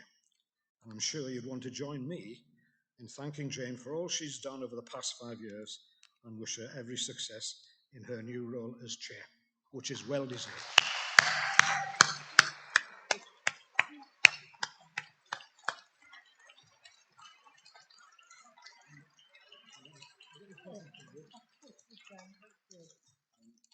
Gift voucher. Oh, I've been here. It's really good. It's afternoon tea at Turnberry in Scotland. Oh, wow. Thank you very much, Tom. Thank you. Thank you very much, Tom. Thank you. And thank you for everybody who supported the motion. I'm absolutely delighted to be following Tom, but what a very, very difficult act to follow. And I look forward to my continued association with NAViGO. I just love this organisation. I just love everything about it and everything that we do. So it's fantastic. Thank you very much. Thank you very much, Tom. So in terms of yes, I want to call Simon up. Simon can come up onto the stage.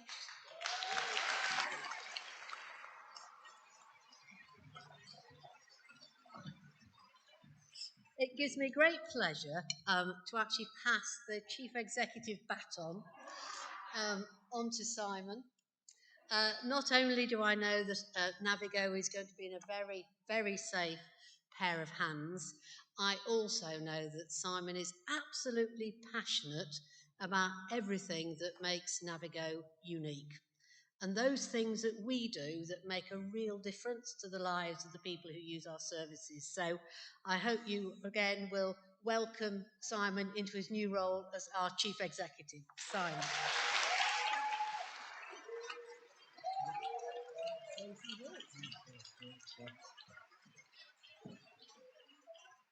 Thanks, Jane.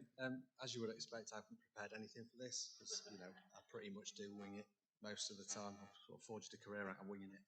And I'm not going to stop now. No, I'm, honoured and privileged is a word that's been spoken about a lot today, and I am truly humbled by it. Nerves beyond belief today in terms of, oh my God, what's going to happen? Why have people been asking for anonymous votes? I think I probably know why. And you'd start to, your thoughts start to spiral out of control. I've been with this organisation 10 years. I think Jo Keen mentioned it in her presentation this morning. My wife genuinely does refer to it as my third child. It is my third child. It was at the point in my life where I was having kids. I've got Harriet's 13 and Stan's 9. NAViGO's 10, and it's sort of the middle child, so I don't know what that means about his personality, but it's the middle child. But I was genuinely there when it was born. Kevin Bond and I went over to the CTP's offices to sign the business transfer agreement and sign it over at that point before we went on to the opening party. So I genuinely do feel that NAViGO is a part of me. Jane said it earlier, I do genuinely love this organisation. I have a genuine love for it and what it does for the people that we serve and how we engage people and how we co-produce services with people. You know, what I will make sure that we absolutely continue as an organisation is that the power is with you guys. You guys have appointed me, I work for you. There is nobody in this organisation that works for me. I work for you. We do these things together. The power in this organisation is in the members, service users and the carers. And the more of your voices we can hear, the better this organisation will be. It's as simple as that. A lot of organisations in and around the NHS don't trust the voice of the public or the people or the service users or the carers. They think they know best. I don't think I know best. I'm a brand new chief executive. I've never been a chief exec before.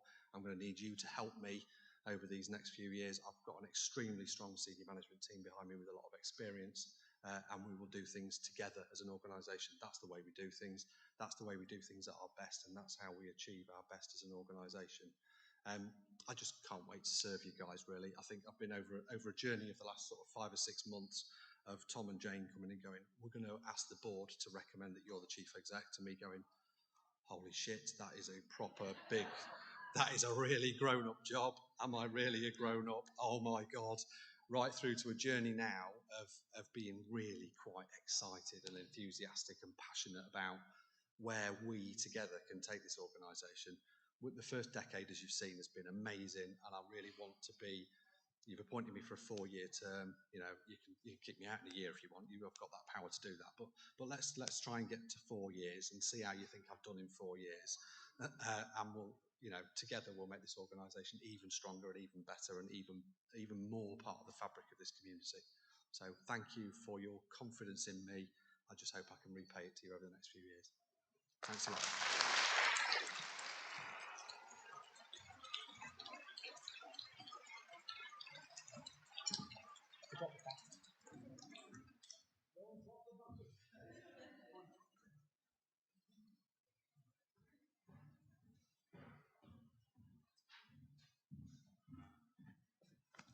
Good. Just continue through the agenda, then it'll not take much too long now. Next item is to announce the results of this year's elections for our staff and community representatives. We're a membership organisation. You choose your elected representatives every 2 years. The votes have been cast, so I can now tell you what the results are. So the staff representatives, in no particular order, and if they're around, if they can just make themselves known, it'd be really good. Stuart Harris.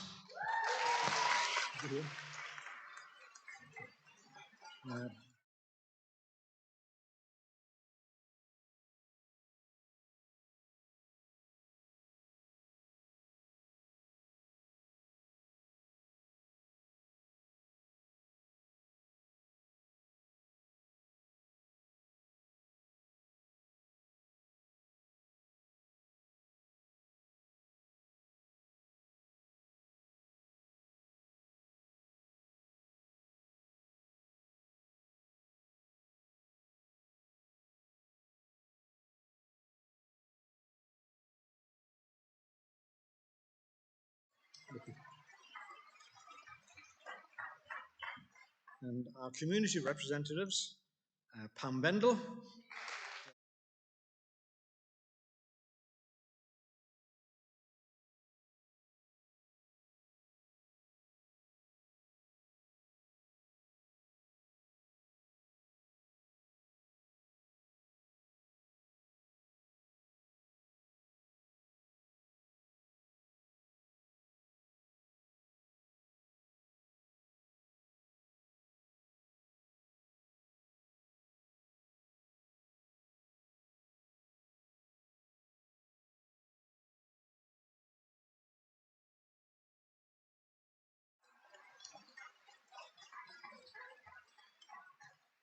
So we welcome them into their positions and we look forward to working with them over the next 2 years until the next election.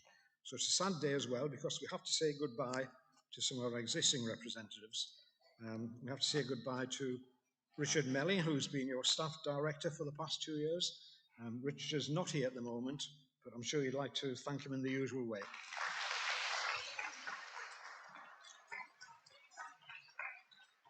Dr. Kate, where is she? I know she's around. Kate. Mark Peplow, who's already left the organisation, vacated his position earlier. And finally, Kelly Moore.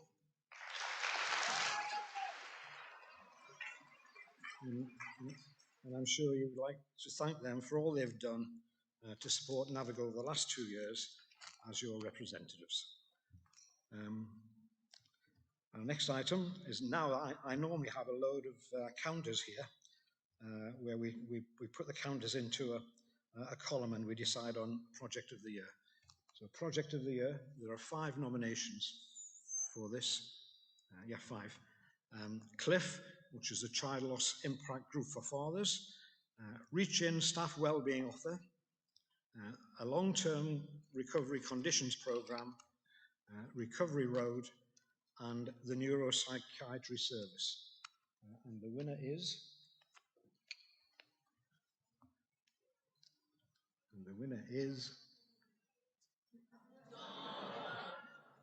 If Digital King can make it work. And the winner is...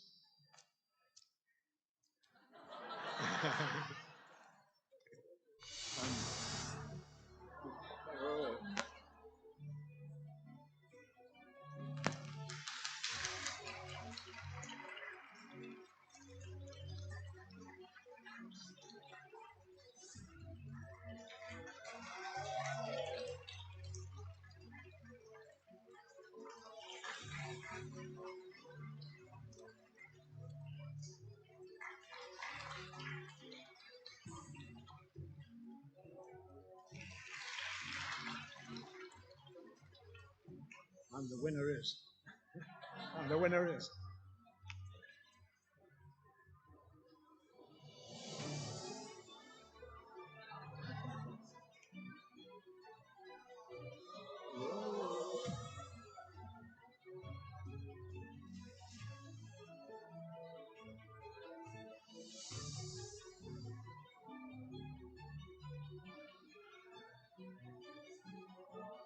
Neuropsychiatry.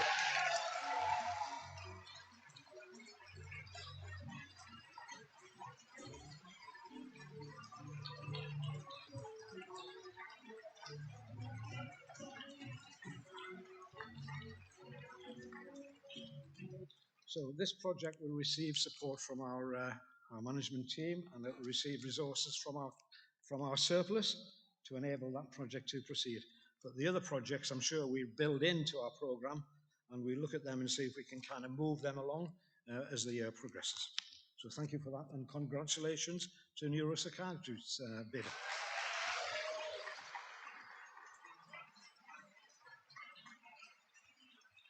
Good.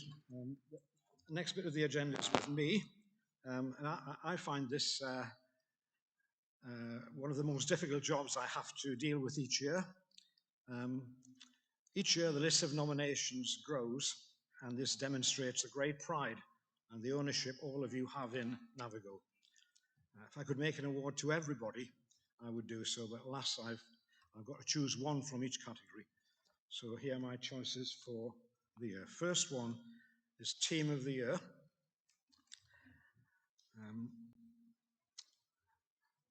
The pandemic has meant that many of our services have had to be redesigned to accommodate new ways of working, particularly those who still had to maintain urgent access to our services. Our acute mental health services responded to the pandemic, creating a COVID-secure admission area on Meridian Lodge, which became the initial acute admission lodge on the Harrison House site. The role of Pelham Lodge also changed, and the team up there had to ensure there was always beds available to transfer service users into when they were out of isolation. This put additional pressure to ensure that we developed swift plans to discharge people back to the community within shorter timeframes. Both of our acute lodges rose to this challenge cheerfully, compassionately and proactively, and ensured excellent standards of care were provided to our service users throughout the pandemic. The lodges have learned from these experiences and the involvement of carers and family members, and they've improved their method of working and using technology to include those excluded from site due to infection control. So my team award for outstanding work during the COVID pandemic goes to Pelham and Meridian Lodges for all they've done.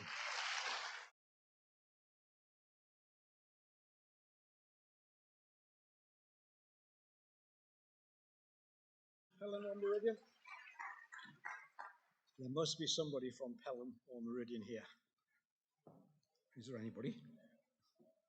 I'll give you this back, Jane. Oh, someone up there.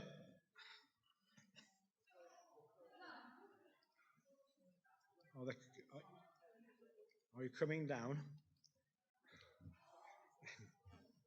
They're on their way.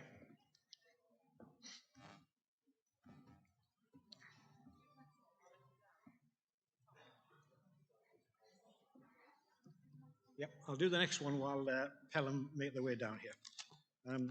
Second one is for the group of the year. This year we've seen a move both nationally and within NAViGO to promote greater inclusion, particularly within the LGBT+ community.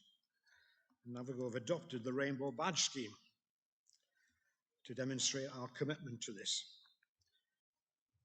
It's nationally recognised that 1 in 4 young people struggling with their sexuality will experience mental health problems. So I was delighted to see a new group being formed over the past year to help young people who need support in this area, and the inclusion group has been formed to do this. This is a peer-to-peer group for the LGBT+ community for 16 to 25 years. The group is the first of its kind in North East Lincolnshire. The group's aim is to create a lasting legacy of support and inclusion for young adults of the LGBT+ community, and it's run by Jacob and Courtney, who are part of the NAViGO membership. So my award for expanding services to a new client group goes to inclusion.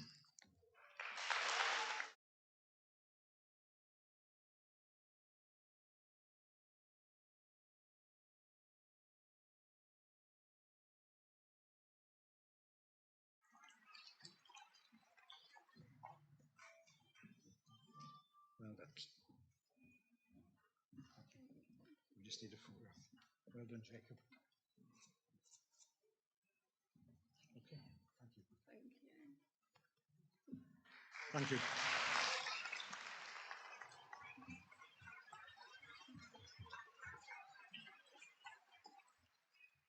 I did say in my introduction on the video this morning that we need to reach more of our younger people, and I think this is a really excellent way of doing that to a group which are difficult to engage and experience difficult problems. My next one is Volunteer of the Year. Well, we're grateful for all of the work our many volunteers undertake in supporting NAViGO, and my thanks go to all of you. My award of the year goes to someone who seems to have been an ever-present around NAViGO ever since we were established. If you go to our website, you'll find a moving video of the debt she feels she owes to NAViGO for turning her life around, maintaining her stability and her good mental health. And she's had some really difficulties in that respect. And in the video, she describes NAViGO as her family. And in return for this, she says, she has volunteered for NAViGO to repay that service. Throughout the pandemic, she's continued to support many of our groups and our members via Zoom and Facebook calls. She's dedicated to NAViGO, and she recently became a trustee of our charity, the Gardner Hill Foundation. She's continued to support us with our recruitment. She attends interviews on behalf of our service users, and as a volunteer for over 6 years, She's grown so much and continues to support us in any way she can. Her contribution during lockdown has been incredible, and particularly supporting some of our most vulnerable service users. She is a real character and personality, and NAViGO is the better for having her around. So my award for Volunteer of the Year goes to Lorraine Richards.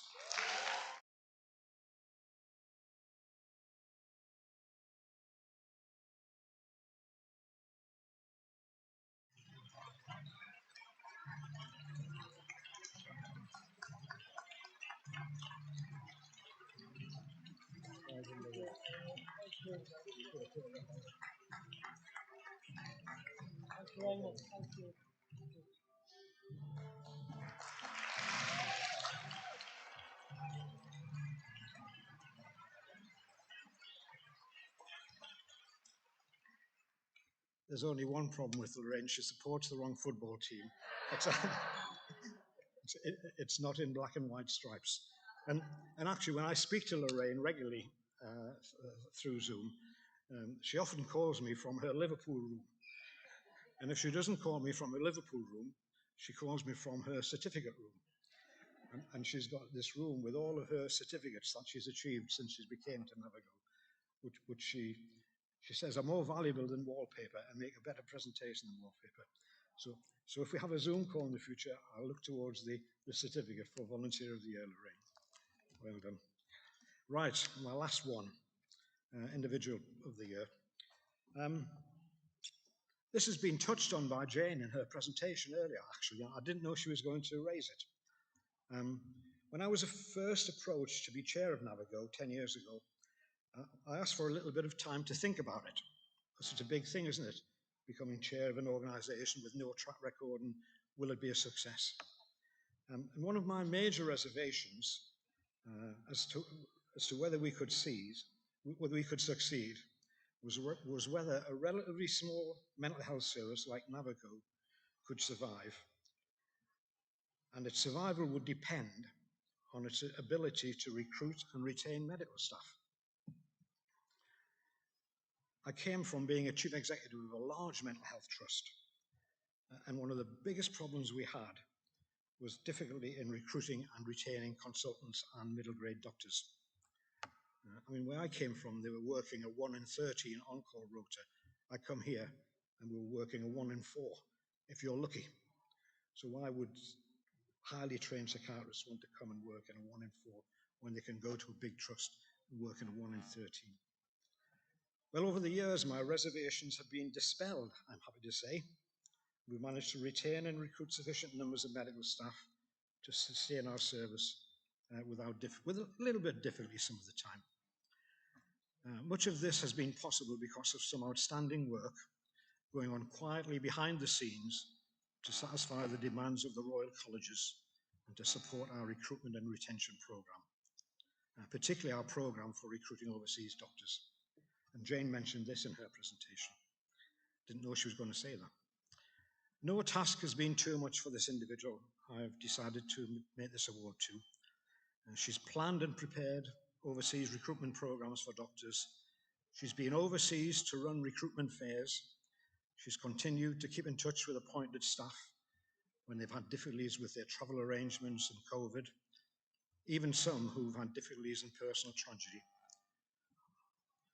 She's liaised successfully with the General Medical Council to get NAViGO accredited into a very small select group that meet their exacting standards so that we can certify and train international doctors. Not only that, in her personal time, she's been a personal shopper, an estate agent, a delivery rep, arranger of house removals, and all of this has been done in her own time. She's booked home tours for doctors by video so they can choose properties when they're abroad, ordered furniture, and sometimes stored this in her own house until properties have become available for our incoming doctors. She's undoubtedly been instrumental in resolving one of my major concerns when I came to NAViGO and around our sustainability. So my Individual Award of the Year goes to Julie Carrington from our medical staffing department.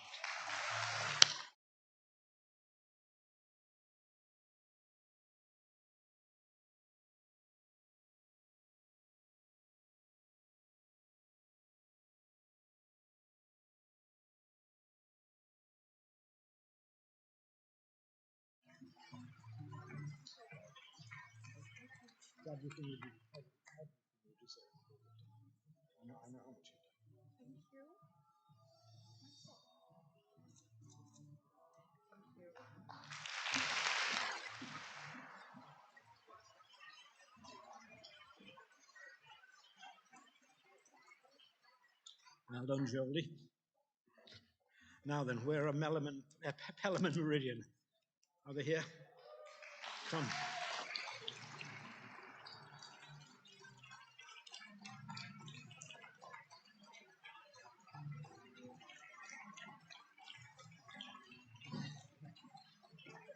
Nice to get you down.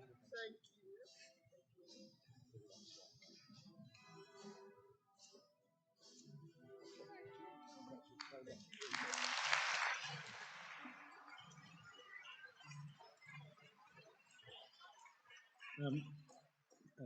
Our next two items are in the hands of our community representatives, and they are the Community Membership Award presentations, and the award we're all waiting for, Service Area Display Board presentation. So is it Pam going to do this, Pam?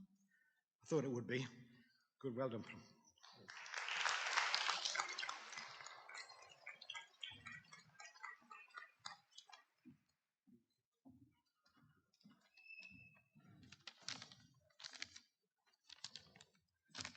So we had a big choice to make of Individual of the Year. It was hard, but we chose one. She deserves to be recognised as an outstanding individual. Her passion and knowledge in supporting those accessing DBT therapy is obvious from the moment you meet her. I first met her when I turned up for an assessment. I was extremely anxious, as I'd been told this was my only option left. Holly immediately made me feel at ease, and I soon realised she was someone I could be totally open and honest with. I was pleased to be accepted onto the therapy and that I would have Holly as my one-to-one coach. Holly has been totally non-judgmental with me, which has enabled me to not feel ashamed by my story. She has helped me to understand my own thoughts and feelings, and I have been empowered in making changes in my life. Her dedication to the role has ensured that I am now mastering the tools I needed, and I have the belief that I can and do deserve to have a life worth living. Holly deserves enormous credit for her dedication to NAViGO and the endless compassion and commitment she expresses every day. So, an individual award goes to Holly Ingleby.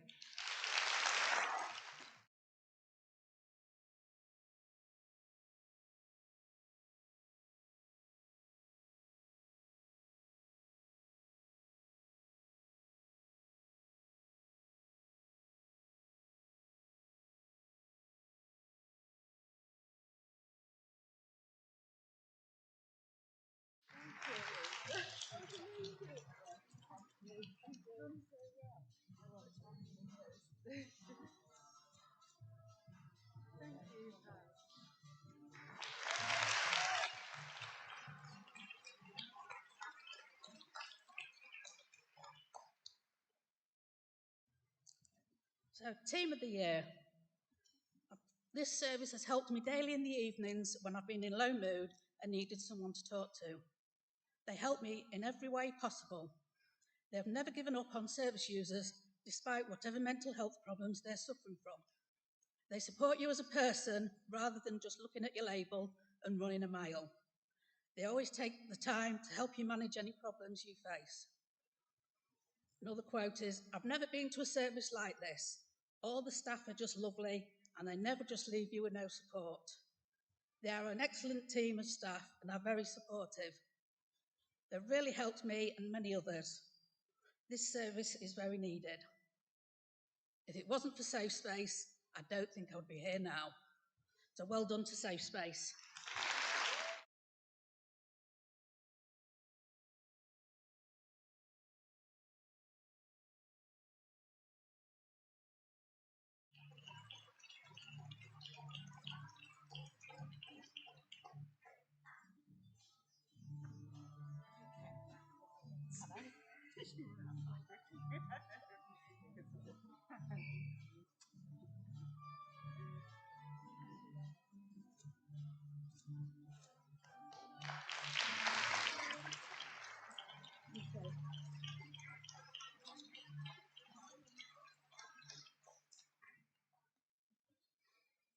So now for the award you've been waiting for the most. The boards. There's been a lot of very good boards this year. It's been a really hard decision. And the winner is Early Intervention Psychosis Team.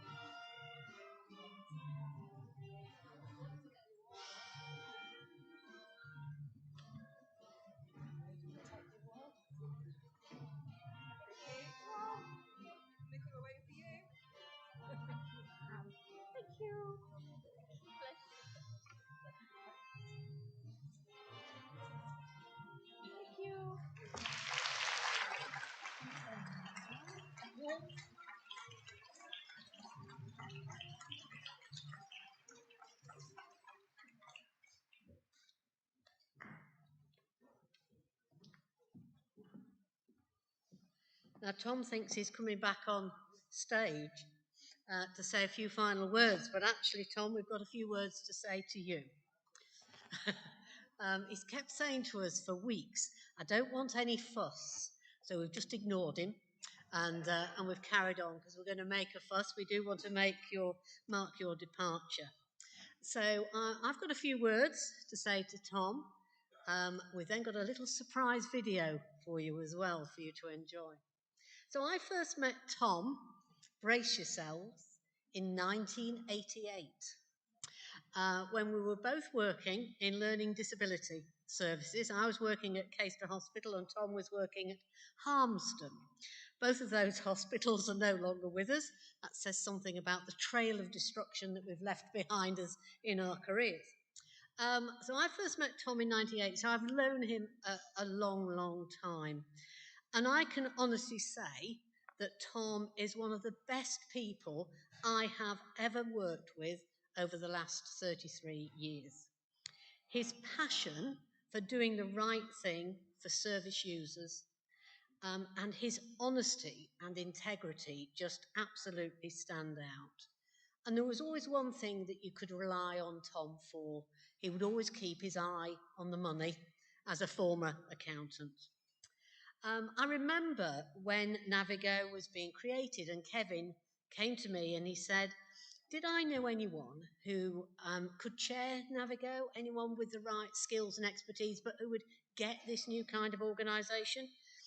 And I had no hesitation in recommending Tom. And as you all know, because Tom keeps telling us, he came for 6 months and he stayed for 10 years.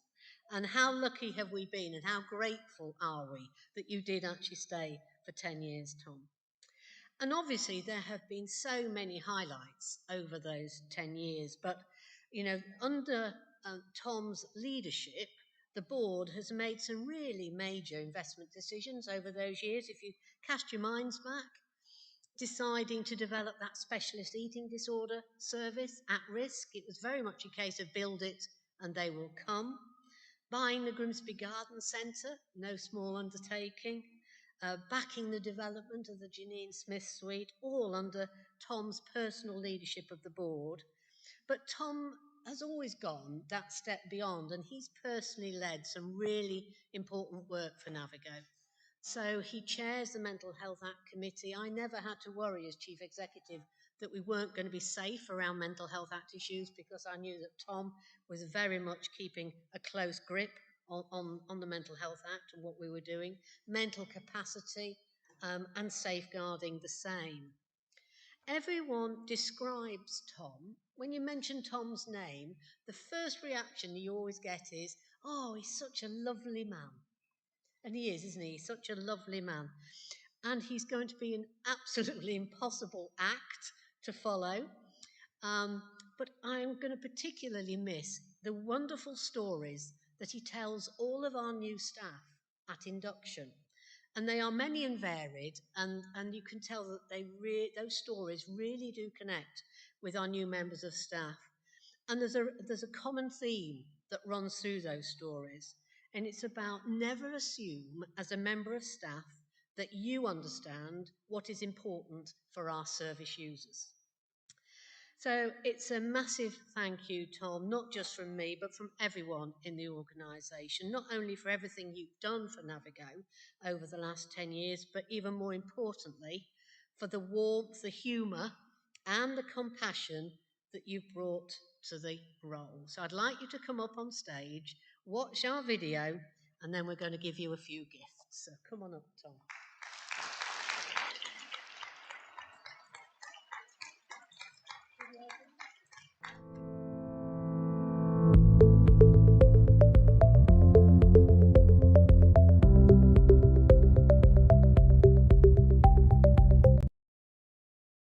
Hi, Tom. Hi, Tom. Hi, Tom. Hello, Tom. Hi. Hi, Tom. Hi, Tom. Congratulations on your retirement, Tom. Just wanted to wish you the very best for your retirement. Hope you have a long one with your wife and you pursue all those interests outside of work at NAViGO and beyond. So, wishing you all the very best. It's been a delight to work with you. You've been an inspiration, always fair, always compassionate, and always with an open door for anybody who wanted to see you. At the recent managers' meeting, we were notified of your intention to retire, and my colleagues asked if I would actually say a few words on their behalf.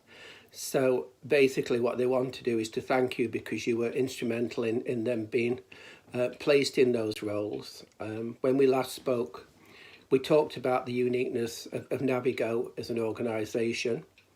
There are certain elements that make it that. There's the inclusion, and we certainly felt included. There's mutual respect, and I think that we all feel that we have been respected within our role. There's the fact that as an organisation, it makes decisions very close to the service providers and users. And lastly, that it's an organisation that gets into your heart. It isn't just a role, it isn't just a job.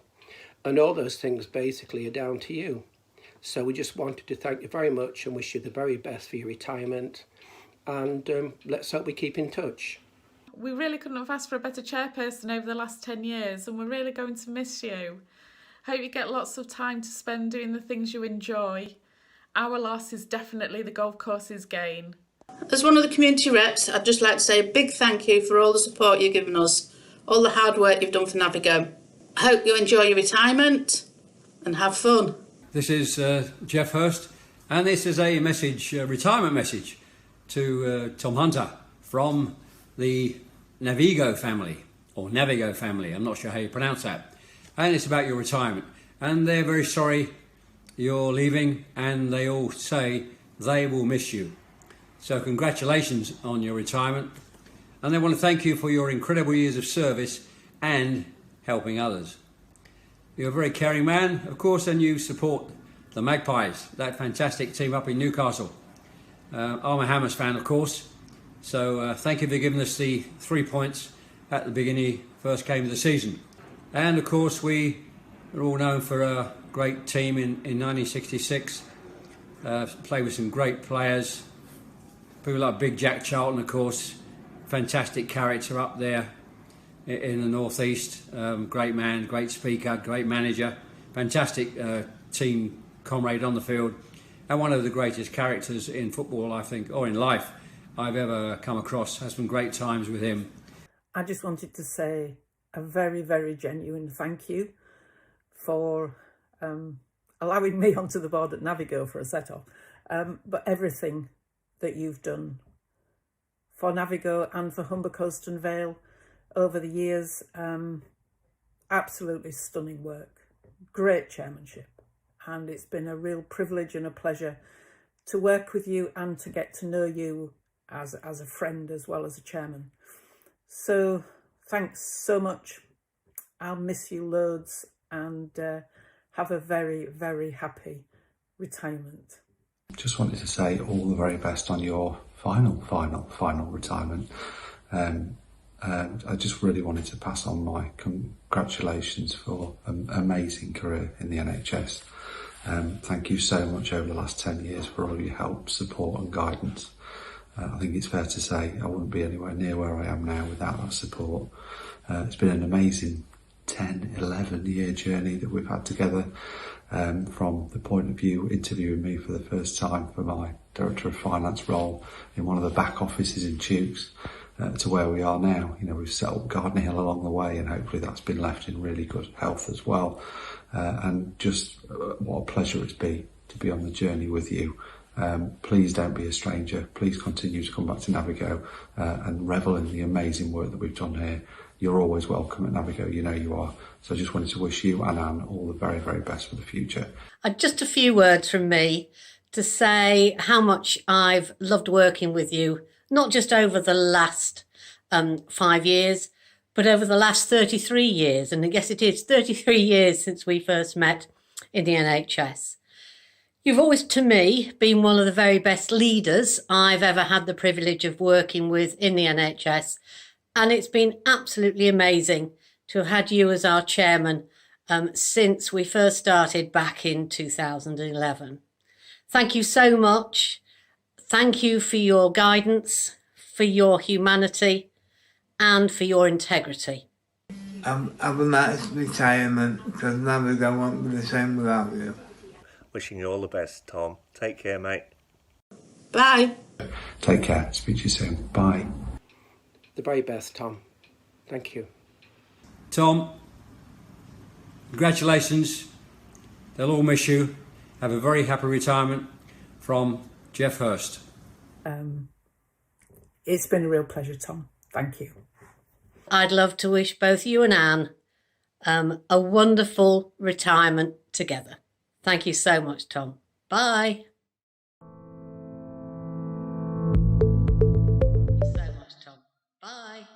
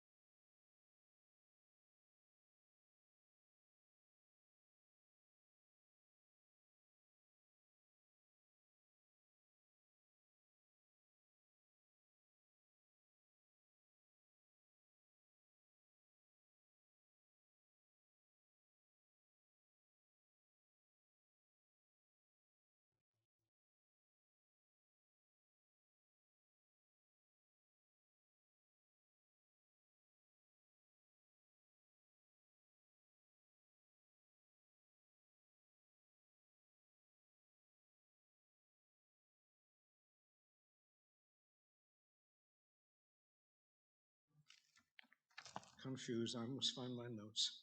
I've got some thank yous to make.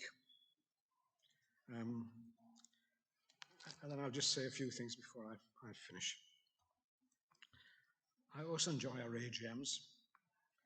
I've been privileged to be chair for 10 years, and we use them to celebrate collectively our successes and achievements and come together for what I think is really important, the NAViGO family. And I've always believed that organisations which are at ease with themselves deliver the best care. And NAViGO, I think, we've tried to build an organisation which is at ease with itself. Today has been no exception to that. We've had a successful year, and I thank you for your individual contributions. I've got some thanks to make before I make my final comments. I'm not sure if he's still here, but thanks to the Worshipful Mayor for supporting us today on behalf of the Borough. To Rebecca Adlington for a most uplifting and powerful presentation. I certainly enjoyed it, being engaged with swimming in my earlier life. I found it fascinating.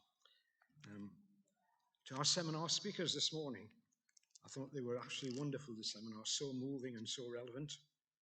So thank you to all of our presenters today. I've got to thank Chooks for catering. They've had a difficult job this year because of the COVID restrictions. And to Di Clark and Trudy Keeney for their outstanding efforts to provide lunch boxes.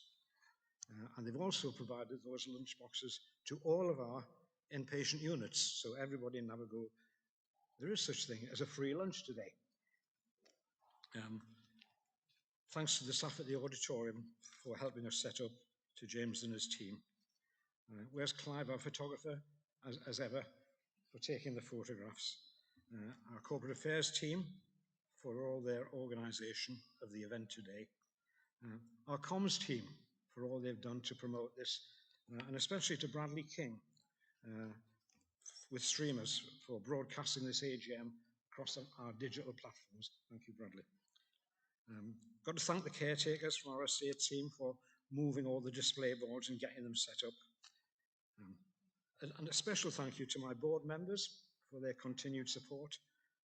I've been on a lot of boards in my time, 55 years really I've been working now. And I've seen boards which have had disagreements, conflict of interest. But I've been really fortunate in 10 years with the NAViGO board. We've always managed to operate corporately. We've not always maybe agreed on things, but we've come to a corporate decision in a sensible and a measured way. Got to thank our membership reps for their continued input this year. So that's a list of thank yous. And a final thank you before I make my closing remarks. A final thank you to my wife Anne, who's in the audience for the first time. For the past 58 years, she's been by my side. She's supported me in everything I've done. She's been my rock in times I needed support. She's been my conscience when I needed advice. And she's been someone to listen to all my worries and my concerns when things weren't going quite right and they've been a bit difficult. I couldn't have managed without you, darling, so thank you.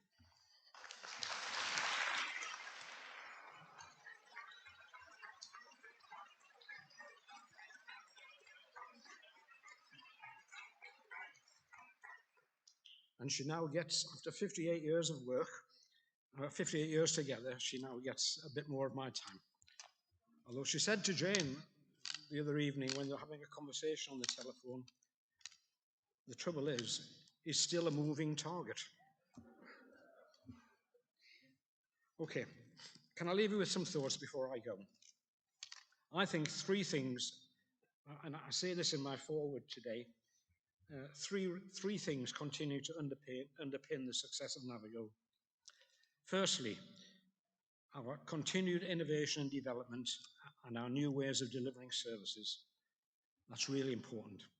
It's one of the measures of success that we've got. Secondly, the culture of the organisation to support our core values, to provide services we'd be happy for our family to use. And these are really important, and it's our second really important thing which underpins NAViGO.